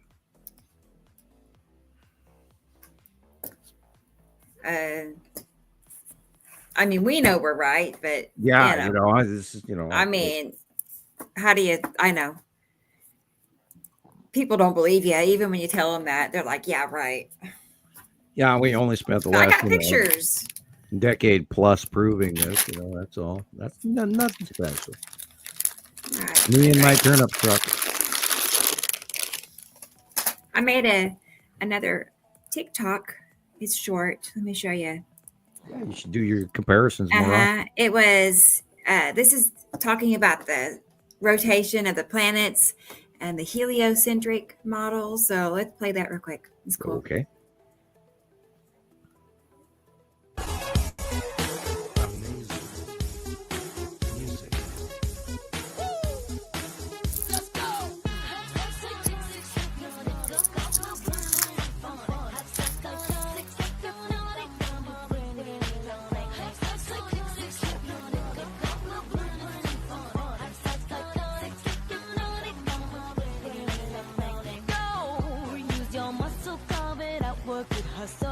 I like it.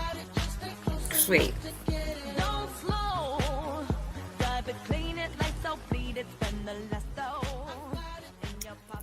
It was little, but hey, I like it. It's short. Yeah. It's the message across. Short attention span.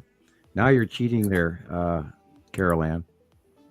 Yeah, you're teasing all of us. Where's my plate? Making me hungry. Fair. Not fair. Yeah, I was just in the kitchen dashing. Didn't get anything other than a Coke because I ran out. I know. And for the record, I don't drink pop unless I'm doing this show. And that way I have a voice. 3 hours and 59 minutes and 54 seconds in. That is filled salmon and a baked potato. That's always that sounds right. What? No salad? Nice. Where's the salad? How can a man have it? It's in the refrigerator, but he can help himself for that one. And you can drool when I'm eating mine because I'm starving. I didn't eat yet today, so I have not either. I will be back and I'll be thinking. Okay, CarolAnne. Yeah, Okay. sweet. What else do you have set for us, Rebecca? So I have videos about the snow in Florida and Louisiana because some of the people that live there have never seen snow. Like they have never, so it was exciting for these people that, so I spent a good deal of time looking at the information about the weather this week. Yes, I did watch some of these. I thought that'd be fun. We get to play that, or unless we want to wait till people get back. I don't care. No, you can play it while they're gone, and then they'll come back. Yeah. Yep. Okay, we can do that. That way, we can do that. Mm-hmm. And CarolAnne agrees. And then I have, there's a few others here, but still. And that way, we don't have to look at Jesus's empty chair.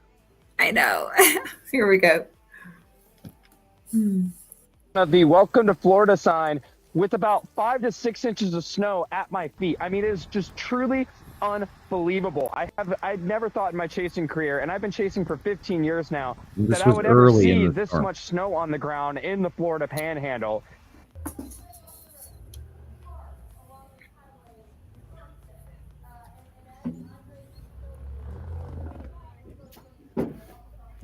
Swamp boat.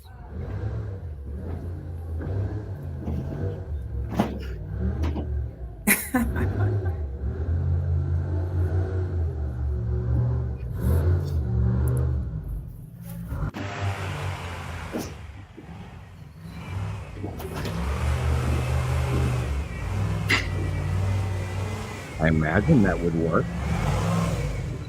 Obviously, it is. Man, I'm starving. I'm starving. It's so cold. Thank you, my father. There's food right here. Change your life. Dutch oven.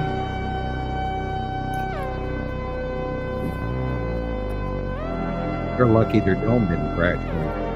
I think that was Houston. They had a lot of videos too. Yeah, Houston all the way through Louisiana, Mississippi, Alabama, all the way to Jacksonville, I believe. Like these people don't get snow. You know what I mean? Even Mexico had snow. Mm-hmm. Now there is another storm. There's another cold blast coming yet in early February, and it's going to be nasty. And there's more weather coming your way in Texas and in Oklahoma in the early part of this week.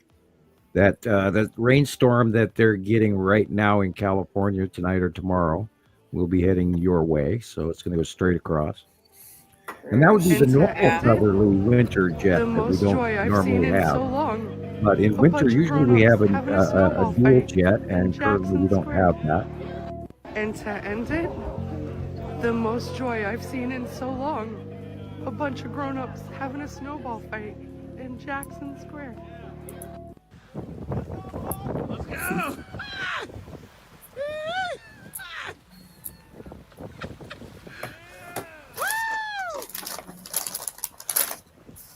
Oh, no, thank you. Crazy! Yeah! Polar Bear Club in Florida.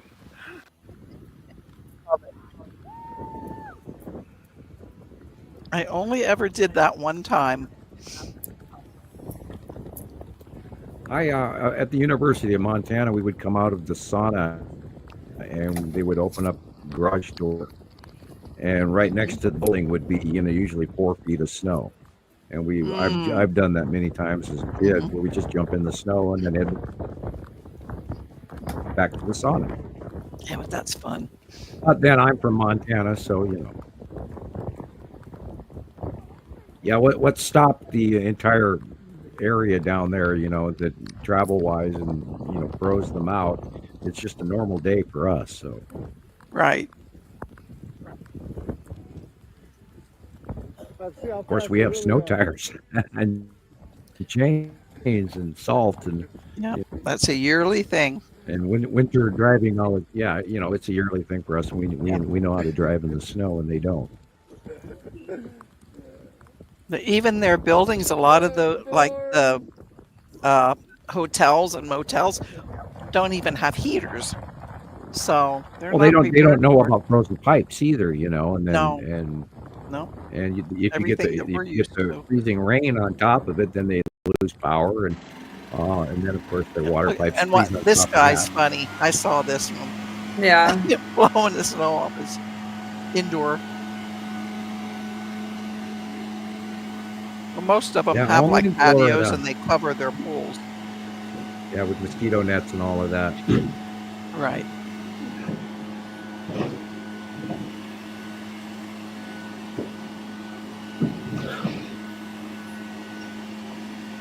Yeah, they're not, and they don't have snow on top of the roof either. No. And so I'm sure that a lot of the roofs are not weight rated for that. You're absolutely right. Yeah, tell me, guys. Tell me this is normal. Go ahead. I dare you.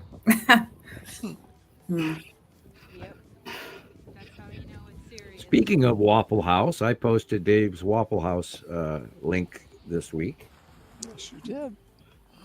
I took a tiptoe into Dave's Waffle House. This is amazing. They were skiing on their beaches.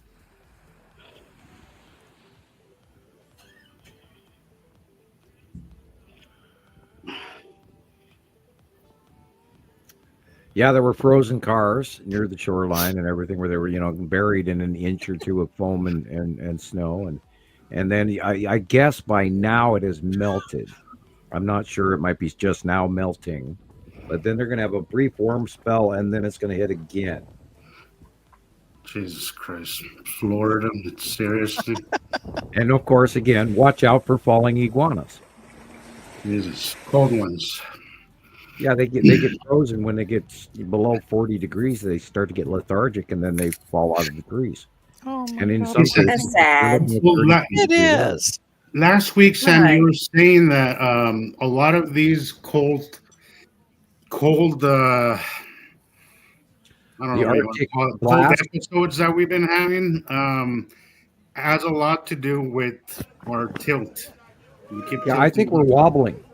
I think Yeah. on some close planetary passes, we get Which is the shoved and reason we why wobble. it's not happening consistently. It just comes and goes, because we'll have these cold blasts, and then it warms up, and then we have cold, and then we warm up. So If you watched the full moon last month, it was a very long, like 3 or 4 day full moon. And it was in the north sky where I could see the moon out of my north window. And that's not a regular thing. It's rare that you can. And so I'm thinking that our axis tips, and then the cold patch, which is in the north pole hemisphere, just stays in place, and it's us that actually moves and grabs it up by our low, because the cold will drop into our mountain ranges and valleys. And it just sort of tips, and we waddle up there into the cold Arctic and then drop back down, or the other way around. I think it's because we, in the past, we've seen these events where Russia got bombed and China got bombed by these really freak cold winter storms. And then 2 weeks later, it happened to us. And then 2 weeks later, it happened to Europe again. And then 2 weeks later, it happened to us again. So we're seeing a definite pattern of wobble. And again, I saw where they were showing that the North Pole was literally somewhere in northern Siberia currently, as of today again. And they put out new graphic magnetic north diagrams, and it's exactly what we've been talking about for, 8 years now. So there's a lot going on that we're going to, I mean, it snowed in Florida, guys. I mean, that doesn't happen. By the way, buy your orange juice early, because the cost of orange juice is about to skyrocket. You better believe it. And lemons and limes and old avocados from Mexico, those are going to skyrocket. everything is about to skyrocket, especially stuff from Mexico. Yeah, and Canada. And that's We just got a rebuttal from the Mexican president on our current administration's tariffs. So I like how you term that. So yeah, we aren't the people that are supposed to start fights with our allies, in my opinion. Yep. And it's a little absurd that is occurring within a very short period of time. I was a little surprised. Yeah. Actually, maybe I'm not.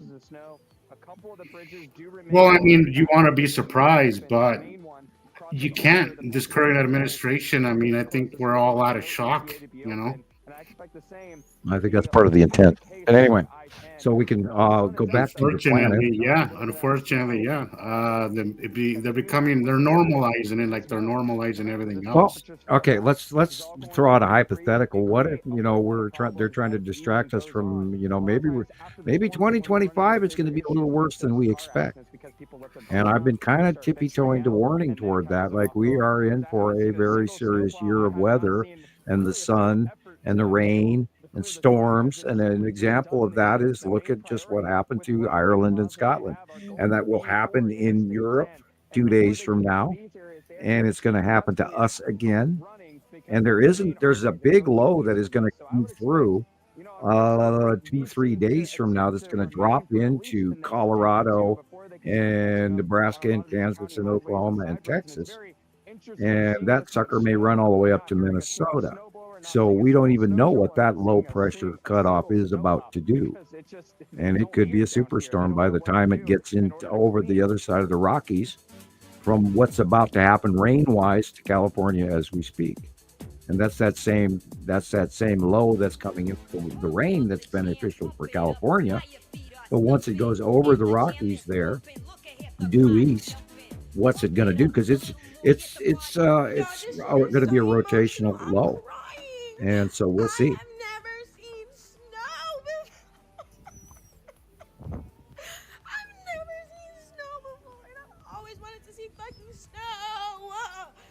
Almost the same excitement, almost, as I've never seen a planet before. Yeah. In your slippers. In your slippers, yeah. Yeah, I think about that, CarolAnne, all the time. I know. People get excited about these things, which, it's exciting, yeah, but I always think, yeah, but do you know that there's something more exciting? All right, we need paid actors. That's all there's to it, dang it. Okay, y'all, this never happens. Actors, not characters. Yeah, not AI generated. Yeah. Oh, yeah, right. Before. Oh, look, there's that too. Covered. You can't even see our driveway. Which, we all wanted to do the dance 100 times, but then, of course, filming technology in the early days, But we can do it now. Yeah, that's true. That's true. And something about these footsteps. Welcome back, Chris. Thanks. Okay, there he is. Well, guys, speaking of welcome back, I'm gonna have to cut it short. I got to go. But good night. yeah, as usual, it was great hanging out with you guys. Thank you all for hanging out with us and for showing us so much love, guys. Thank you so much for being here. But we'll see you all next week. Cool. Hope so. Great seeing you, Jesus. Absolutely. Love you, buddy. Take care of yourself. Always great hanging out. But yeah, we'll see you all next week, guys. For the 100th show. 100th show. Right. Yeah. 100. I will be sending you some stuff throughout the week. Yeah. Rebecca, I'm trying to get like a bunch of best of and stuff that we've already seen probably, but stuff that's cool. That's gonna be fun. Oh yeah. It's gonna be great. I want more index finger. Yeah. I have a few of those, but yeah, absolutely for sure. But yeah, we'll 100 show next week, guys. We'll be showing a lot of old stuff, and yeah, we'll see what else. Oldies but goodies throughout the week. But all right, guys, love you all. Have a nice week. Bye, Jesus. Love you too. Care. Bye, Jesus. Take See care. you next week. I'll be listening. But all right, bye. Yeah. Bye. We do a lot of current events. We don't really go into the past that often, and I do think about that. It's like and we occasionally pop up some old stuff. But oh my God, can you imagine the mountain of pictures that we have acquired over the years? All proof over, and documented. And I don't think people realize the background of how far back we do go. And I don't know any other way to express that other than 15 years. Are you kidding me? No. Imagine if you put all of the pictures together in one, you don't have enough slideshow. It would last probably a few days, right? There's not enough space or time to cover them all. Right? No. You add what all of us have together, forget about it. Oh, yeah. It would take a couple months to show everything nonstop. Sorry, I'm chewing. Yeah, you're fine. You can take a break, Sam. It's okay. You're making me hungry, but no. Well, I'm sorry. I had to have I had a Hostess cupcake. I saw it there. I went, I gotta have one. Oh yeah, I melt in your mouth salmon with shrimp stuffing. Come on over. I know. Come on over. This is from Tony in Switzerland. Yeah. I love his work. So pretty. Right? And this man is cold.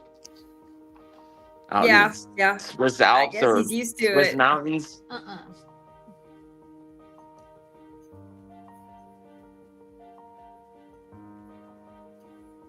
Wow, look I at would that. love to go take pictures out there, just go take He's pictures. on the edge of the Alps. Yeah.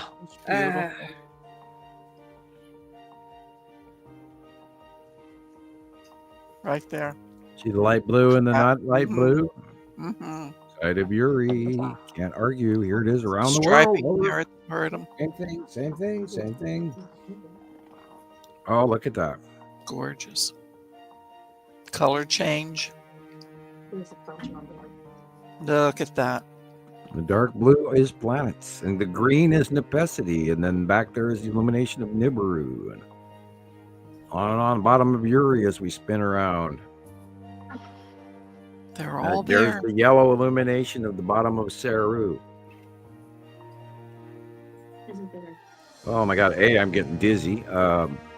B, look at those frickin' planets, boys and girls. They are real. They are real. They are real. Oh, look. Yeah, he has a. I do believe these are always so good that I think he does have a filter partially going here. Either that or he's got the most beautiful skies anybody ever saw.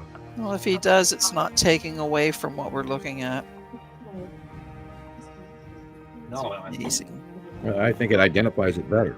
I think so too. Enhancement. Yeah, you just drop a little bit of the light and you can see these things just there. And he's also high up. We don't know what his altitude is. Planets. Where's his location? I mean, country-wise, you don't have. Switzerland. He's just going to take it generic. South of Germany. South. Claims general Northern edge of the 1350 meters above sea level.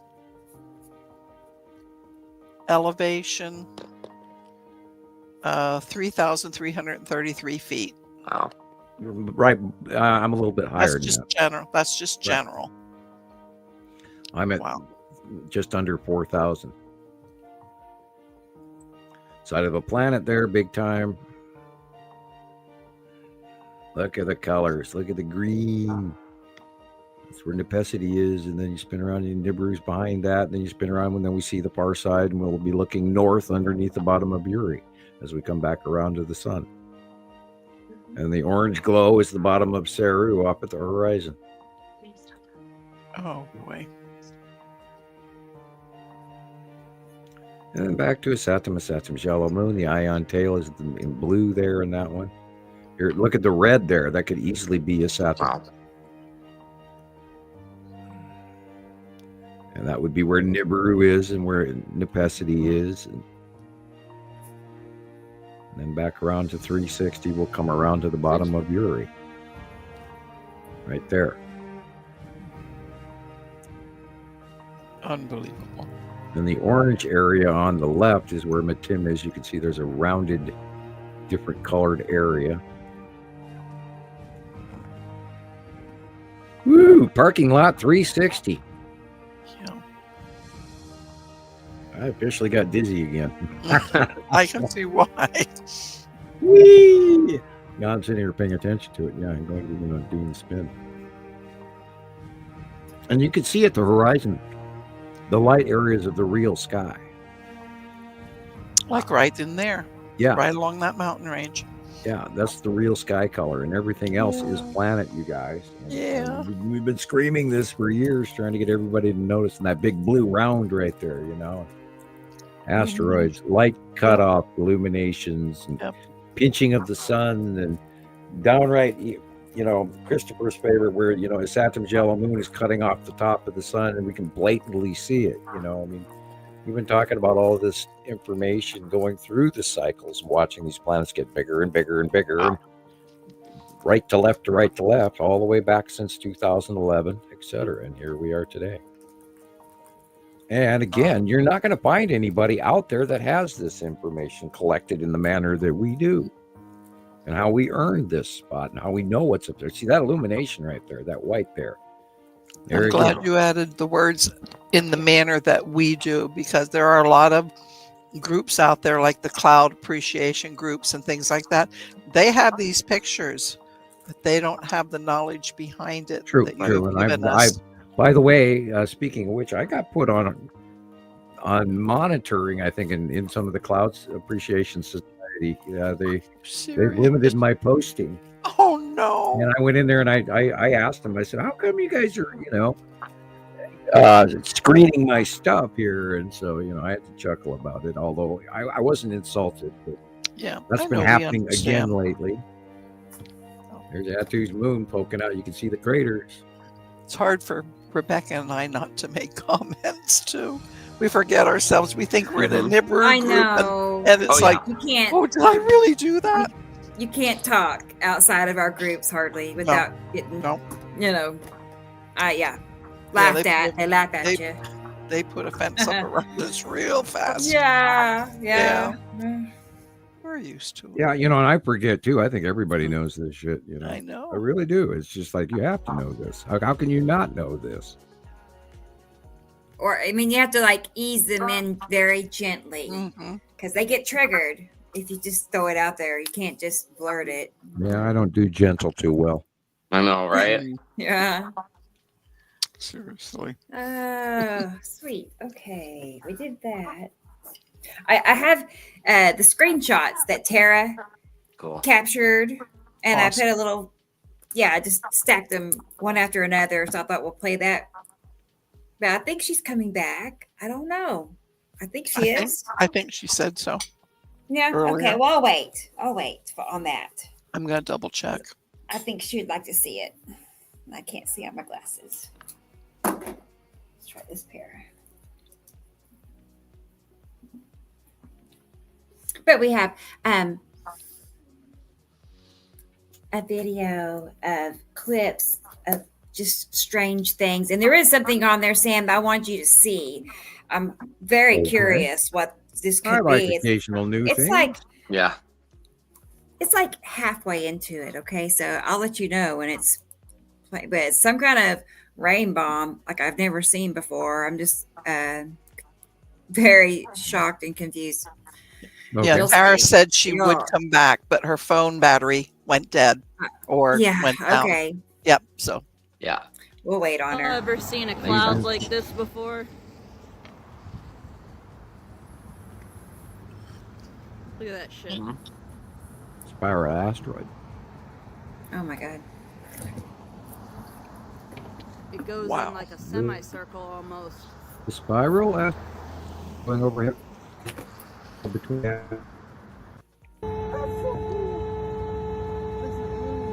It's the cycle of Uri and then after going overhead, it was stretched all the way across. Look at that.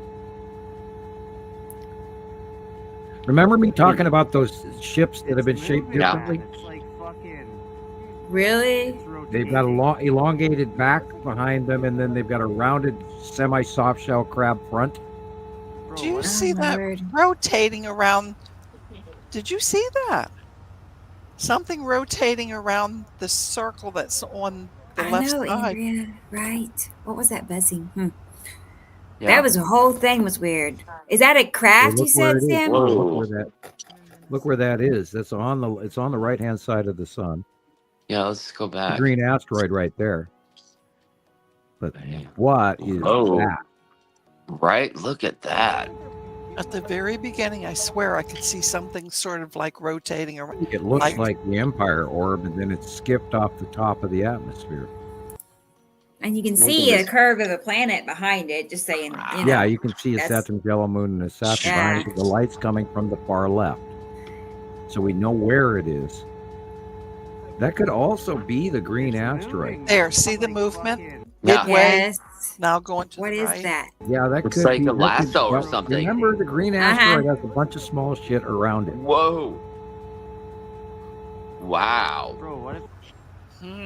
That's the green asteroid right there for sure. Oh, man. What's going on behind it is my question.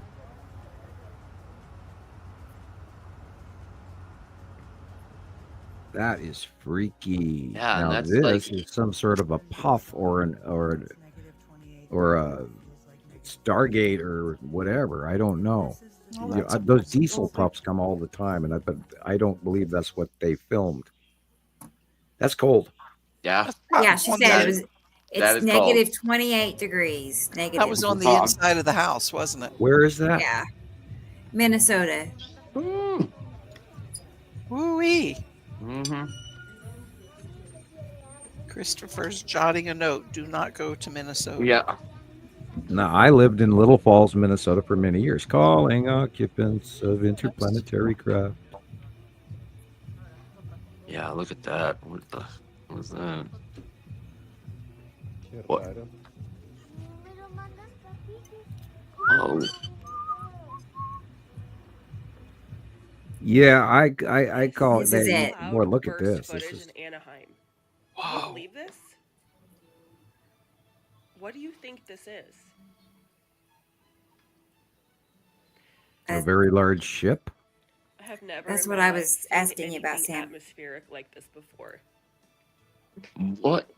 This looks like a Don't ship. even know what to say. This is just. Look at the different beyond levels that anything that's I have ever coming seen. out of. It's not But round. According to sources, No. this is a cloud burst. Just a simple atmospheric. Well, it could be the Nepacity snorkel, but I've never seen it so construct-like. Weird. It's too structured. Yeah, it's too structured to be the Nepacity base core. And it's caused a power outage. This looks like a big, huge, weird-ass ship to me, but we've never seen anything like it. There. Wow. There you can see it better. Finally, something in Anaheim happens. I Wow. don't see any changes. Yeah, look at the look at the difference in shadowing as well. So by multiple above people. it. This is multiple images from different people. Is that like Wow. Ice Adam's moon in front of Saru, though, back behind? Oh, it's little when you see Not it in front of the Saru, no, because planets. the light is coming from the left. It's farther off in the horizon. Okay, so what's going straight across the sky, like the flat? That would see be it's Saru way in the background, yeah. right. Okay, But and as then far as Ice Adam's. the shadowing of this dark area, I'm looking at the dark. Let me blow this up even larger. Because it's not as big as you like. That's not big enough to be Nepacity, right? Now I'm going to start with the reflection in the water by the red words. Okay, that matches. The light angle is correct. It's not a CGI. Right. I agree. All right. The dark shadowing of this object tells me this thing's sitting in front of this immediate cloud, not part of this immediate cloud. And it almost looks I'm like screaming, this is a two ship. sections. This It is looks a like ship. two sections, Sam. That the big fat round ball in the front looks like it's closer than that flat section that's Where at the bottom, yeah, that is more distant, but not by much. What? not that much, but and I don't see it changing shape.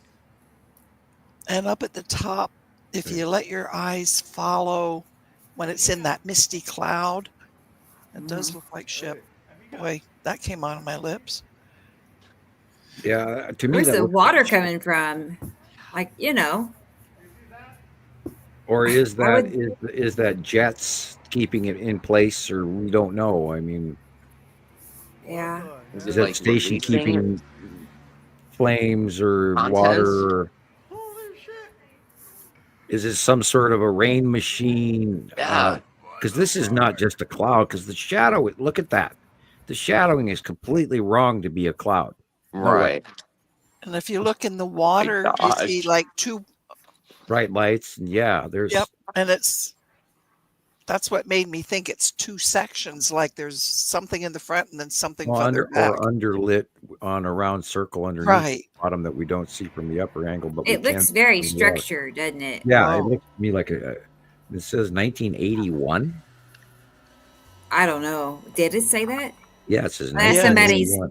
That's somebody's Somewhere. screen name. Oh, that's their Yeah. name. Uh-huh. Somewhere in Yeah. the middle, 1981. Oh, okay. Well, that's Yeah, that's that's not when their- they turn out, but Yeah, it's yeah, a it looks like a screen ship to me. Yeah, I'd like to know more about that one. That would be a new thing we had not seen. Mm-hmm.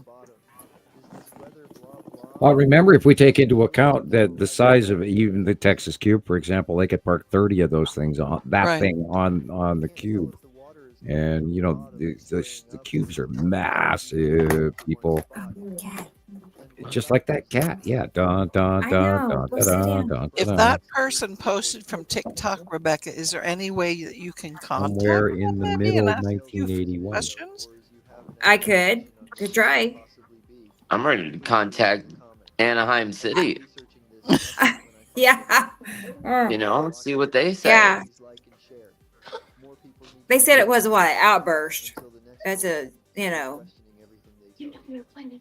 Right? outburst, whatever. And then we that have to is. see if we can find anything more, because more than one person would be taking Yeah. pictures of something This like is that. either a Right. comet or a rocket, Yeah. or Uh-huh. or remember what the lead asteroid does. Okay. It does that nighttime weird between body illumination. And hello, little parked starships. Mhm. Experimental is suggesting what about AI? Excuse me, Yeah, AI. I know. That's what we were trying to debunk at the beginning there, hon. This could be the Atlas no. comet. Yes, I did. Help us look for more pictures. Because what I showed you was from 3 different accounts. You know what I'm saying? 3 different captures. Yeah, this could be quite easily the Atlas comet, which is present in the sky right now. It's orange, pinkish orange. But then today is the conjunction. Experimental. Just like on Dark Crystal. I'm the first one to say no, it's not.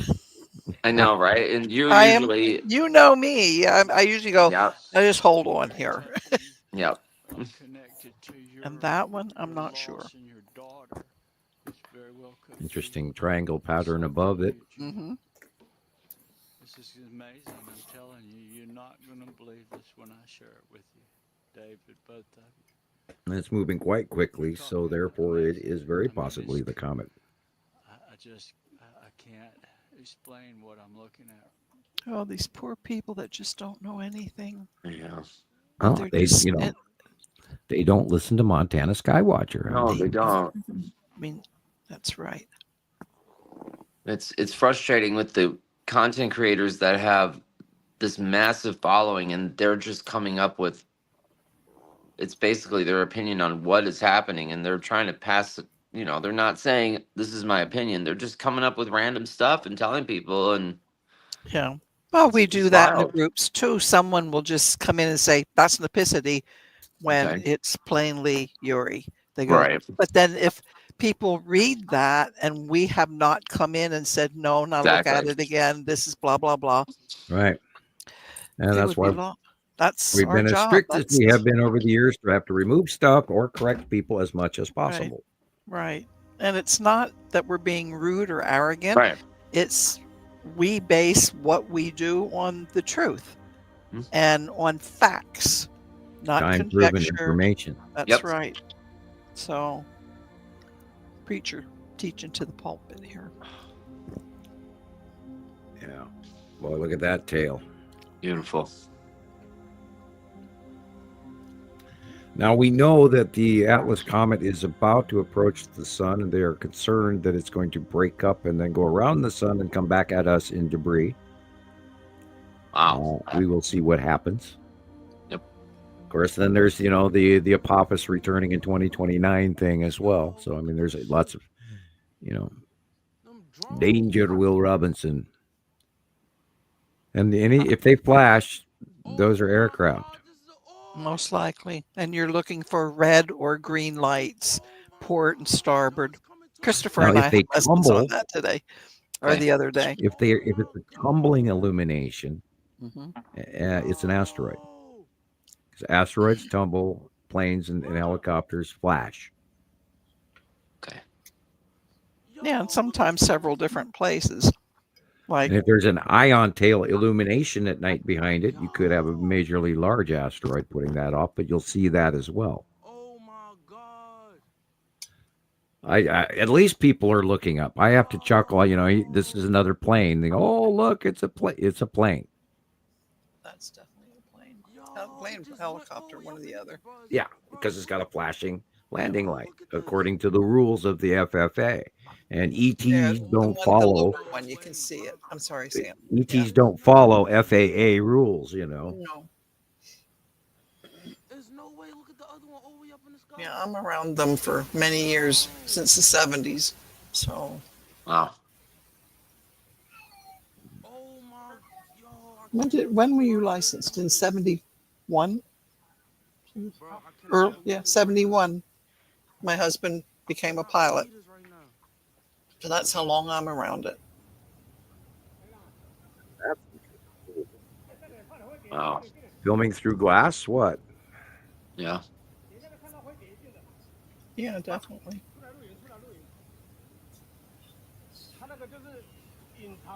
Or is this outside and some anomaly going on here? It's a space leech coming to suck your blood. Right there. Yeah. See That's another weird one. Okay. That arc light moving back and forth. Okay. More like Now that they've gotten out of the car door. Yeah. That could be shaped sort of like the long box cube, but it's whatever it is, it's illuminating above them. Now watch that part. Do you see that part? Wait a minute. Is that city light generated? No. It's rotating. It's rotating. Is it consistent? Boys and girls, like I was saying earlier in the program, I believe that we might actually, because, you know, Nostradamus and Baba Vaga do both agree that in the year 2025, extraterrestrials will announce themselves to us. I have wholehearedly been prepared for that for many years, you know, because I know they're here. And I'm hoping for my next contact to actually be face to face rather than sneaking up behind me like the last time. That would be nice. Yeah, and I'd appreciate it if they'd knock on my door even, or you know, if you're going to enter my living room, do it at least 10 feet away from me so I get, you know, the chance to jump once. Wow, Sam. That won't happen. I can tell you right now. But you know, and then we can only hope.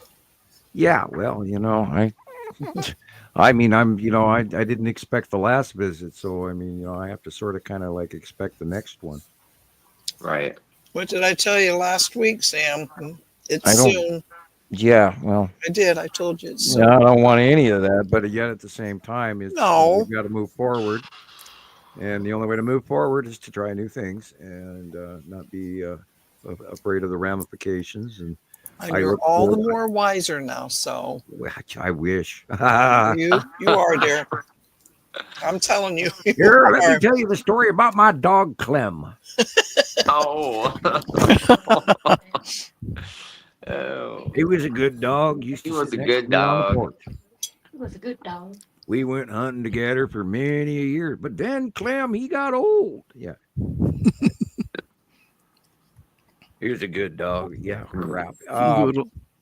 Yeah, there are days that I just sit there and I want to just, you know, leap off that edge into the insanity of no longer giving a shit. But I don't get to, you know. I kind of got some things to do yet here. Yes, and you know, can you imagine? And I'm just teasing you. Could you imagine? Oh God, I shouldn't even say this out loud. Knock on wood.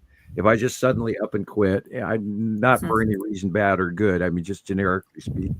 I mean, that would be. You deserve a break. Bees, you guys should get lost.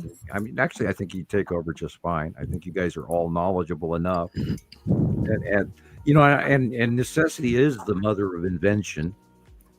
Sure. And I bet you if that happened, you guys would all become even better experts and know more of it. Because if you go, well, Sam's not here to tell me what's what, so I better get my ass to work. You know, whatever. You know, I do ponder that, but we've spent over a decade doing this. And when do you get your break? I don't look for a break. I just want you haven't had one. I want this to go viral. I want people to know that you never took a break. You know, I mean, it's us, not me. I mean, we all got this information together. And I just happened to be the clearinghouse and the guy that, has been doing it the longest. And I knew about it ahead of time, but, I'm not trying to be, rich and famous or anything. I think the most important thing is that this gets out and gets to the reality, because, oh my God, the world that we're living in right now with there's people that can't even point out to you what a continent is if you name it on a map and say, show me Asia. And they can't. They can't even tell you the capital of their own state. I saw a guy on TV pointing to Alaska, and he says, "Isn't this Greenland?" Pointing at Alaska. And it's like, oh boy, no wonder you don't understand what's going on currently with this current administration in Greenland. And yeah. It's like the girl that said, "I'll wait until nighttime when the sun is put out." Yeah, they're doing that new landing on the sun, and the lady says, "Well, how is that going to happen? They're going to go at night." Yeah. Yeah. Or where's Mount Rushmore? Is that a band? Yeah. Totally. Like, I think I've heard of them. I think I've heard of that. It's a band. We're not making fun of them, but it's funny. Yeah. It's interesting, to say the least. It's scary. Yeah. And we look at the volume of information that we've gathered and how we throw it out. Morgashmorg. There's a buffet of information that we take for granted every time we do a show. And it just comes out of our mouth like they're all caught up to speed on all of this. And we're probably speaking Greek to half of these folks and Egyptian to the rest.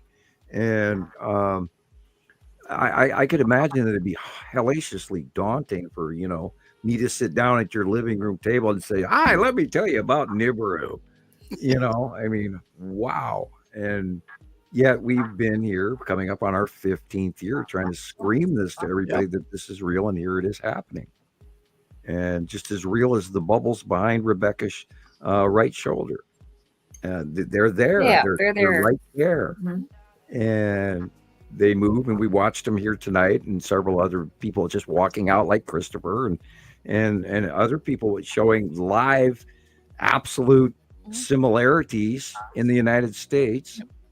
And it's the same shit every show. And some people go, "Well, when are the planets going to move so it gets interesting?" And I'm like, "What?" Yeah, I heard that this week. It's like, no matter where the planets are, it's interesting. Anyway, right. I will let you talk for a second. Anyone, I'm going to the little scientist room. It just my body just said, "You're going now," and I'm okay. Hurry! No, I'm kidding. Right. I just saved Tara's screenshot video. It's a clip of her screenshots, and then I have another video of hers that is kind of cool. So it's like I took her pictures and I added filters to them, and anyway, it's kind of neat. So I'm saving that. I think I saw her message saying, let me see, I think she's in the chat, that she's having trouble getting back with us because of her phone. Hey, Tara, do you want me to go ahead and play it? I'll wait for Sam. You're here. Okay. But you don't expect to come back on. Is that right? I just want to make sure I'm not. In a few. Okay. Well, I'll wait for you. We'll wait. Cool. That way you can be here with us. So cool. Tara missed. Got that to look forward to. Yeah. So Jackie missed dinner tonight too. Yeah, someday when we write our memoirs. Yeah. On toilet paper. Oh, babu. There won't be toilet paper then. There won't be. I'm telling you. Oh, okay. So get used to it now. Yeah. It's hard to get used to. Do we want to go there? No. You want to go back to corn cobs and the Sears Roebuck magazines? I've been there. I know you have. I've been in Minnesota outhouses at 20 below. Oh my gosh. Yeah, and it's quite and it's usually first thing in the morning too. You got to go out. You got a frozen roll of toilet paper, and you wear two snowmobiles. I was on Mille Lacs Lake. I was on Mille Lacs Lake at 110 below. What? With no ice house. Where was this? Mille Lacs Lake. It's dead center in the middle of Minnesota.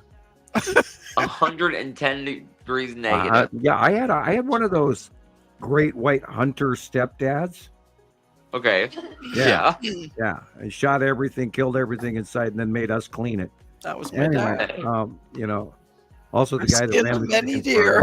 You know, and he was a cement truck driver. He was a deputy sheriff and all of this. Anyway, great guy. I like the guy a lot. But we're out on the middle of this lake. We're out ice fishing with no ice house, and it went down to 110 below. And if you unzipped your 2 snowmobile suits and decided to take your male member out, and to actually urinate, frozen fingers. No, you didn't take it out. You peed from inside your suit. Period. Yeah, but it never hit the ground. Oh my gosh! It never hit the ground. True. That's true. Gone. It's the same for this. Into a floating mist into the heavens. It goes. It doesn't even go to the ground. Put it this way, it looks like you take Check out this magic trick. Scalding hot water and throw it up in the middle of like 20 degrees outside, and you throw it and it makes snowflakes. Sure. There you go. Yeah, but at 100 below, it just Exactly. It vanishes into a mist. It's a million little pieces. Yeah, that's cold, by the way. That is cold. That is cold. Wind blowing, and you don't even dare open your snowmobile suit. But you have no choice, because if you pee yourself, you will freeze to death within 15 minutes. Yeah, lucky you, Samuel. Well, we actually managed to make it back to the car in a semi-sane amount of time. But I've been out there at 110 below and wearing, Arctic military bunny boots. They're big white tip-toe bunny boots. And I had 2 snowmobile suits on and 3 hats, and I still froze my ass off. And I mean, like 12 years old out there ice fishing. And we didn't know any better, but we knew it was damn cold, and we had to go back into the truck after, a few hours, and that was it. We couldn't do it. Oh my gosh. Now tell them what it feels like in an outhouse when there's 20-mile-an-hour winds in minus. Yeah, you don't actually sit down. No, because then you're going to have to scream for the house. Bring some warm water, because your house will freeze for it, You got like a God. You gotta have a string that reaches from the outhouse to the house just to make sure that somebody's on the other end of it. When I was a kid, we had 4 feet of snow at a time. Yeah, and then it drifted on top of that. My sisters used to dig tunnels underneath and push me in and pack it full of snow and let me there. Yeah, we used to make snow caves too. Yeah. Where's CarolAnne? In Minnesota, you actually had to dig, 6-foot deep holes to the outhouse and the driveway. And then if you were part of the county road, you had to wait for the snow truck to come through and plow the county road. And depending on your timing, if you cleared out your driveway, they'd bury you back in. Oh my gosh. And there then was you have to go back out day. again. And because if you don't get it, it will freeze into a mountain of ice you'll never get over. When and I if was you live at a chicken wasn't- farm in rural route, Little Falls, Minnesota, you shovel that snow and over and over and over again. Yeah, and we had a lot when we were kids. When I was a kid, Christopher, there wouldn't be one day off school. We would have 2 weeks at a time. Yeah, because you couldn't go anywhere. So yeah, the snow drifts in Minnesota get upward of 8 and 10 feet tall. And they'll pull lines across down the street. They won't always be that depth of snow, but they do snow drift. Wow. And they will be upward of 10 feet tall. And when we got out of school, they said, don't anyone go there. And then I'd put on my snowmobile suits and go climbing and skidding over to my friend's house, and we played in that stuff. And it literally would kill you. All day long. Sure. But we didn't know that. Right. So we did it. Wow. The idea is layers, of course. You go in and, you got enough Arctic layers, a couple of snowmobile suits back in the 70s. They had some pretty good ones. Because everybody there's snowmobiles. And you got big toed boots and, back when you're young and you could do that crap instead of die just trying to get, to the garbage can. Gosh. Yeah, made it to the garbage can this week. Oh, Right. good. No, we don't have to send out the National Guard. Oh my God. Oh, that brings back memories. 110 below. I don't even think I've ever heard of that before. That's when wild. you cannot breathe through your nose, because if you I do, your bet. nostrils stick to the inside of your nose, and then they stay there. Yeah, that's true. Yeah. When we were kids, they used to come up to me. I had two rotten. Well, one was more rotten than the other, but she would pinch my nose close and let me go trying to breathe, and then breathing in that cold air. Yeah, and I've had mustache icicles before too. So. Oh, sure. The frozen face where you got actual icicles hanging off your face. Yeah. And the My tip of your husband nose is and all of that. fully bearded Welcome to since Montana. the 70s. He knows Normally we have 40 below here up in Montana come the second week or third week of February. I don't know what this year is going to bring. And then your wind chill yet? Yeah. Oh my God. Yeah, and then very wind chills, etc. We have anywhere 20 to 40 below regularly. Wow. Get over it, Andrea. It's family time. Yeah. And that's when you really got to trust in your antifreeze and your battery. And I chuckle. I was watching a Florida film where they had snow in their driveway, and here sits this guy's Mustang, and it's plugged in with an electric car. Oh. And I'm going, I bet that thing's not going to do nothing today. Not a thing. Buried in snow like that, I do not believe those electric battery cars are going to function very well at all. 1/4 power when they thought they had a full charge or whatever. But I know that batteries in sub-zero temperatures do not mix well at all. And that's why I always buy a diehard.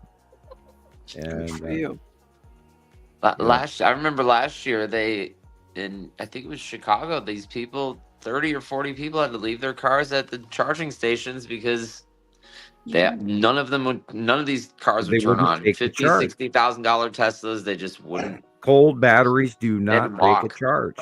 You can't recharge them. They won't upload. Nope, that's it. That's why they have to be in it. It's like my last snowblower. The funny thing about my last snowblower is I had to have it in the house before I could ever get it to start. I believe that. Because if I didn't keep it in the house and I pulled it out of the shed, it would never start in sub-zero temperature. No matter what I did to that damn thing, it would not run. Right. But if it came out of the house warm, then you got your snowblower. Right. But who designates a big mudroom for a snowblower alone, or a heated garage, which I do not have? Yeah. When I first moved here, I wanted to put what one about in barbecue coals or something? There you go. Yeah, I've lit fires under my car before. Yeah, I think my grandpa used to talk about that. Putting because they're from Chicago. My parents and grandparents are from Chicago. They used to talk about putting charcoal under the car to warm it up. Keep the engine warm. Yep, because you had to have enough battery power to turn it over and crank it. I changed a clutch in a '62 Chevy pickup in the middle of a blizzard one time. That sounds fantastic. Yeah. And did it without a pilot bearing. I might add, it was a really old truck. But anyway, that's another story. Yep. How you feeling, Sam? Oh, I'm still talking at 4. Geez, we're at 5 hours, guys. Yeah. Question is, has Rebecca got any more material for us while I sit here and I do. I was let me tell you about my dog Tara. So I can go ahead and I don't know. I mean, I think she was trying to hop on here.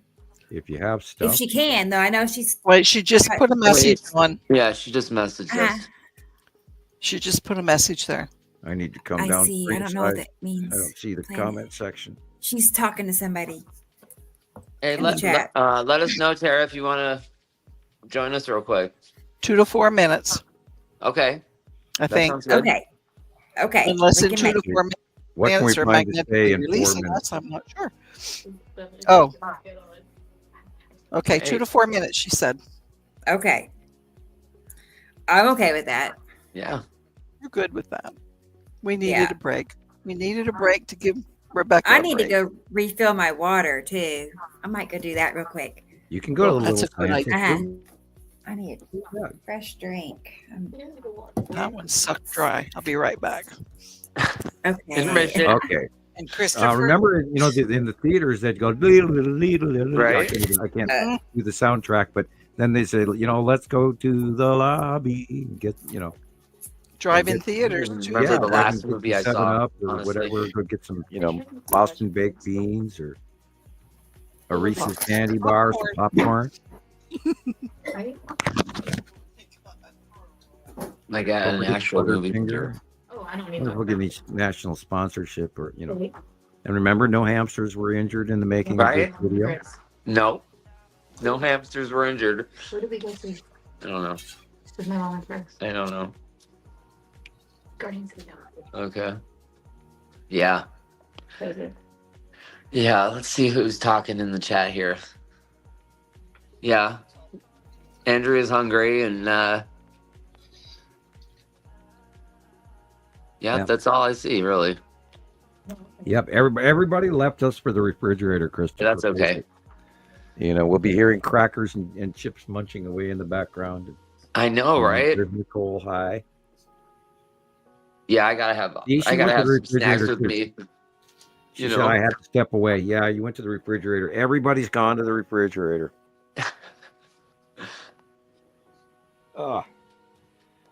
Yeah, just now coming up on 5 hours. We are 2 minutes and 8 seconds away. Yeah, it goes by quick. Yeah, and it feels like, sometimes like 2 hours instead of for 5, and I still have a throat left. I'm amazed. Yeah. But about them Brooklyn Dodgers, by the way, Brooklyn Dodgers. I know, right? It's an old joke because the Dodgers left Brooklyn many I know. years. Yeah, we're getting the Oakland A's here in Las Vegas, so that should be wow. Yeah. Wow. I don't know how many billions of dollars they're spending on this. Good luck with parking stadium. on that one. Oh gosh, it's crazy. They said the Raiders Stadium was like $2 billion. I don't know how these people are even paying for tickets. It's insane. Well, just look at Dubai. Yeah, exactly. Look at the Saudi Arabians who have been selling us gas for God knows how long, and pooling their money, and they're so vastly wealthy that it shows you what our economy is, what we're paying for food and everything else. Shows you how little our money is actually worth now. And we talk about the economy often, but it's the value of our money is no longer what it was. Nope. And nor is, of course, now we did go through the pandemic, and we actually have the greatest, best functioning economy out of all of the major G7 countries. But we now are going to go back recessionary because of certain implementations that are taking place and other unforeseen effects, like example, the California fires. They're going to cost a huge productivity issue in production of food this next year, etc.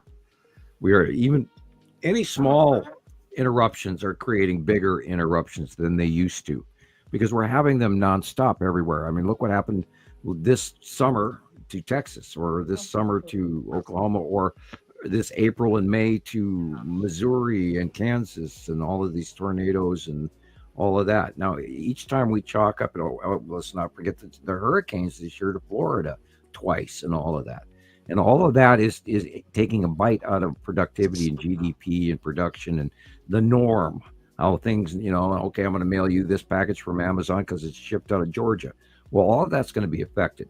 So in overall, we are going to see a climate change induced effect on our economy as well. And like I said earlier, get ready to watch the price of orange juice or grapefruit juice or lemons or limes or anything like that.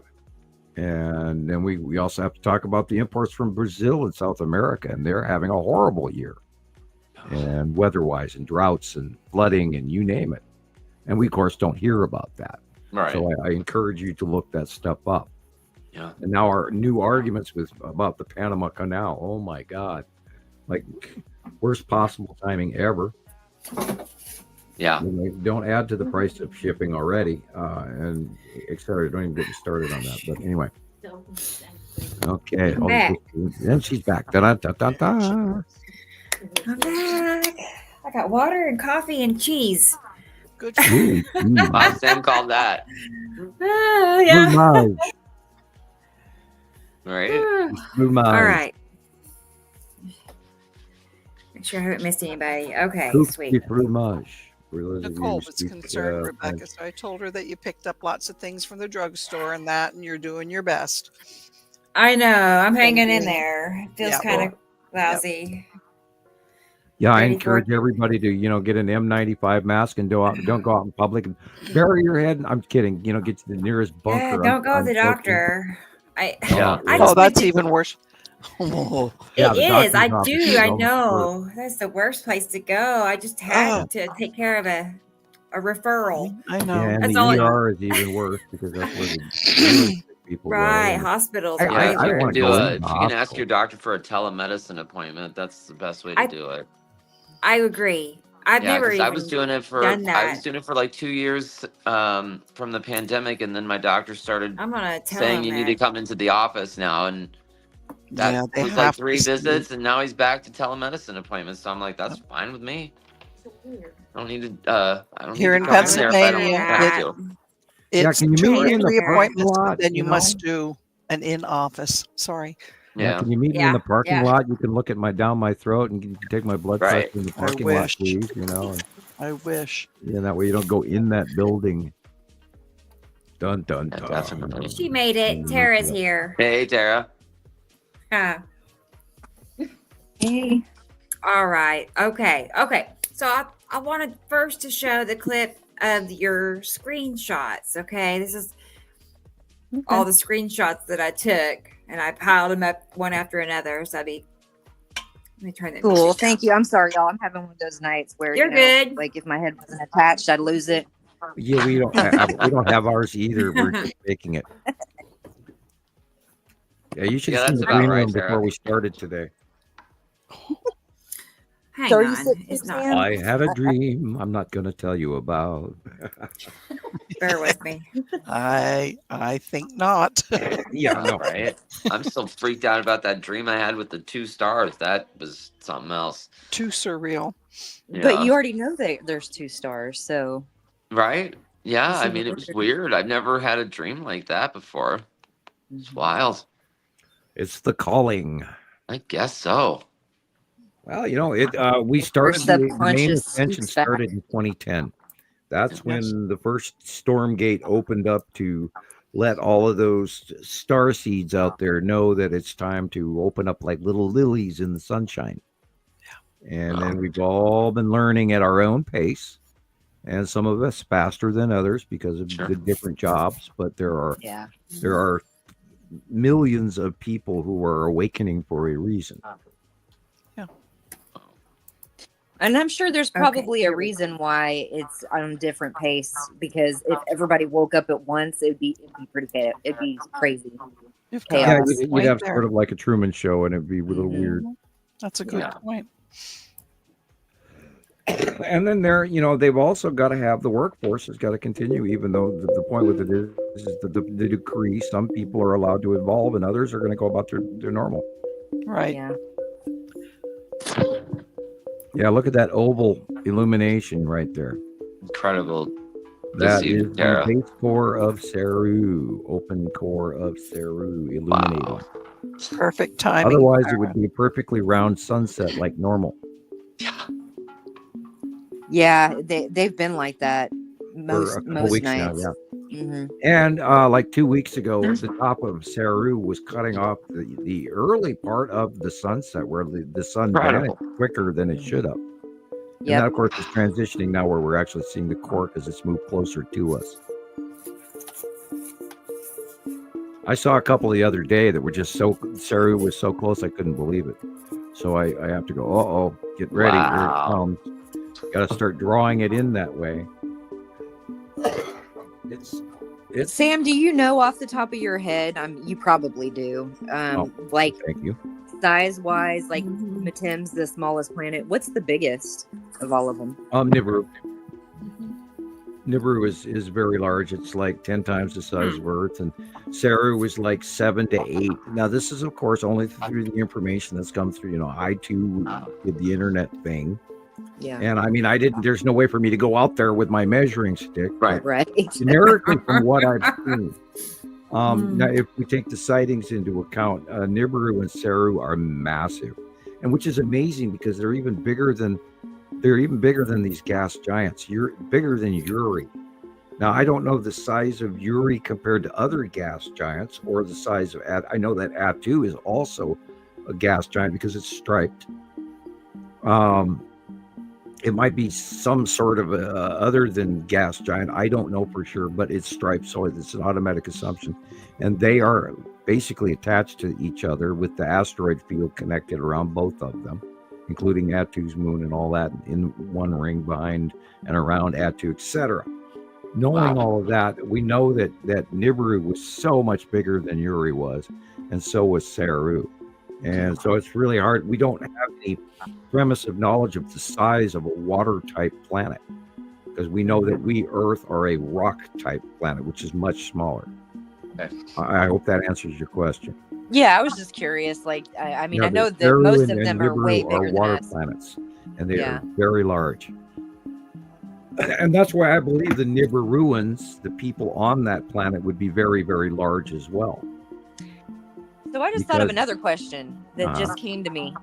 You know, is it possible that they are close enough to us that it's not only the magnetic push and pull that's affecting our weather, but also possibly their atmospheres being so close to ours?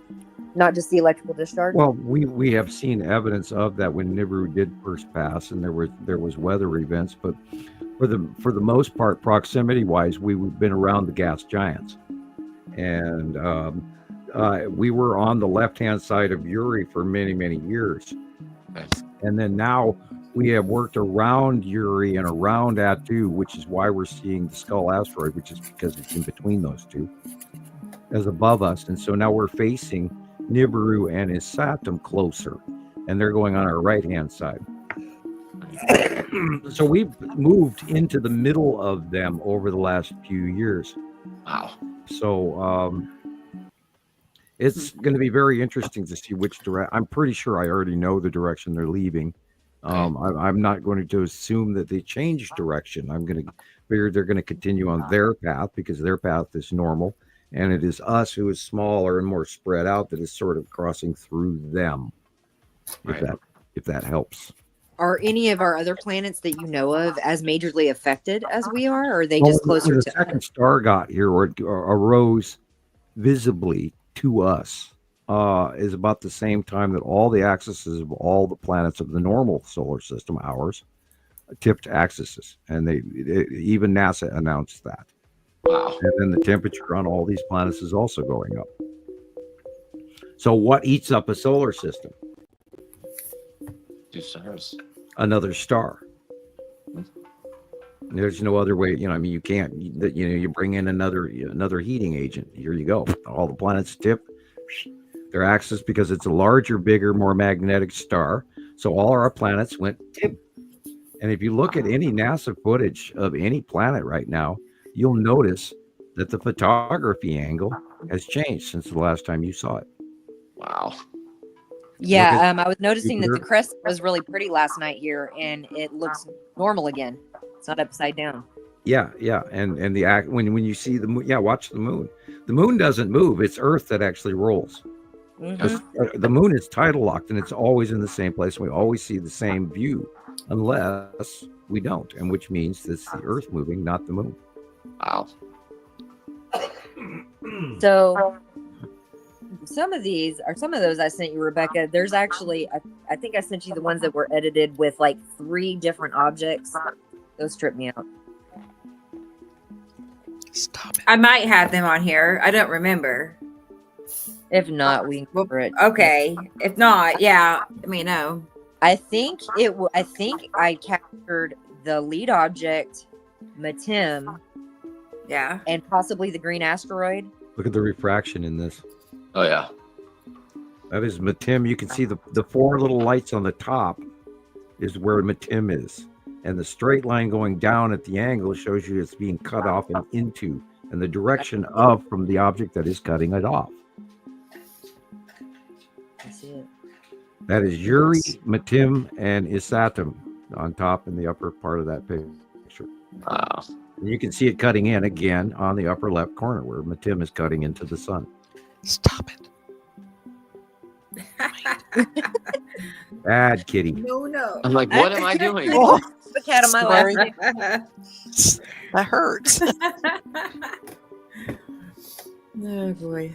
This was just yesterday, late afternoon and sunset. So those lines, that's the side of Uri, isn't it? There was all those straight lines. Yeah. And I've never seen it before. All these straight horizontal lines. Yeah, and you can see the side face of Uri regularly illuminated for brief periods of time throughout the day because it's going farther now beyond the light, so you're seeing facial illuminations of it from underneath and from the side in a more of a larger crescent than we could prior, until she continues to go beyond, and then you're going to see a full facial. Do you think flickering of all the lights all over the when the light shines through the rotating atmosphere of the planet, it flickers because the atmosphere that it's focaling through, the edge of the planet's atmosphere is moving, and so we see a flashing light. We've been saying that for years. Everybody's, look at the flashing light. Oh, it's the sun simulator. It's like slap. You know. I have a couple time lapses where I almost didn't take them because there wasn't really much to be seen. But, halfway through the sun starts going flash, flash, flash like a strobe light. Yeah. It's because of the planet. You're looking through another planet's atmosphere and it's moving and the clouds move. And so you're seeing dim, bright, dim, shadow open, dim, bright, dim, shadow open as that planet rotates and the light shines through it. Because there's something between us and our sun, so it's affecting the light because it's there. And if you look at the sky color at the horizon here, you can see it's orangish white, and yet everything above that is a different freaky roundish color. I can even just tell with my naked eye sometimes that there's that green still blue sunlight, is probably Saru. You probably just a huge capture of Saru there. but shadows are off. It's darker than it's supposed to be. Right. Dim. And Right, nobody because else discerns there's these big objects that are eating up a huge portion of the amount of light that is shining on Earth. And I tried to point that out in NextRad radar graphics for years to people, and nobody bit into it. I was going, look, the light, you can see it. You watch it get dark in the northwest sky when it's the exact opposite of the daytime sunlight. And you could see that the transition of shadowing was complete opposite of anything that the Earth was supposed to do or not do. And nobody crickets. There again is the ion tail right dead center in front of you. And look at the lower asteroids there, and Uri and the skull asteroids in the middle, up in the middle left. You can see its little eyes and mouth sitting there, just like I do in the drawing. Hey, Rebecca. Yes, Sam. Can you go back one picture? What was it? Back one picture. Oh, sure. Hang on a second. I gotta get back to that screen. Right there. Yeah, right there. Now, could you put up the left side of the January monthly site drawing? Sure. I thought I might have had an exact match or close. Oh yeah. From last night. Okay. And if you could go back to the picture again. Wrong one. Hang on.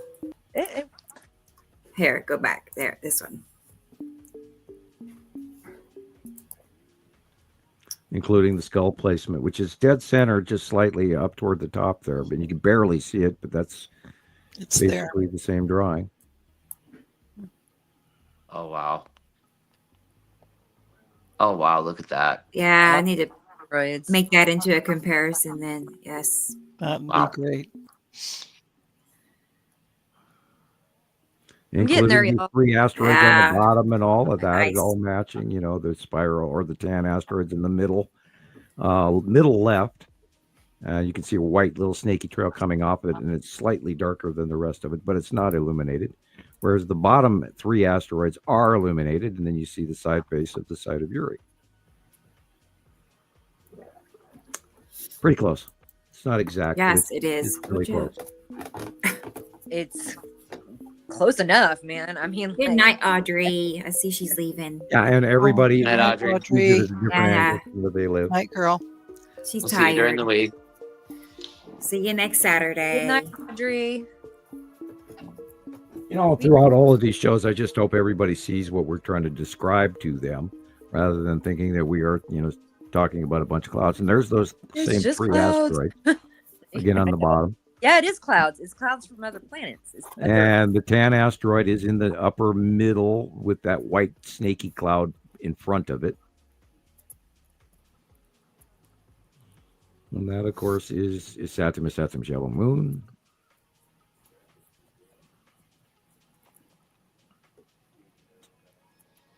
And the lead asteroid is somewhere in there, although it is not majorly illuminated. Like right here. See, you can see it now.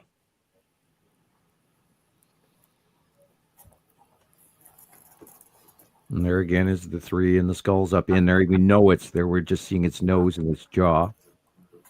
But those are the other asteroids at the face of the bottom of Uri. Who's now apparently crossing over to the middle of the right at sunset. How interesting. And remember, we talked about the dragon. And this, again, is another representation of the dragon. Wow. The wings and the body. At the bottom of Uri. Yeah. Oh, that's a good one, too. Uh-huh. Oh, yeah. Oh, man. That's yes, really look good. at that. And that is what they refer to as wormwood. That's the one. That is wormwood. Wow. That is that. Oh, yep. My God. Perfect. That's the scary one. Yep, that's the scary part about all of this. It's just, it's Never real. did like it, but it's beautiful. And it comes in, and we've got numerous early, 218, 219, 220, 2020, pictures of it where it's illuminated, and we saw it coming in, and I've done drawings about it. And I put out that Grim Reaper picture all the time, like going, have you seen these yet? And I keep asking, because God, but God, what year was that one photograph where you could see the entire object cluster group illuminate it, Atu, and Uri all at the same time when they were way smaller. And I use that photo all the time. And I don't want the seriousness of that photograph alone by itself. But it's the approaching planets, and I think it was literally like 2012 that the picture was captured on. And I use it all the time, and it's just this whole thing is connected, and it glows in the dark, and there's planets, and oh my God, it's electrical, and it's just insanely awesome. And yet there it is. I get so excited when I'm out doing my lives. It's just I tell people, I'm like, this is really happening. I can't believe I'm saying this, but it's real because I see it. I've been looking at it in the drawings, and it's just like it. If you stop and look for a while, you can see it too. Anybody can see it. Yeah. It's pretty exciting. How somebody, could just sit at their kitchen table and make this drawing. Yeah. And then you can't we just saw Tara's video here or pictures. It's like it matches perfectly. Perfect. It's magic. Last night. It's magic. Month after month, year after year. It has to be. I just share what I see, and I draw it. I don't copy it. I draw what's in my head. It has to be magic. I expect to occur. Just tell us. And it does over and over again. Every time. Yeah, being right is fun. It's quite fun to be correct. Yeah. Well, I've been seeing the lead asteroid. Anybody else? A lot. I've captured it like very clearly. I think 3 or 4 times. I'm gonna make a compilation of all of them. Cool. Not just the lens flare. Yeah.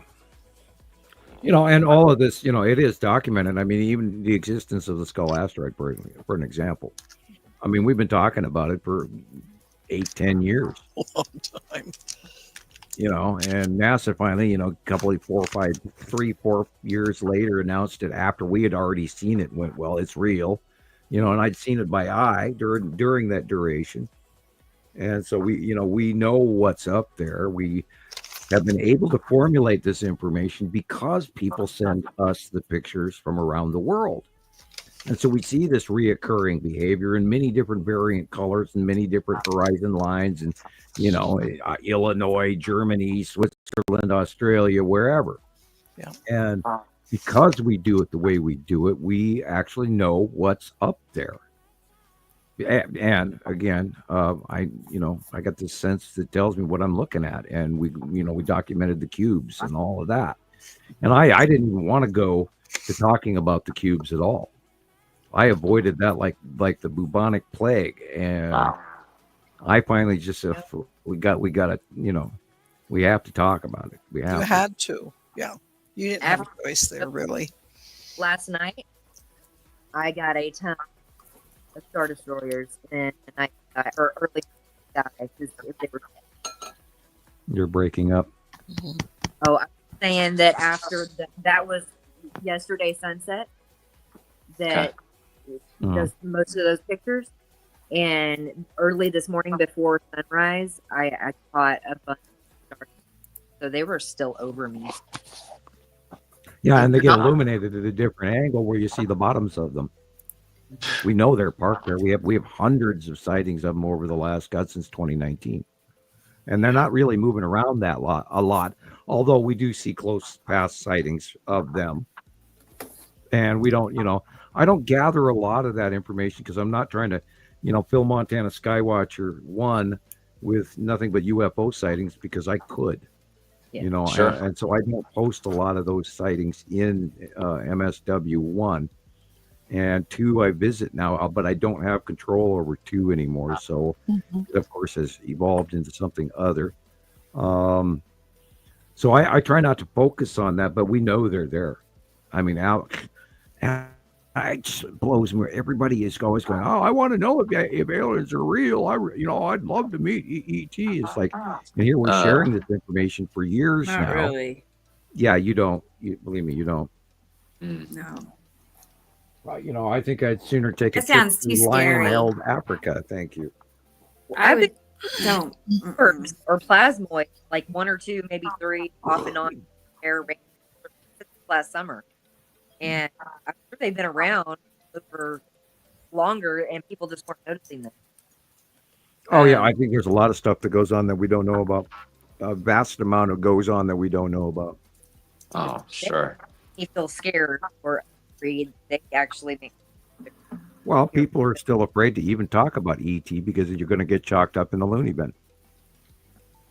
Yeah. And this is, of course, which is why I'm happy there is this big orb or drone thing going on right now, because it is actually created a new level of awareness, and perhaps this is just one of the stepping stones to disclosure that they've got to nurture and nudge these boulders uphill with, and get people to actually wake up out of enough to, if this is some sort of a psyop to have us meet or to expose us to extraterrestrials, depending on which faction's plan it would or would not be. So I mean, there's always weighing all of that element, like, are we going to see it or are we not going to see it? Do they want us to see it? Do they not want us to see it? Is it obvious we have no choice but to see it? Or there's rumors about it, but here we go. Or there's people who will believe and won't believe, blah, blah, blah, and on and on and on. I've seen stuff where there's some people that don't see them and some people that do see them, like they're not high on frequency. Yeah, there's a lot of. Well, like we could talk about the number of skinwalkers that are being sighted all over the planet. Yeah, that is way up. The sightings on skinwalkers in the forests and around all over is doubled, if not tripled, in the number of sightings. Now, everybody said, well, that's because there's more cameras. No, I think we've heard the trumpets in the sky, and we're the normies. And could you imagine that if there were other, and I'm sure there are other races of creatures living throughout our planet that we don't know about, and that are visiting or actually. Go ahead. The sounds that are in the sky, that thundering sound. But the trumpets, you don't know what kind of a message it is to them. Right. So that's a good right. point. And and then there's been multiple sightings of new ocean creatures and all sorts of crazy shit. And you don't know what to believe anymore.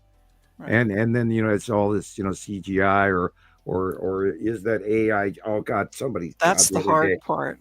There's somebody so said, much of "Is that. that AI generated?" And I wanted to really actually just reach out and slap them. And I don't really think that, but oh my God, do you need to be? It's like, of It's a course tough it's one. not. I get that every day. Sam, there's a question in the comments for you from Michelle Cox. It says, what do you think is causing the flickering of all these lights all over the place? There's He been a answered lot of. that one. Oh, did he answer that one?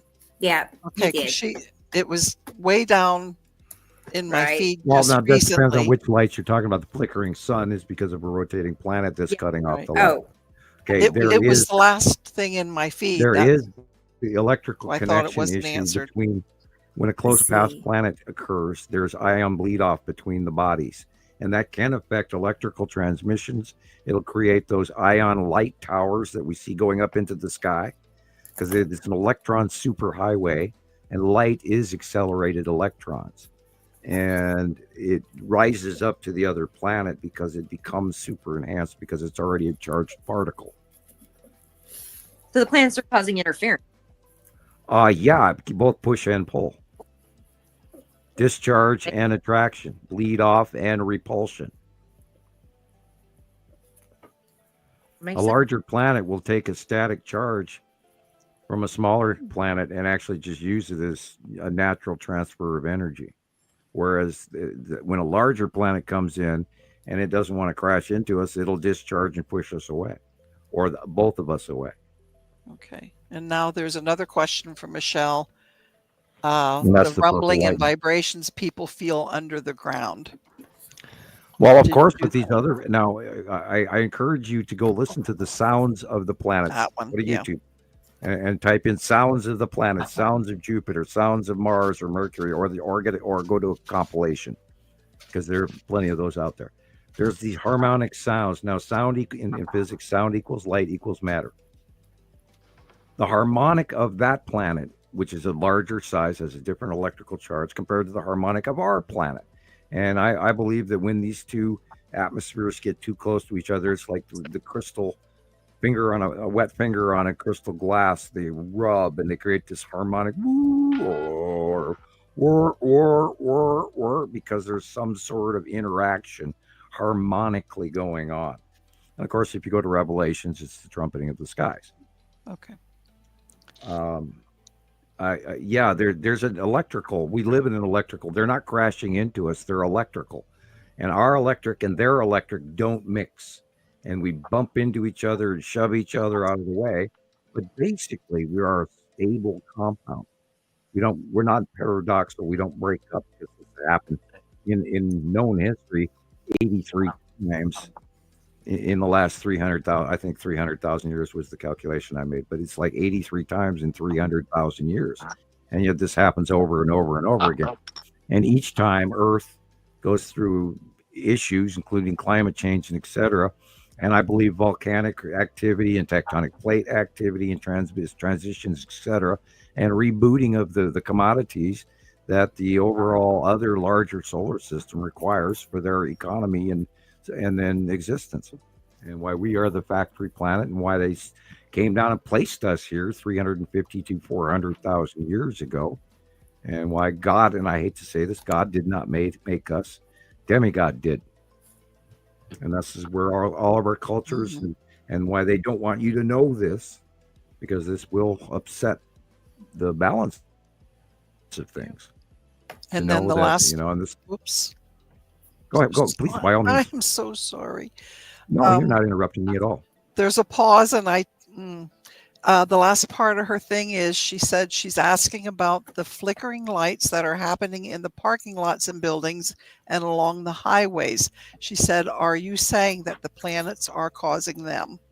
Well, now if they have photo sensor electronics where they see that the daylight, I mean, depends on the duration on how long they're turning off. If they're just sort of quick jolt, Interesting. I've seen the videos and they are just flashing. It's like parking. It's like, the lights in a parking lot. Sure. And it's like they're just flashing. Like time sensors, or well, is this no, something? if they are new LED, there's a computerized flash that goes on. It's supposed to be faster than the human eye can register, but it's an energy saving technique. Yeah. With LED. Now, if it's the old fashioned halogen lights, that's a different story. It was even affecting the headlights on cars. You know, There was the whole electric parking lots planet full can of, affect- and the headlights were flashing a too. passing planet could actually cause a brownout where you have interruption to the supply, or the opposite, where would it be empowered? You know, like if you put a coil around a magnet and then you run another metal object around it, you're creating an accelerated ion inside that coil of wire just from the magnetic field alone. So you're moving electrons around, and if the planets are passing close by, or even the asteroids, which are positively charged, they could affect electrical transmission, or to stall it, or actually to enhance it, just depending. Okay. And this Michelle said thank you. All of that. Yeah, she said thank you. That makes sense. Yeah. Okay. I apologize. There's a lot of chatter going on, and, I don't mind at all. I'm missing some of these messages here. I'm glad you're there. You're doing good. Yeah, I'm trying hard here. I've always seen the solar system as an atom, basically. It just made sense to me, but I never could have imagined what is happening now with the planets. It kind of makes all the resets make sense. Yes. I mean, well, with the model of us being one star and 9 or 10 or 11, depending on which point of view you have from mankind, 10, 11, 12, 13 planets, by sitting in here in space by itself, going around a dinner plate, does that make sense? No. You know, and we're not going around a dinner plate in the same place year after year, and we travel through virgin space. We follow our star in a static spiral behind our star as it travels in a radio wave pattern from the bottom of our galaxy through the middle and then up to the top, and then back down in a radio wave pattern every couple of 100,000 years, and then it takes us 4 million years to go around the universe once. Wow.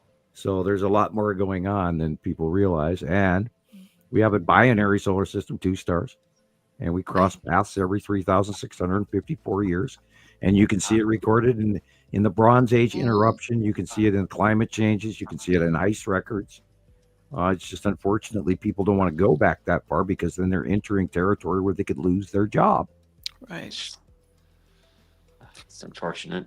so I do have a question that I tried asking in the comments the last couple of shows, but you know, y'all were busy and going through pictures and stuff. It's tough, yeah.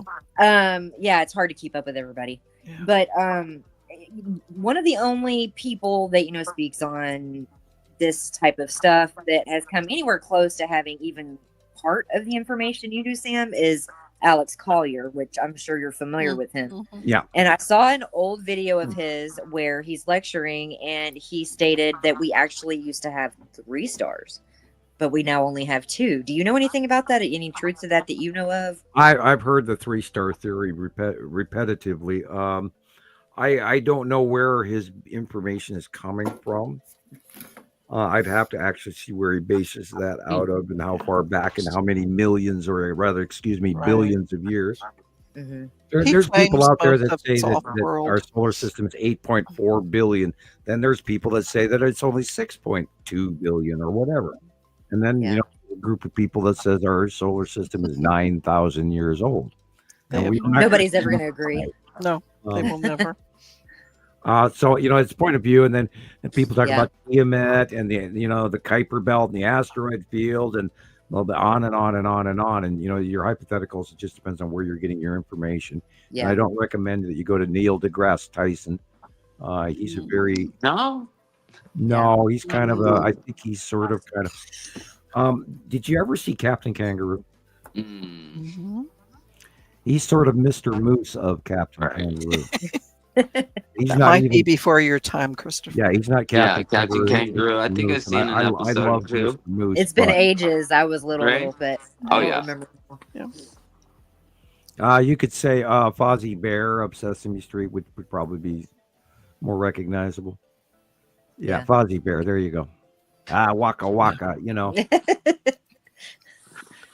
Yeah. And that's him. He's got such a morbid sense of cosmos. It drives me nuts. And we wouldn't have lasted 6 to 8 billion years without, some level of sanity in between this insanity. He's always preaching we're in trouble and we're troubled. We're going to blow up. We're going to explode. We're going to explode. We're going to explode. We're a lot more resilient. Office and all of that. Right. He goes on and on about Apophis all the time. Yeah. It's just wild. Well, that way he can sell his next book. Sure. And that's, Right. So, because after all, what NASA gives him isn't enough, and he's a spokesperson. He's not really. I don't know what he does. I've never looked into his career well enough. But I could have had. I even asked to go to NASA and was refused because I know too much. That's what I was about to say. Yeah, they don't want anybody there that knows more than they do. Right, and I didn't have that. Sense. Well, they were going to send me to Italy, and where I would have, gone through my indoctrination or varsity. And it seems like I didn't need much training, seemingly. It did take me 20 years to actually even believe in it after that. But, I thought, oh, okay, I have the Dutch-related level of intuition. Or, I'm glad you didn't go along with it, because I just had a thought that was of the idea that they wanted to be able to manipulate people that have that ability, harness their ability, and manipulate and control them with it. That is a good part of the reason throughout history genocide has happened to shamanic brown people. Yeah. The shamans, the people who have the abilities and the knowledge of this kind of magic. Sense. And it boiled down. I didn't, I knew things, and I just sort of took it for granted and sort of forgot about it. And then, the government told me my IQ was my IQ, and I just didn't even care. And I just, treated people with kindness and never imagined that I would be rated what I'm rated. You were too young to get the weight of it at that point, I would imagine. Yeah, and only when I came online and started speaking to people was I made aware of the difference in my level of science compared to your average Joe Facebook. And I was surprised. And I didn't realize that was Sheldon Cooper. Right. Rebecca, did you get the last message from Nicole? Okay. Oh, no, Sheldon Cooper, the character. I was just like, I hired mine. I haven't yet. No, I'll look and see. Okay, just check that one. I just shared something on TikTok. I just shared, this has never happened before, but I shared a 16-second clip of some lightning pictures. Okay. Right. And it says content under review. I've never had that come up before. It's in queue for review. It could take, I don't know how long. I've never seen that happen. Like I think we're about to see censorship. Censorship, yeah. I got nailed 2 or 3 times on here already trying to answer a question. It's taken me off. Yeah. This was about Nicole sent a 9-minute video on an example of the lights that we were talking about. Oh yeah. That one was okay. And then I hope we don't get completely shut down. No, I don't think that's gonna happen. And I'm knock on wood. I even hate to mention this because sometimes I'm my own worst enemy when I mention stuff. Maybe I shouldn't. Maybe you shouldn't. Maybe we'll I talk shouldn't. about it. I'll talk about it some other time. But we might be there. Things anyway. Yeah. Never mind. We got you. We got you. Like I said, my app, my social media app was miraculously gone off my phone, and I know I didn't delete it. Well, it could. And for a day, I thought, well, it's gone forever, and then it just you went in a Rebecca different helped way. me. We I realized, about it. Wow, okay. I tried using the website, and that seemed to help, but then I couldn't post doing that, or I couldn't even comment just using the website and posting it to the, adding it to your homepage. And all it was. So then I went online and just found a tutorial, and it worked. And I got the app back out of the app store, and it's the legit app, so it's back on the phone. And there's people selling their phones for thousands of dollars. They're showing receipts on TikTok. They're selling their phones because the TikTok or whatever social media app is on there that they can't get off the app store, and they're selling their phones They for all put this a money. block on selling any new phone with the TikTok app available. So I'm thinking, well, if we can get the that's app the on, congressional. like, should I buy a bunch of used crappy phones and put the app on there because I figured it out? Yeah, I thought about that. Yes. Buy a regular computer and type in TikTok.com like I did today, and you can go there. I tried. That's what I tried first, and it did not let me what post. people are assuming and it is didn't that let me comment. If they had it prior to the shutdown, then they have a different algorithm. I don't. But when they've been able to update that with an update, so I don't or know. updated where it's close to them. Well, and then they're also saying, don't update your app because you could lose. Yeah, all I turned my stuff and, automatic. Yeah, I turned Well, my. I just don't know how it we've got been deleted seeing a off my phone. transition. We've seen a transition in Facebook. We lost a lot of members. Oh, we lost subscribers on YouTube. I got locked out of Skype a long time ago. I was on TikTok for 1 week. And now I but can't. at least you can say you were there before the ban, right? Yeah, and you're right. Yeah, I was there for a few hours, and after that, I couldn't. They told me I was commenting, but nobody saw it. Yeah, because it said I was signed in and everything, and nobody saw it.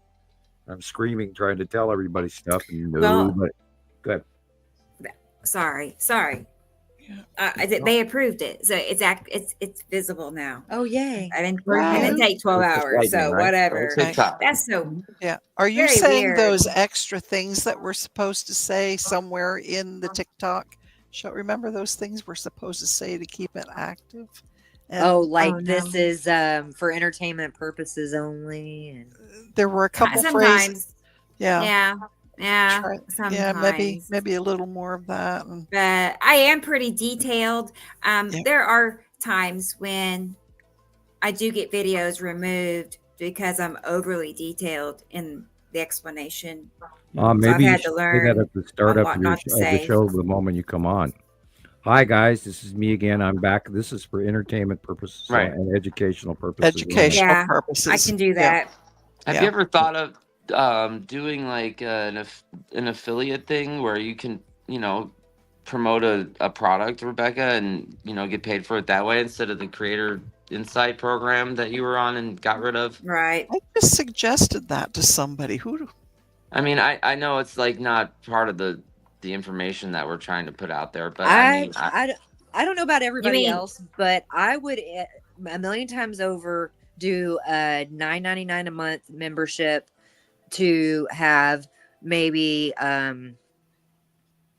once or twice a month more like exclusive meetings, or I've told Rebecca, you guys that are really good at doing the video editing with the captures and slideshows, I'm like fish out of water and can barely get through doing something like that. Y'all could do like an hour video lesson on how to do picture editing, or advice on times a day and what how to angle things. Right. I'm good at time lapses, things like that. Or Sam, I don't know if it's something you do if it was more private, but I'd totally my problem is I can't really even upload anything. But I know you don't like to focus on that here because this is more about just getting this information out to the masses. No, I would do I would do if I had the camera situation and everything that I could upload. I mean, I got great cameras here on my computer and everything. I have nice ones, and I have two different kinds of high def cameras. If I could upload it, it would be a whole different ball game. But it's like I'm not going to sit here for an hour and a half waiting for a 2-minute video to load. It's wild. It takes me days. Yeah. Oh gosh, But I don't know if that's something that you guys on the panel would like, and I speak for others, but I feel like there's at least 50 to 100 or more, probably a lot more than that would like to have one-on-ones or more be more involved or not feel like they have to come on camera to ask we've talked about that in other ways too, and that it changes the workload. B, we wanted to do like a call-in phone number, but we haven't got to that because of financial as well. That's what I was going to mention. Google Voice. Google Voice is Wi-Fi only. If you're if you're at home on Wi-Fi, you can download Google Voice and you can get a free phone number. Sweet. I'm writing that down. I'm not real comfortable with Wi-Fi only because of other problems, but gotcha. Well, if anybody has like a secondary phone that's a little bit crappier or older that you could use only for that, because I get you don't want to all people. See, I don't want to do it because I have the groups and everything on the phone, and Wi-Fi opens up channels to look at everybody's two-way street. That's why it's cable. Yeah. And then the other thing with Rebecca, we're struggling right now with funding, trying to keep our heads above the water here to keep this girl online. And their base workload for what Christoper's producing and what Rebecca is producing is already taking another up all the expense when we're trying to, keep. And we have the short number of people that we don't really want to charge money for this. Right. But yet we do need donations. Well, yeah, that's what I'm saying. Like, don't do away with your podcast or whatever. Like, just maybe occasionally or every couple of weeks have members only stuff that's outside of just sharing the And see, then we also have the monetization issue of taxes, et cetera, et cetera, et cetera. And this is the issue because Rebecca has funding issues. I have funding issues. I have some ideas that I'm not going to say here. Yeah. We that would be great. LLC. We'd have to open up a small private business. Yeah. And then that business would have to be paid, and then it would have to pay the bills rather than paying us. Tara, get in touch with them and talk to them. I've told Rebecca a little bit, but like Rebecca, if you want to hear more or if you wanted to get on the phone with me. Right. We can do that. We're not trying to create any tax issues, period, with anybody. No. Not issues. And levers they can get under our lid for. Right. And this is why I basically have stuck to doing this for free. And that way if they want to shut me up, this guy's making all this money, let's take him to jail. He's a tax fraud. You're not making the right. Exactly. This way you can. I'm not talking about anything that's going to be making y'all rich. It's I wasn't saying that was the case. Covering the costs. That's what I was just going to say. Enough to keep them above water. Yeah. That's why we don't charge monthly fee private clubs and stuff. And if it's $1 above water, they come and knocking. Yeah. You know what I'm saying? Like, you don't want to ready for that to go away. I keep hearing it's Jackie's been dealing with the government payments since she was 20, 22 years old, and it's wild. I mean, you're living below poverty. There's something called the ABLE Act, and if you're under the age of 26 and you've been diagnosed with a catastrophic illness, then you're able to put your money, and anybody can give you money, and put it into this trust fund. It's called the ABLE account, and everything that you purchase, as long as it's for your disability, is tax-free, right? Well, they passed that law in 2014. We didn't find out about it until 2 years ago. Yeah, they don't tell you. They don't tell you anything. If you're not a lawyer or a tax attorney, So it's wild. So you just gotta learn all this crap. And we were young. We didn't even know she was supposed to be on Social Security when she got sick. And that was rough. Like, they told us her insurance wouldn't pay for her transplant in Nevada. And we went to UCLA. It was a 20-year wait. Oh my God. For her to get a kidney transplant. And then her nurse was, after 2 years, was finally like, why are you not on Social Security disability and state, insurance? And we're like, what are you talking about? That's for people over 65 or 60 or whatever. And it's like, no, you should be on it. And she got it, and had 3 months later, she got her transplant. So yeah, that was wild. Yeah. But well, thank goodness y'all found out what you did. Right. And then, that's why of course, we've been, sticking to just we were doing 2 shows a week, and that was bad enough. I mean, that was a lot. Yeah. That was a lot. We didn't want to complicate things. The idea is, the issue is the science. And this is why we do a couple of times a show, say, hey, don't, mail me $5, mail me $20, whatever. And you can put the scroll up now, Rebecca. That's your perfect timing there. Like I said, everybody, I know times are hard. Times are hard for me. Yeah, for I everybody. know.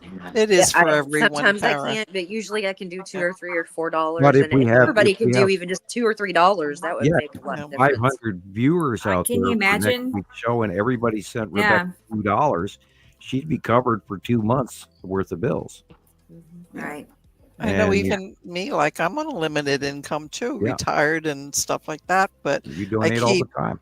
I keep $40 a week back so that I can give for each show that comes on. You know what I mean? You do what you have to do, and Yeah, you just make it important. Yep. And we are doing the science, and we're doing And the the same work. people that are here almost every week and that are, Right. ones Oh, that God post, love 'em. they're the family that, there's, Yep. We know who each other is. Like, yeah, we do. We're all a big part of each other's life. Yeah. And the like is like we got 500 people watching and 40 likes. Come on, guys, what's going on here? You Yeah, know? definitely. It's all about the algorithm. It's all Yes, about like. if you Hit if that you're watching heart the several show right times. now, go back once we're done. Tomorrow, the next day, I keep come forgetting back to about the that. show, watch it for like a minute, Turn then it on, go do the comment, then dishes. like, Turn then it do on, all go the stuff you're vacuum. supposed to do, and it helps boost the show out to a lot more people. You know, if Instead you're of just watering hitting your the like plant, button, play you the got to video. do all of the engagement. That and sharing about it Yep. like 12 hours before, the day before. Yeah. Yep. That Even I sharing forget it to your to do own it. account. If you have nobody else, share it to your Exactly. own accounts. Right. I do that every week. And then you get a number of people that will see that. And unfortunately, those algorithms have been screwed with really bad as well. And do go back and check your subscribership. Yeah, If you're not, always. if you think you're subscribed, you need to check because they're At playing least once games a with week. that. Yeah. And I've noticed that I have been unsubscribed from certain things. It's And wild. say, hey, It's like, when did that happen? Yeah, I haven't seen this material. And did I I haven't do seen that? and yeah. It's like, why has that gone off my phone, or why am I not clicked on this or subscribed to that? And if I When used did to be on your friend list, I have lost my old profile. So, I sent you a new friend request, Sam. You hadn't approved me yet. I know you probably yeah, I have time. did. I did that today. Better get on that, Sam. Oh, you did today? I did that today. Sweet. Thanks. Right before, as a matter of fact, right before the show, I think it was. Cool. Good. I'd be upset too. I'd be like, Well, thanks for having me on. I was supposed to come on a couple of different times over the past couple months, and I flaked. I wasn't feeling good, or I had a headache, or. Yeah, But- We're so glad you're here. Yeah, We I'm like glad to you're look here. at your face too. So we're gonna have some new people on in the next few shows, right? Like I think you said Andrea is supposed to come on. oh, cool. Maybe, right? Rebecca, am I wrong? Right? You've been No, talking about it. No, Andrea I had haven't talked to her. mentioned. Yeah, Oh, she has she? mentioned in the. Uh-huh. There's I did not know so that. much Okay. chatter on today. can. It's Yeah, we should. tough keeping track of the questions. I'm like, Chiz? I'm just gonna say, anybody who wants to come Sweet. on, once you get on here, it's not scary. You just feel like you're having a Right. like video chat Yeah. with friends and Phone call family. with friends. isn't It's it? not Pretty really easy. that, I don't know about everybody else. I don't really think about Well- who else might be watching or when it gets replayed. I'm just myself. Yeah, Right. and I But- promise not to bite. Right. And if you just get nervous, just sit in your underwear. And you'll be fine. Or imagine Yeah. I everybody know. else It's just in like a underwear phone everywhere. call. Yeah. Okay, I want to show you all something real quick. So Oh, it's 5:55:05. Nicole sent me a video. I got a couple of minute video from her, and then I have this also I had saved from TikTok. Just to give you an example of those flashing lights, just so Okay. everybody knows what we're talking Okay. about. Or does that look creepy? Oh wow. To anybody Oh, I see. Yeah. The fog. I ain't having The that. fog. It's doing it. No, There's numerous Is numerous the fog videos. affecting the continuity? no. I don't like that. It's in That's the club. new. It's a dance I have club. not seen that before. I don't like that. Mm-mm. That is interesting. I don't like that at all. I bet that's freaking out the people that have photo sensitivity. Right? Yeah, Right, that's true. Messing with brain waves. Like, look at the headlights on the cars, even. Oh my That- gosh. Well, if the headlights are going, does that mean they're beeping too? Because Are you if sure that's that's not noisy. tow truck company and the police? Looks like a police car. Yeah. I don't know. I mean, that'll definitely happen if there's a That loud is thunder weird. crack. So it's happening all over. How interesting. Interesting. Wow. Thank you, Well, Nicole. yeah, planetary connection could do something like that, or ETs flying overhead. Yeah, that's what it is, Yeah. man. Yeah, yeah. By the They're way, sending ET off is some over kind the of head. electron. They're sending off some kind of pulse or something to. That is interesting. Maybe they're talking to us in Morse code. I'd be freaked out. Hey, that's smart. That's a thought. Does anybody read Morse code in the chat? God, years ago I used to, but Yeah. I used to too.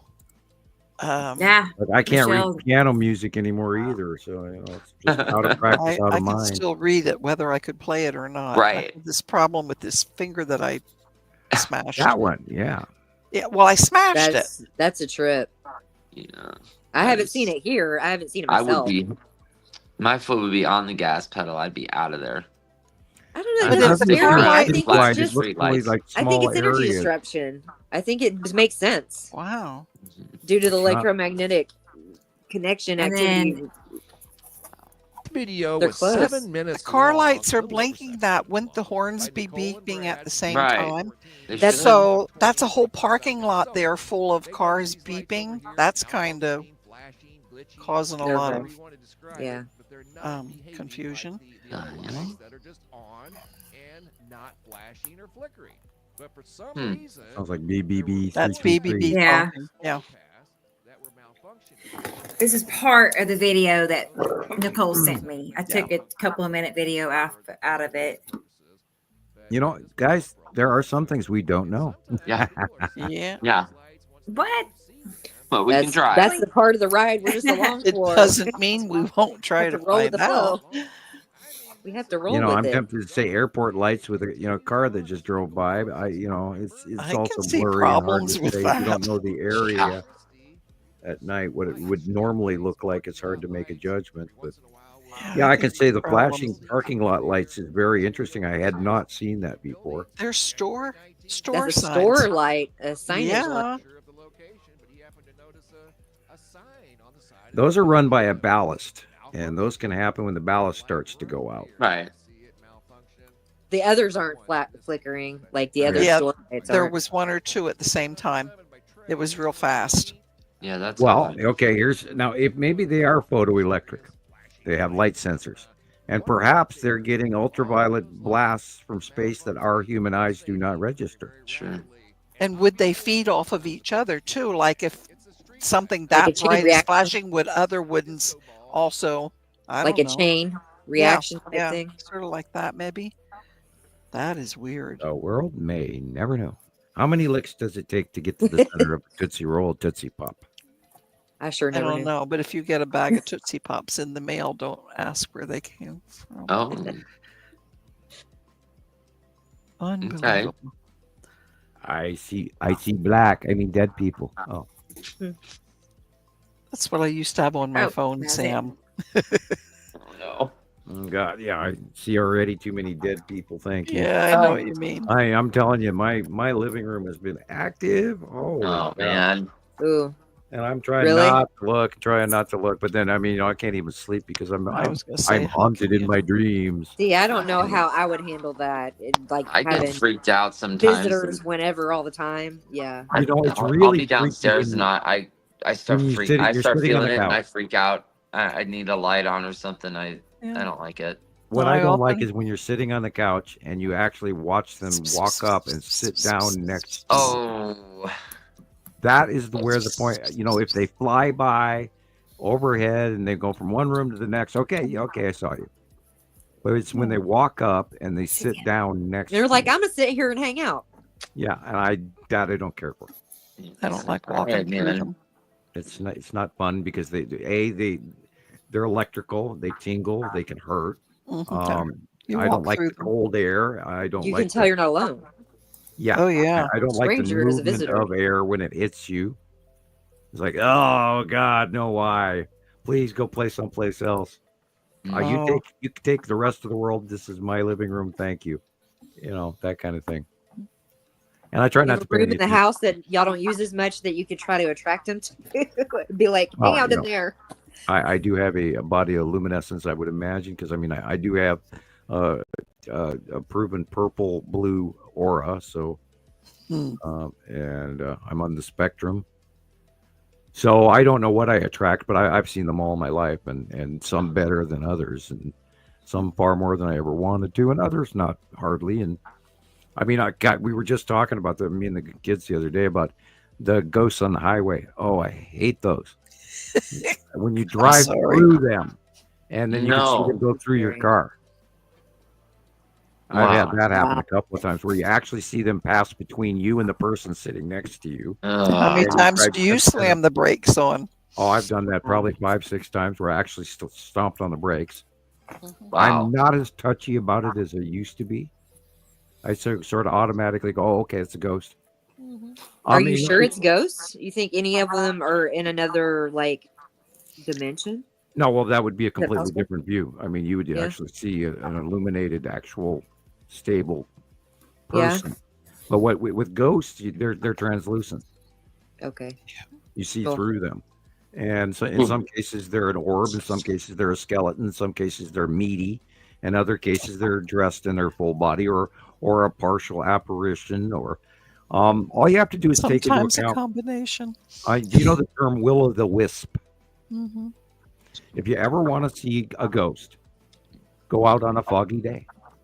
I believe you when you say be careful what you wish for. I don't think I want unwanted visitors that I don't know in my house, so I'm fine not seeing them. The next time it's foggy, go out in your front yard, backyard, whatever, and stand there and wait to watch a ghost walk by.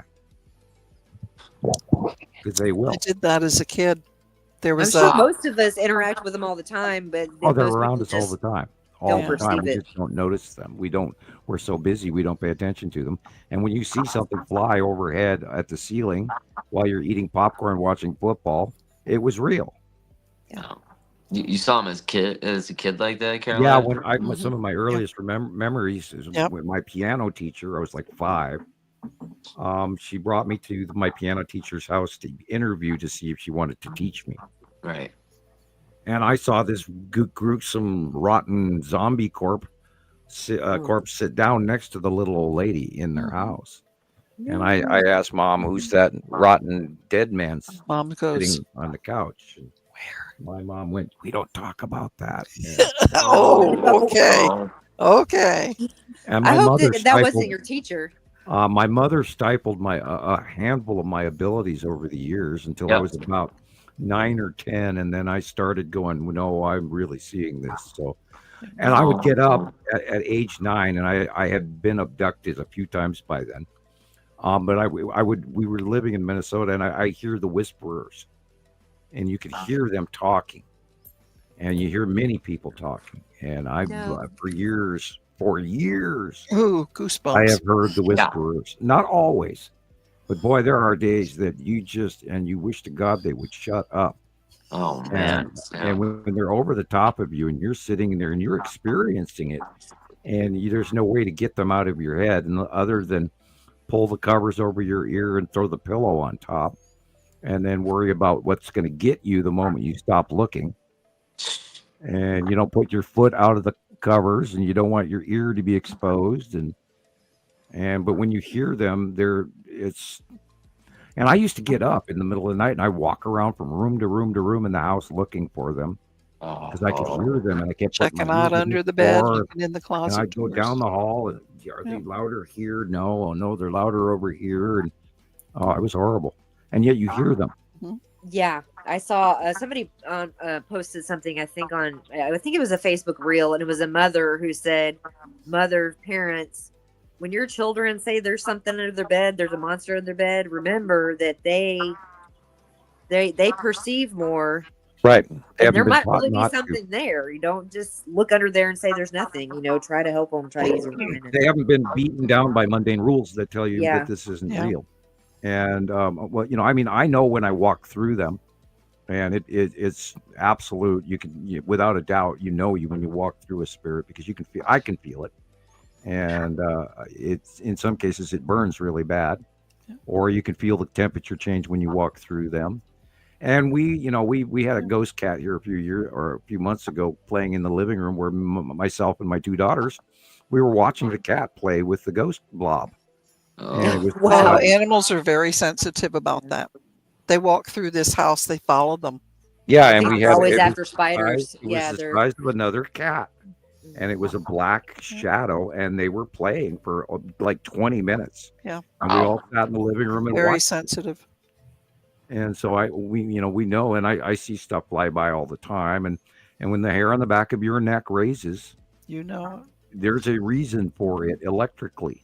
And when you get, by the way, teachings of Bodhisattva and enlightenment and everything, when you get goosebumps and the hair on your arms stand up, that is you turning on your body electricity. Yeah. So keep it going, and magic comes from that. Breathe into it. There's a fancy word for it. It has to do with I can't remember. It starts with an E, I think. But elation. Elation. Elation. No, it's something else I saw, but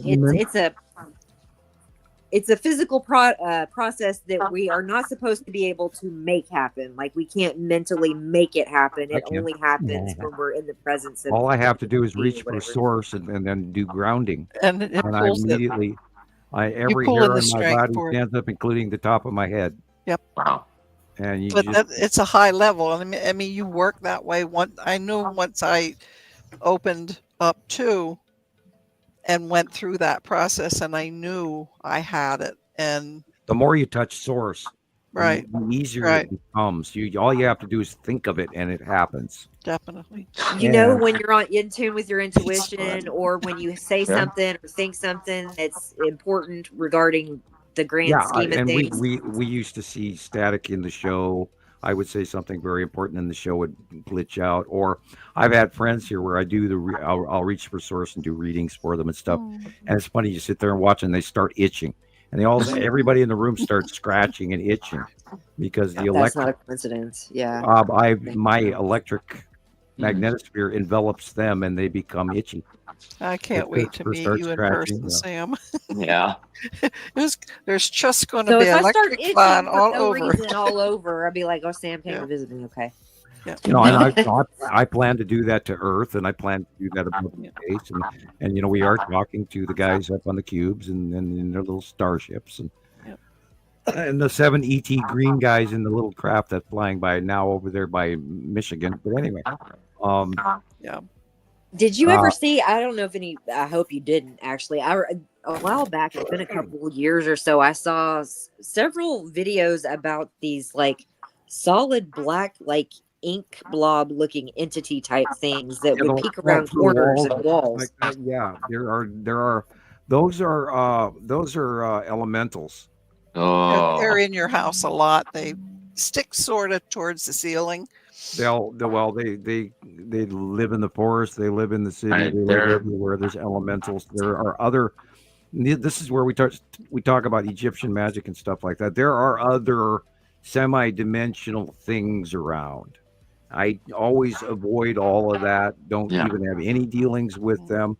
It's like I have paranormal connections, but I'm not stupid enough to want to be a paranormal person that goes to other people's houses and tries to get rid of their ghosts. You don't want to seek it out. Yeah, I don't want to have any contact with them, thank you, or even let them know that I see them.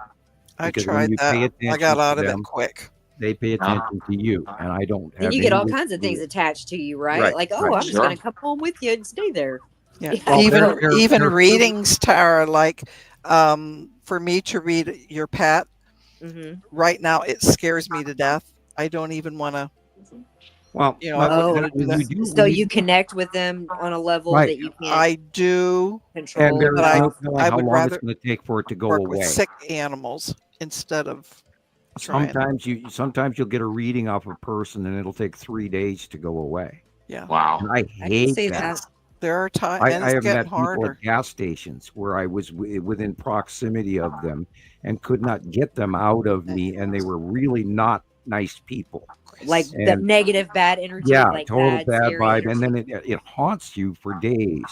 And so I can people, imagine. well, what do you read for me? And I go, no, never mind. And people ask me, and a lot of times there's two of my friends are doing that to me right now.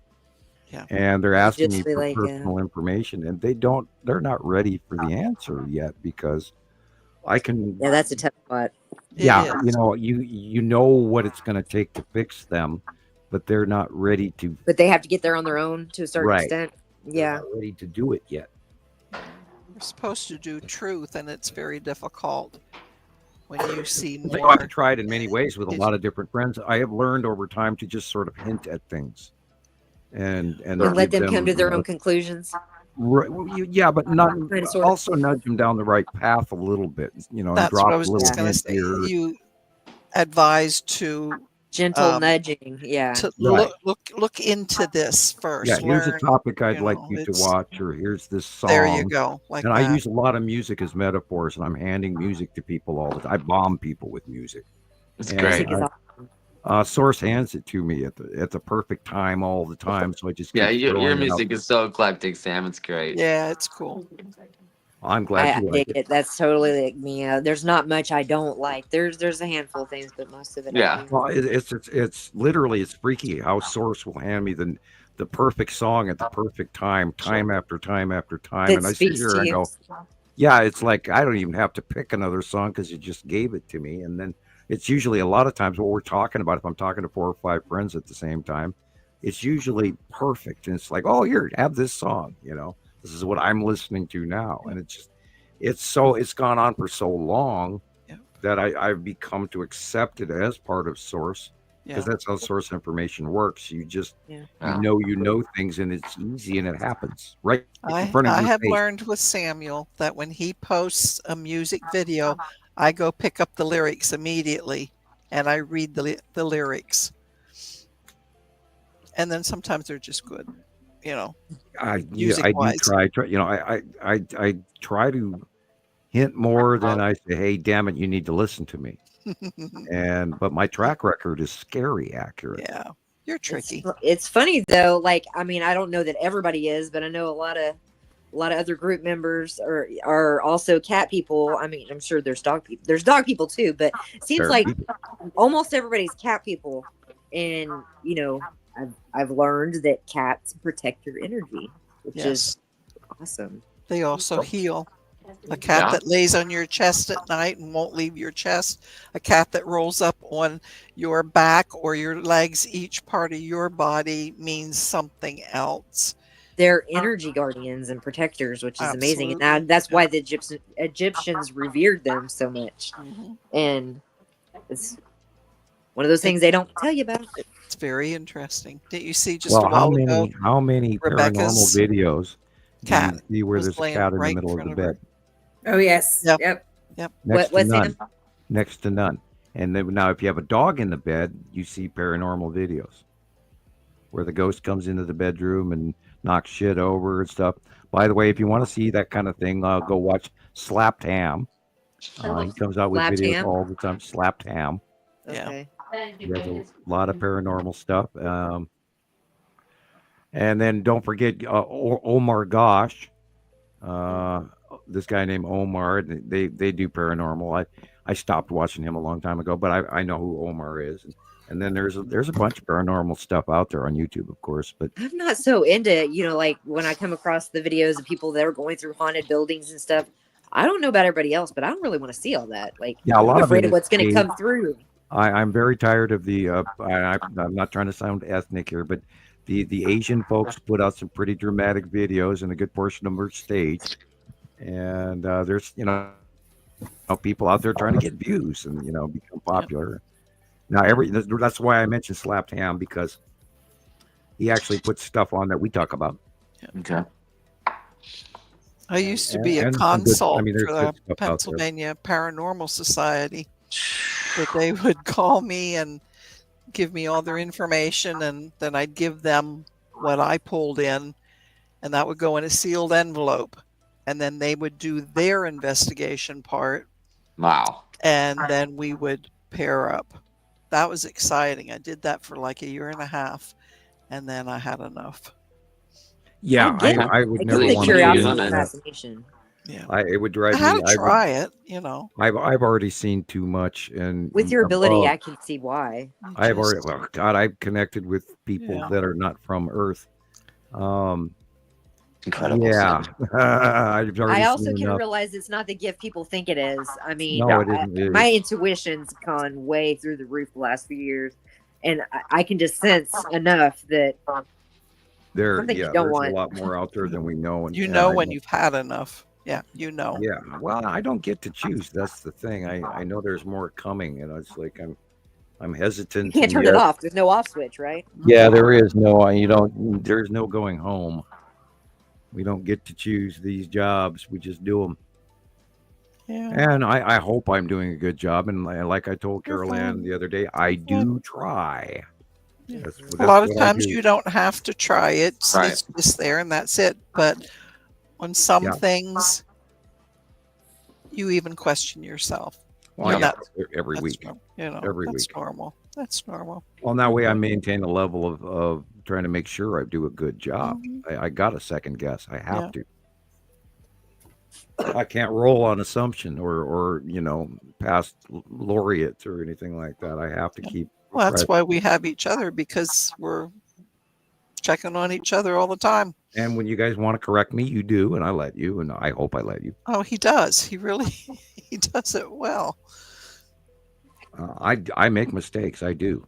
We all do. But I do see what I do. It's not on purpose or anything. It's just it just happens. I know a lot of times Rebecca can attest. I'll send things to her. It's like, I think I know what I'm doing here, but I it's was always nice surprised to have a here backup. that the marketing groups out there are actually talking about the cubes. Good night, Thunder. Good night, Thunder. Thank you.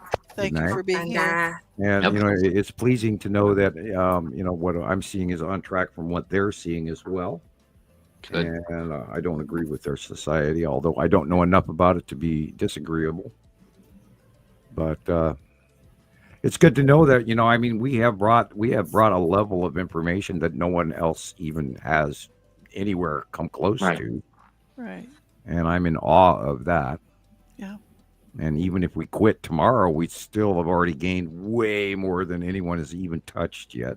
Right. Like, if you were to quit tomorrow, Sam, as far as I'm concerned, you've absolutely proven this is absolutely real. There's no going back. No. Just look at, you can take any month from the past year and look at Sam's 5 years, drawing, 8 years. and there it is, yeah. Exactly. And there it is, picture after picture, week after week. Yeah. Just choose a month. And what really did it for me was you've done it every month. Chris, I know you came into things thinking, "Oh, this is bull," right? And I know not total bull, but I just just needed to skeptical. figure it out for myself. I wasn't in the comments saying this is bullshit, and I knew something You was were going on. quietly skeptical then, and you said on a mission to I prove had it to be yourself, because right? like I was. Everyone is. My head was like telling me this is impossible. Right. And like I was seeing things and then I would rationalize it, like I was seeing craft in the sky and I'm like, no, it's gotta Like be military. power of suggestion. Yeah. Right. But once I saw, like, I had been seeing things for a few years, and then I looked back at my pictures like a few months ago, and I noticed like I had started taking pictures like back in 2020. I noticed the sky was wrong because I had taken a bunch of pictures Caught your then. attention. Yeah. And then once I saw Rebecca on TikTok, and she was talking about all of this, and it was just fascinating. And I'm like, this has to be something. And that's when I just got into it. And after 3 or 4 months, that was it. There's no way. Well, I remember you saying that you kind of went through almost an existential crisis that really hit you. I cried. I didn't so much, but I had a moment cried of for days. I had a moment of where there was no more doubt, and that was the morning I had a crazy sky day, and I went from seeing almost nothing to the sun moved, and everything changed in the sky in a few minutes. And I was like, okay, that's not normal. That doesn't happen. That can't happen. And everything was there. It just appeared like magic.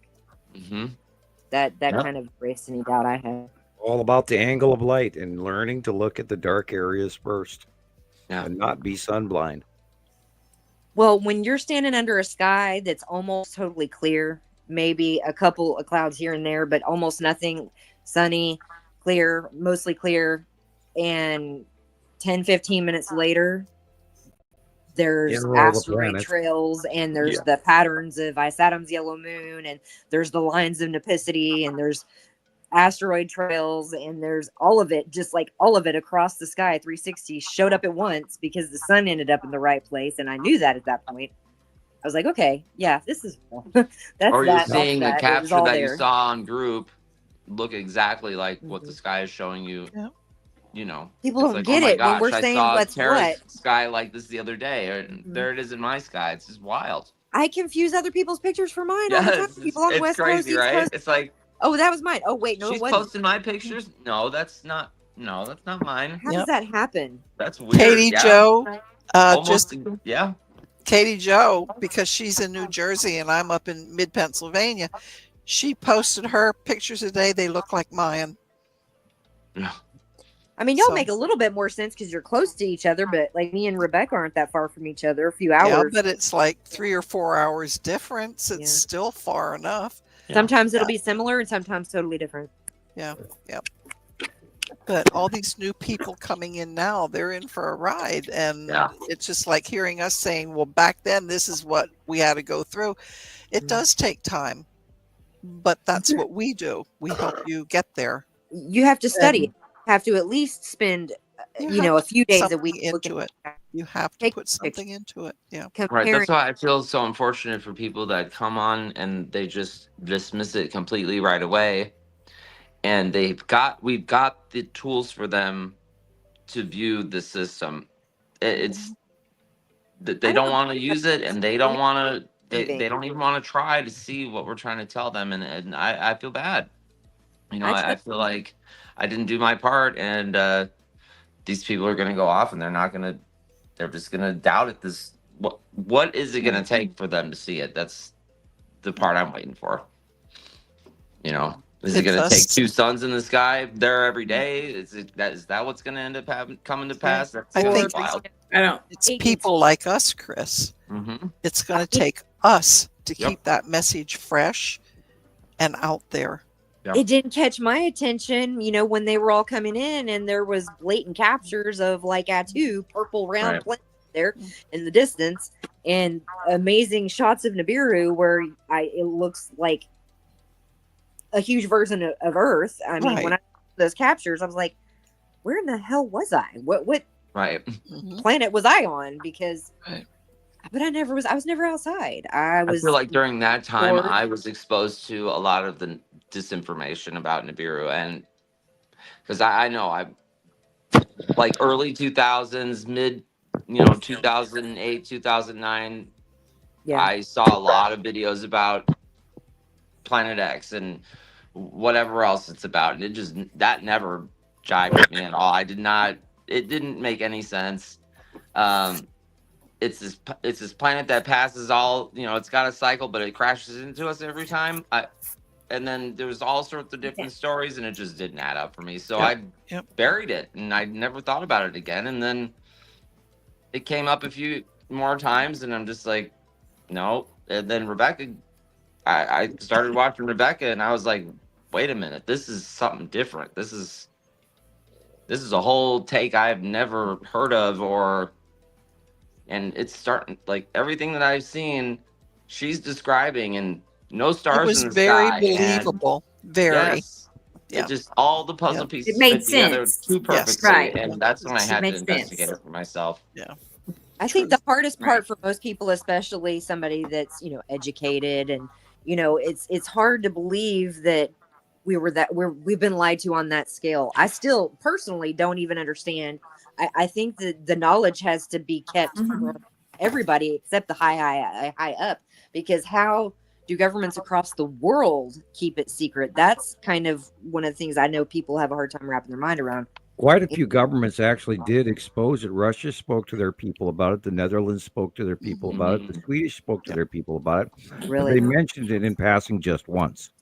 Just barely, just whispered it, so to speak. Yeah, and it's, we gave you that information, but you didn't hear it. Right. That kind of thing. So they could say, "Oh, we kept it from you." Plausible deniability. Right, because right, and it's like what NASA gives us they give us little quarter truths. Tidbits. Yeah, a tidbit. They wrap a truth in a big lie, and frustrating. Like telling us that the Skull asteroid, which is just still, again, I got to mention this every time I think of it. The Skull asteroid is the only object out of the Nibiru group that they even mention. And it is not in Earth orbitational normal gravity rotation around our star. And they say, well, it shows up every 3.5 years. Well, we saw that immediately that was not true, because month after month after month, we were seeing it. And so we immediately knew that was bullshit. And then, all the distraction in like Elenin, they were pointing out Elenin at the time, right when Nibiru was coming up from Antarctica off the South Pole. So they were going, look over here, look over here, look over here. Meanwhile, down at the South Pole, in comes Nibiru and the star and the other planets, And then they had the Google space blackout for a while, and the cube and all of that were on the way through space. I got a capture of that in 2009. That deep space capture you have, this is just something else. Hopefully it's going to be a big difference for this last leg of the cycle. This last, 8 to 10 years that might be left. People like me are coming around because of COVID and because of all the things that have been happening the last few years that, it wasn't the same world in 08, 09, and 2010, and 2012. People didn't have the reason to suspect as much, and there wasn't the awakening going on then that is now. So hopefully, because I know for me, I was led here. I was led here due to other things that I had brought to my attention, and my eyes got open wide. Right. And this was a part of it for me, and I was ready when I came along to it, even though I was confused. We ain't in Kansas no more. Everything we know, this is not the same world that it even was 2 years ago, or 4 years ago, or 5 years ago. We have direly changed since even remember the full moon last year, where everybody freaked out and said, "Oh, it's the opening of the sixth seal." Yeah, and we hit a barrage of information and disinformation. But the religious folks kicked out a whole bunch of really, really interesting. I took a swan dive into that for I think I spent 10 days on it. And I was deeply studying feverishly. And I am in agreement that they do have the math on the calendar pretty well worked out. And I got to give the old Bible and some of the religious folks some credit, although there was a whole shitload of crackpots out there. Oh my God, you wouldn't believe it. I went through lunatic after lunatic, trying to find credible people in the middle of this topic, and I'm having trouble there, Rebecca. I know, she just won't let go. I mean, she's like just grabbed a hold of me. I was trying to set her over here, and she just like lunged back at me. I know. And like, now that we have I didn't aim for the new right, Kitty. Now that we have this planetary alignment, I think this is another turn of the key. Okay. And then I had some folks look up some information for me, and there's been a handful of people send me some. And related, Sam? Excuse me? Or the planetary alignment, is it related to the cycle and the passing? No, I think it's astrologically related more to the beginning of the sixth stage and all of this in the Mayan calendar. So even a larger synchronicity of events that are all cosmically intertwined in the reality that we live. There is so much going on. We have to have a level of credibility in our ascension. And there's no easy way to flip that light switch. Yeah. So I think part of the exterior light switch is being flipped for us in some ways, for good and for bad. Remember, there are multiple factions. There's not just one, and it's not just dark and light, or dark, medium, and light, or whatever you want to call it. Good, middle, neutral, whatever. Right. Good or evil. Now, remember, evil is an invention of the Catholic Church. Yeah. So is the term angels and demons. Okay. The term angels comes actually from the word angles, and that comes from a description written centuries after the occurrence of the onset of what history terms to as the Anglo-Saxon horde that didn't actually invade. They moved over slowly over time, and actually with less warlike occurrence than the Vikings per se. But the Anglo and the angel comes from translations throughout history and the changing of the language in the English language in comparison to the German language as well. And it was a translation issue which came from the Holy Roman Church. Of course it did. Just how many words, and specifically our English language, that mean something that our brains have been conditioned to not even think about, like television, like projector, playing words, the whole good morning. And words also have magic, and the tones and everything also have power. There are power words. There are now we originally we've changed our language from I'm not singling out the Germans, but from German, the structure of the sentence and then where the noun is placed and everything in German is different. And that is the old way that we used to speak. But when we intermixed into English language with the English or the Britons or the Celts and all of that interaction between the French and the Spanish and the English and the Germans and the Dutch and all of that, this collective language has changed to our Americanized English over the centuries. And it's nowhere near even Shakespearean terms of speech. We've changed our language pretty much entirely, and we don't even realize it.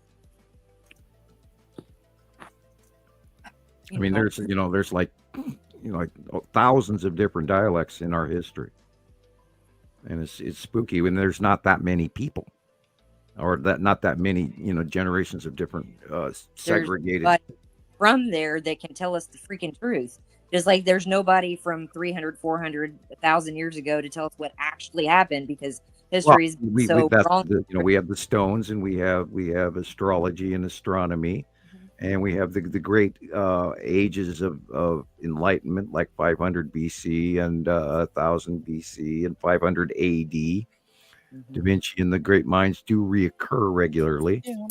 If you want to talk to one of the smartest people on the planet, go talk to an Alaskan Inuit that knows how to build an igloo. And there's saying that those folks have got these immense IQs because they're a race that's isolated.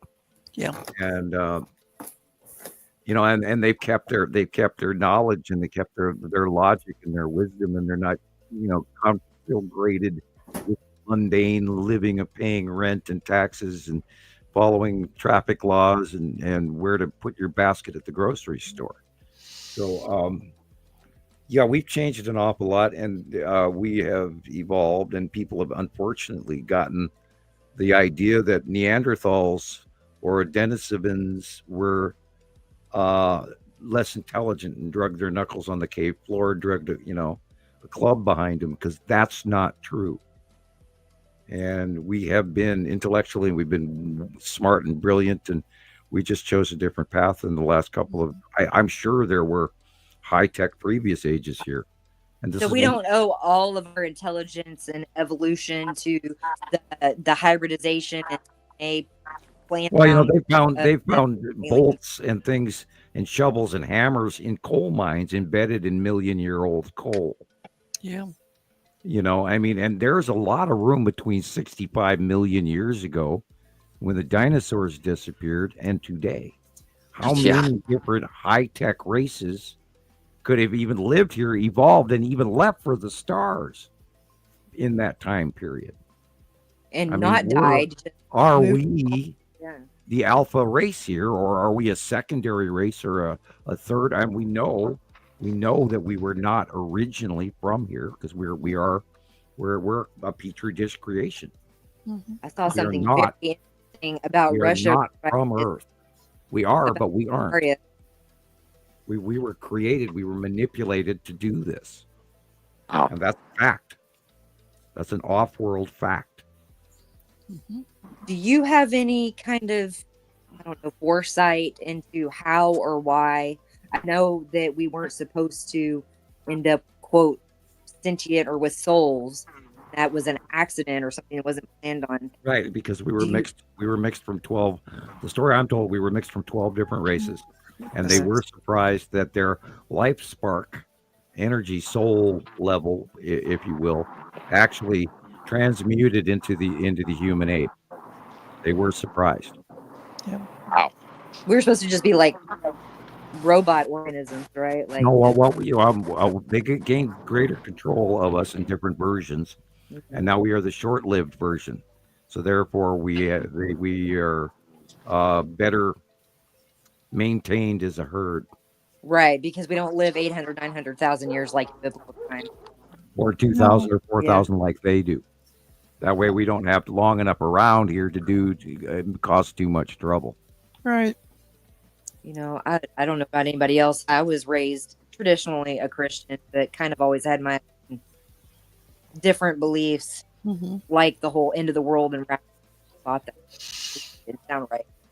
And so much more that has happened makes all of this make so much more sense to me about it all. Well, the Abrahamic Bible system. And then you've got the Muslims, and then you've got the Muslims are Abrahamic as well. I apologize. I meant to say the Hindu, there you go. The Taoist, and the Buddhists, etc., are a different form of religion that is separate from the Abrahamic. But there's a lot to both of them, both categories. And it was given in metaphors because people didn't really read. And so they were given metaphors and stories. And those stories are literally the same stories from Egypt, same stories from Samaria, same story from the Bible and the Old text in the Old Testament. Rewritten for different people. Yeah, but it's pretty much the same story for the same reason. And it's just a set of guidelines. And we go back to the Adam and Eve and the Noah's Ark, and and then the Moses story and the Jesus story, and they're also the same version in Sumerian, same version in Egyptian. It's just that the names were changed. That's all. And the time factor when they took place. Learning something new all the time. And Graham Hancock and all those guys talk about that all the time too. So that's what do you think? Well, Pascal's included. I will relook at our executive director here and see if she's got anything more for us. Or I was going to make a remark on what better of it. This is what I dig. I mean, of course, I want to learn and see videos to do, but well, I just might as well get used to it. Put him back up there and tell him you got to balance. Oh no! Did you name the? I tell you. Did you name the new gray kitty? Yeah, it's Theo. It's great. This is what we deal with. This is how he is. This is how he is. He's like, you're where I own you. I know. Get up here and see these people. He owns you. There he is. Yeah. Let's make him. Is he doing that just to you or to everybody? Here's my guard. Me and Taylor mostly. Okay. And look at his paw. He has a little. Oh my gosh. See, that one has a little white tip, and that one doesn't. Oh my goodness. And then he's got a little white neck. Yeah. Get your head up. And a belly. Does he have a spot on his boy? A little one. A little tiny one. Oh. Is there like a cat button you can press to where they just stay small like that forever? I know. I know. This is the perfect little size, isn't it? Like tap them on the nose, something like that, like 5 times. They stay small. I've had mine since they were born, and they're about to be beautiful. 5. Hey, Theo. Hi, Theo. Hi, baby. I love his little toes right there, his little white toes. So do you just have him in mittens, or do you have other cats too, Rebecca? Yeah, I have others. The girls. Yeah. I hate to say how many. I'm embarrassed.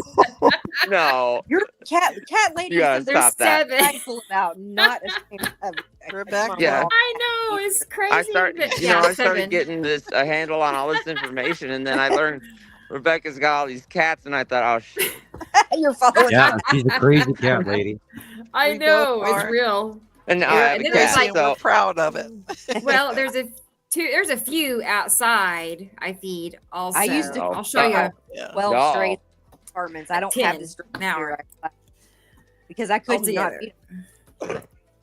I actually take bags of kibble to my old apartments where I have friends and old neighbors that's like 20, 30 minutes away, at least every month or two, and give the lady that is the cat lady that still takes care of and feeds the strays for the most part, because there's like 15 strays. Sure. Yeah, we've got the same can't problem. not do it. You're outside. I knew a guy that had 75 cats. So Gosh, no, not in the house. yeah, No. in Why the would house. you do Yeah, that? yeah, it was spooky. Oh, there he is. Some I'm of, trying. Is it showing up? It Yeah. couldn't. Okay, let me get it back Yeah. then. Okay, it wasn't showing on my end. Yeah, Who's that? here he is. So this is a cat, a stray cat. We call him big guy. Okay. He's 13 pounds. But anyway, he My has. He comes and eats, and his little eyes have been matted with infection, Poor and his baby. ears Aw, were man. sad. His ears. So I've been in contact with a lady who rescues cats and gets them help. Good. So she rescued him Thursday. So it's the Cool. picture on the left is before, and the one in the cage is after he got treated for mites on his ears Great. and an eye infection. He Kelly got antibiotic shot, steroid shot, and they released him back, just outside my house. So anyway, there's big guy, and I feed him every day outside. Big guy. oh, good. Yeah, he's definitely wild. He's not. Okay. I can't pet him. Yeah, that's how all the cats are on here. They're feral. Totally. Yeah. But he He's got Don't help go anywhere today. near them. Yeah, he's gonna feel better now. Yep, Oh, yeah. he's going to do good. Yeah, because I break my heart. He'd come to eat, and his eyes, he couldn't hardly see me. He He he's so probably had trouble infected. smelling food too. So, yeah. I'm sorry for him. Well, So it's yes, nice to do that to you. that's a success. Right. Anyway. I hate it when I get mites. Right? I know. Yeah. Man, me and They're cats. horrible. I'm sitting here. My eyes are watering It's like going every like, time the cat "Ugh." walks in the bedroom. It's like Yeah, they hurt. Shoot. Right. Well, yeah, no, Okay. that's all I had as far as the show goes. Okay, well, good. This Can I is, send you like a few shots of what I was telling you about? Not all of my pictures of the lead asteroid, but these 2 shots that I took a few days ago or a week ago, where I got like 3 round objects. Can I send you that real quick? If Great. everybody's Okay, not sure. ready to go, Rebecca, I know you're not feeling great. Well, it's okay. 2 pictures. No, I can wait till next week if you're. we can never quit. Yeah. We can never know. quit, Tara. That's why we don't do hour-long shows. And it's not like not perfectly structured like typical podcasts, but I love that. I don't know about everybody else, but Well, it's family time too. It's the only Right. time we really get together as a group. Oh no. And I if can't you imagine were, how we would no. make it structured, completely structured like that. It would be it would be tough. kind of difficult. It's Oh like my us God. going to a restaurant. But Everybody I do talks like the about idea something and- of doing a planet, an episode. I think that would be cool. doing what?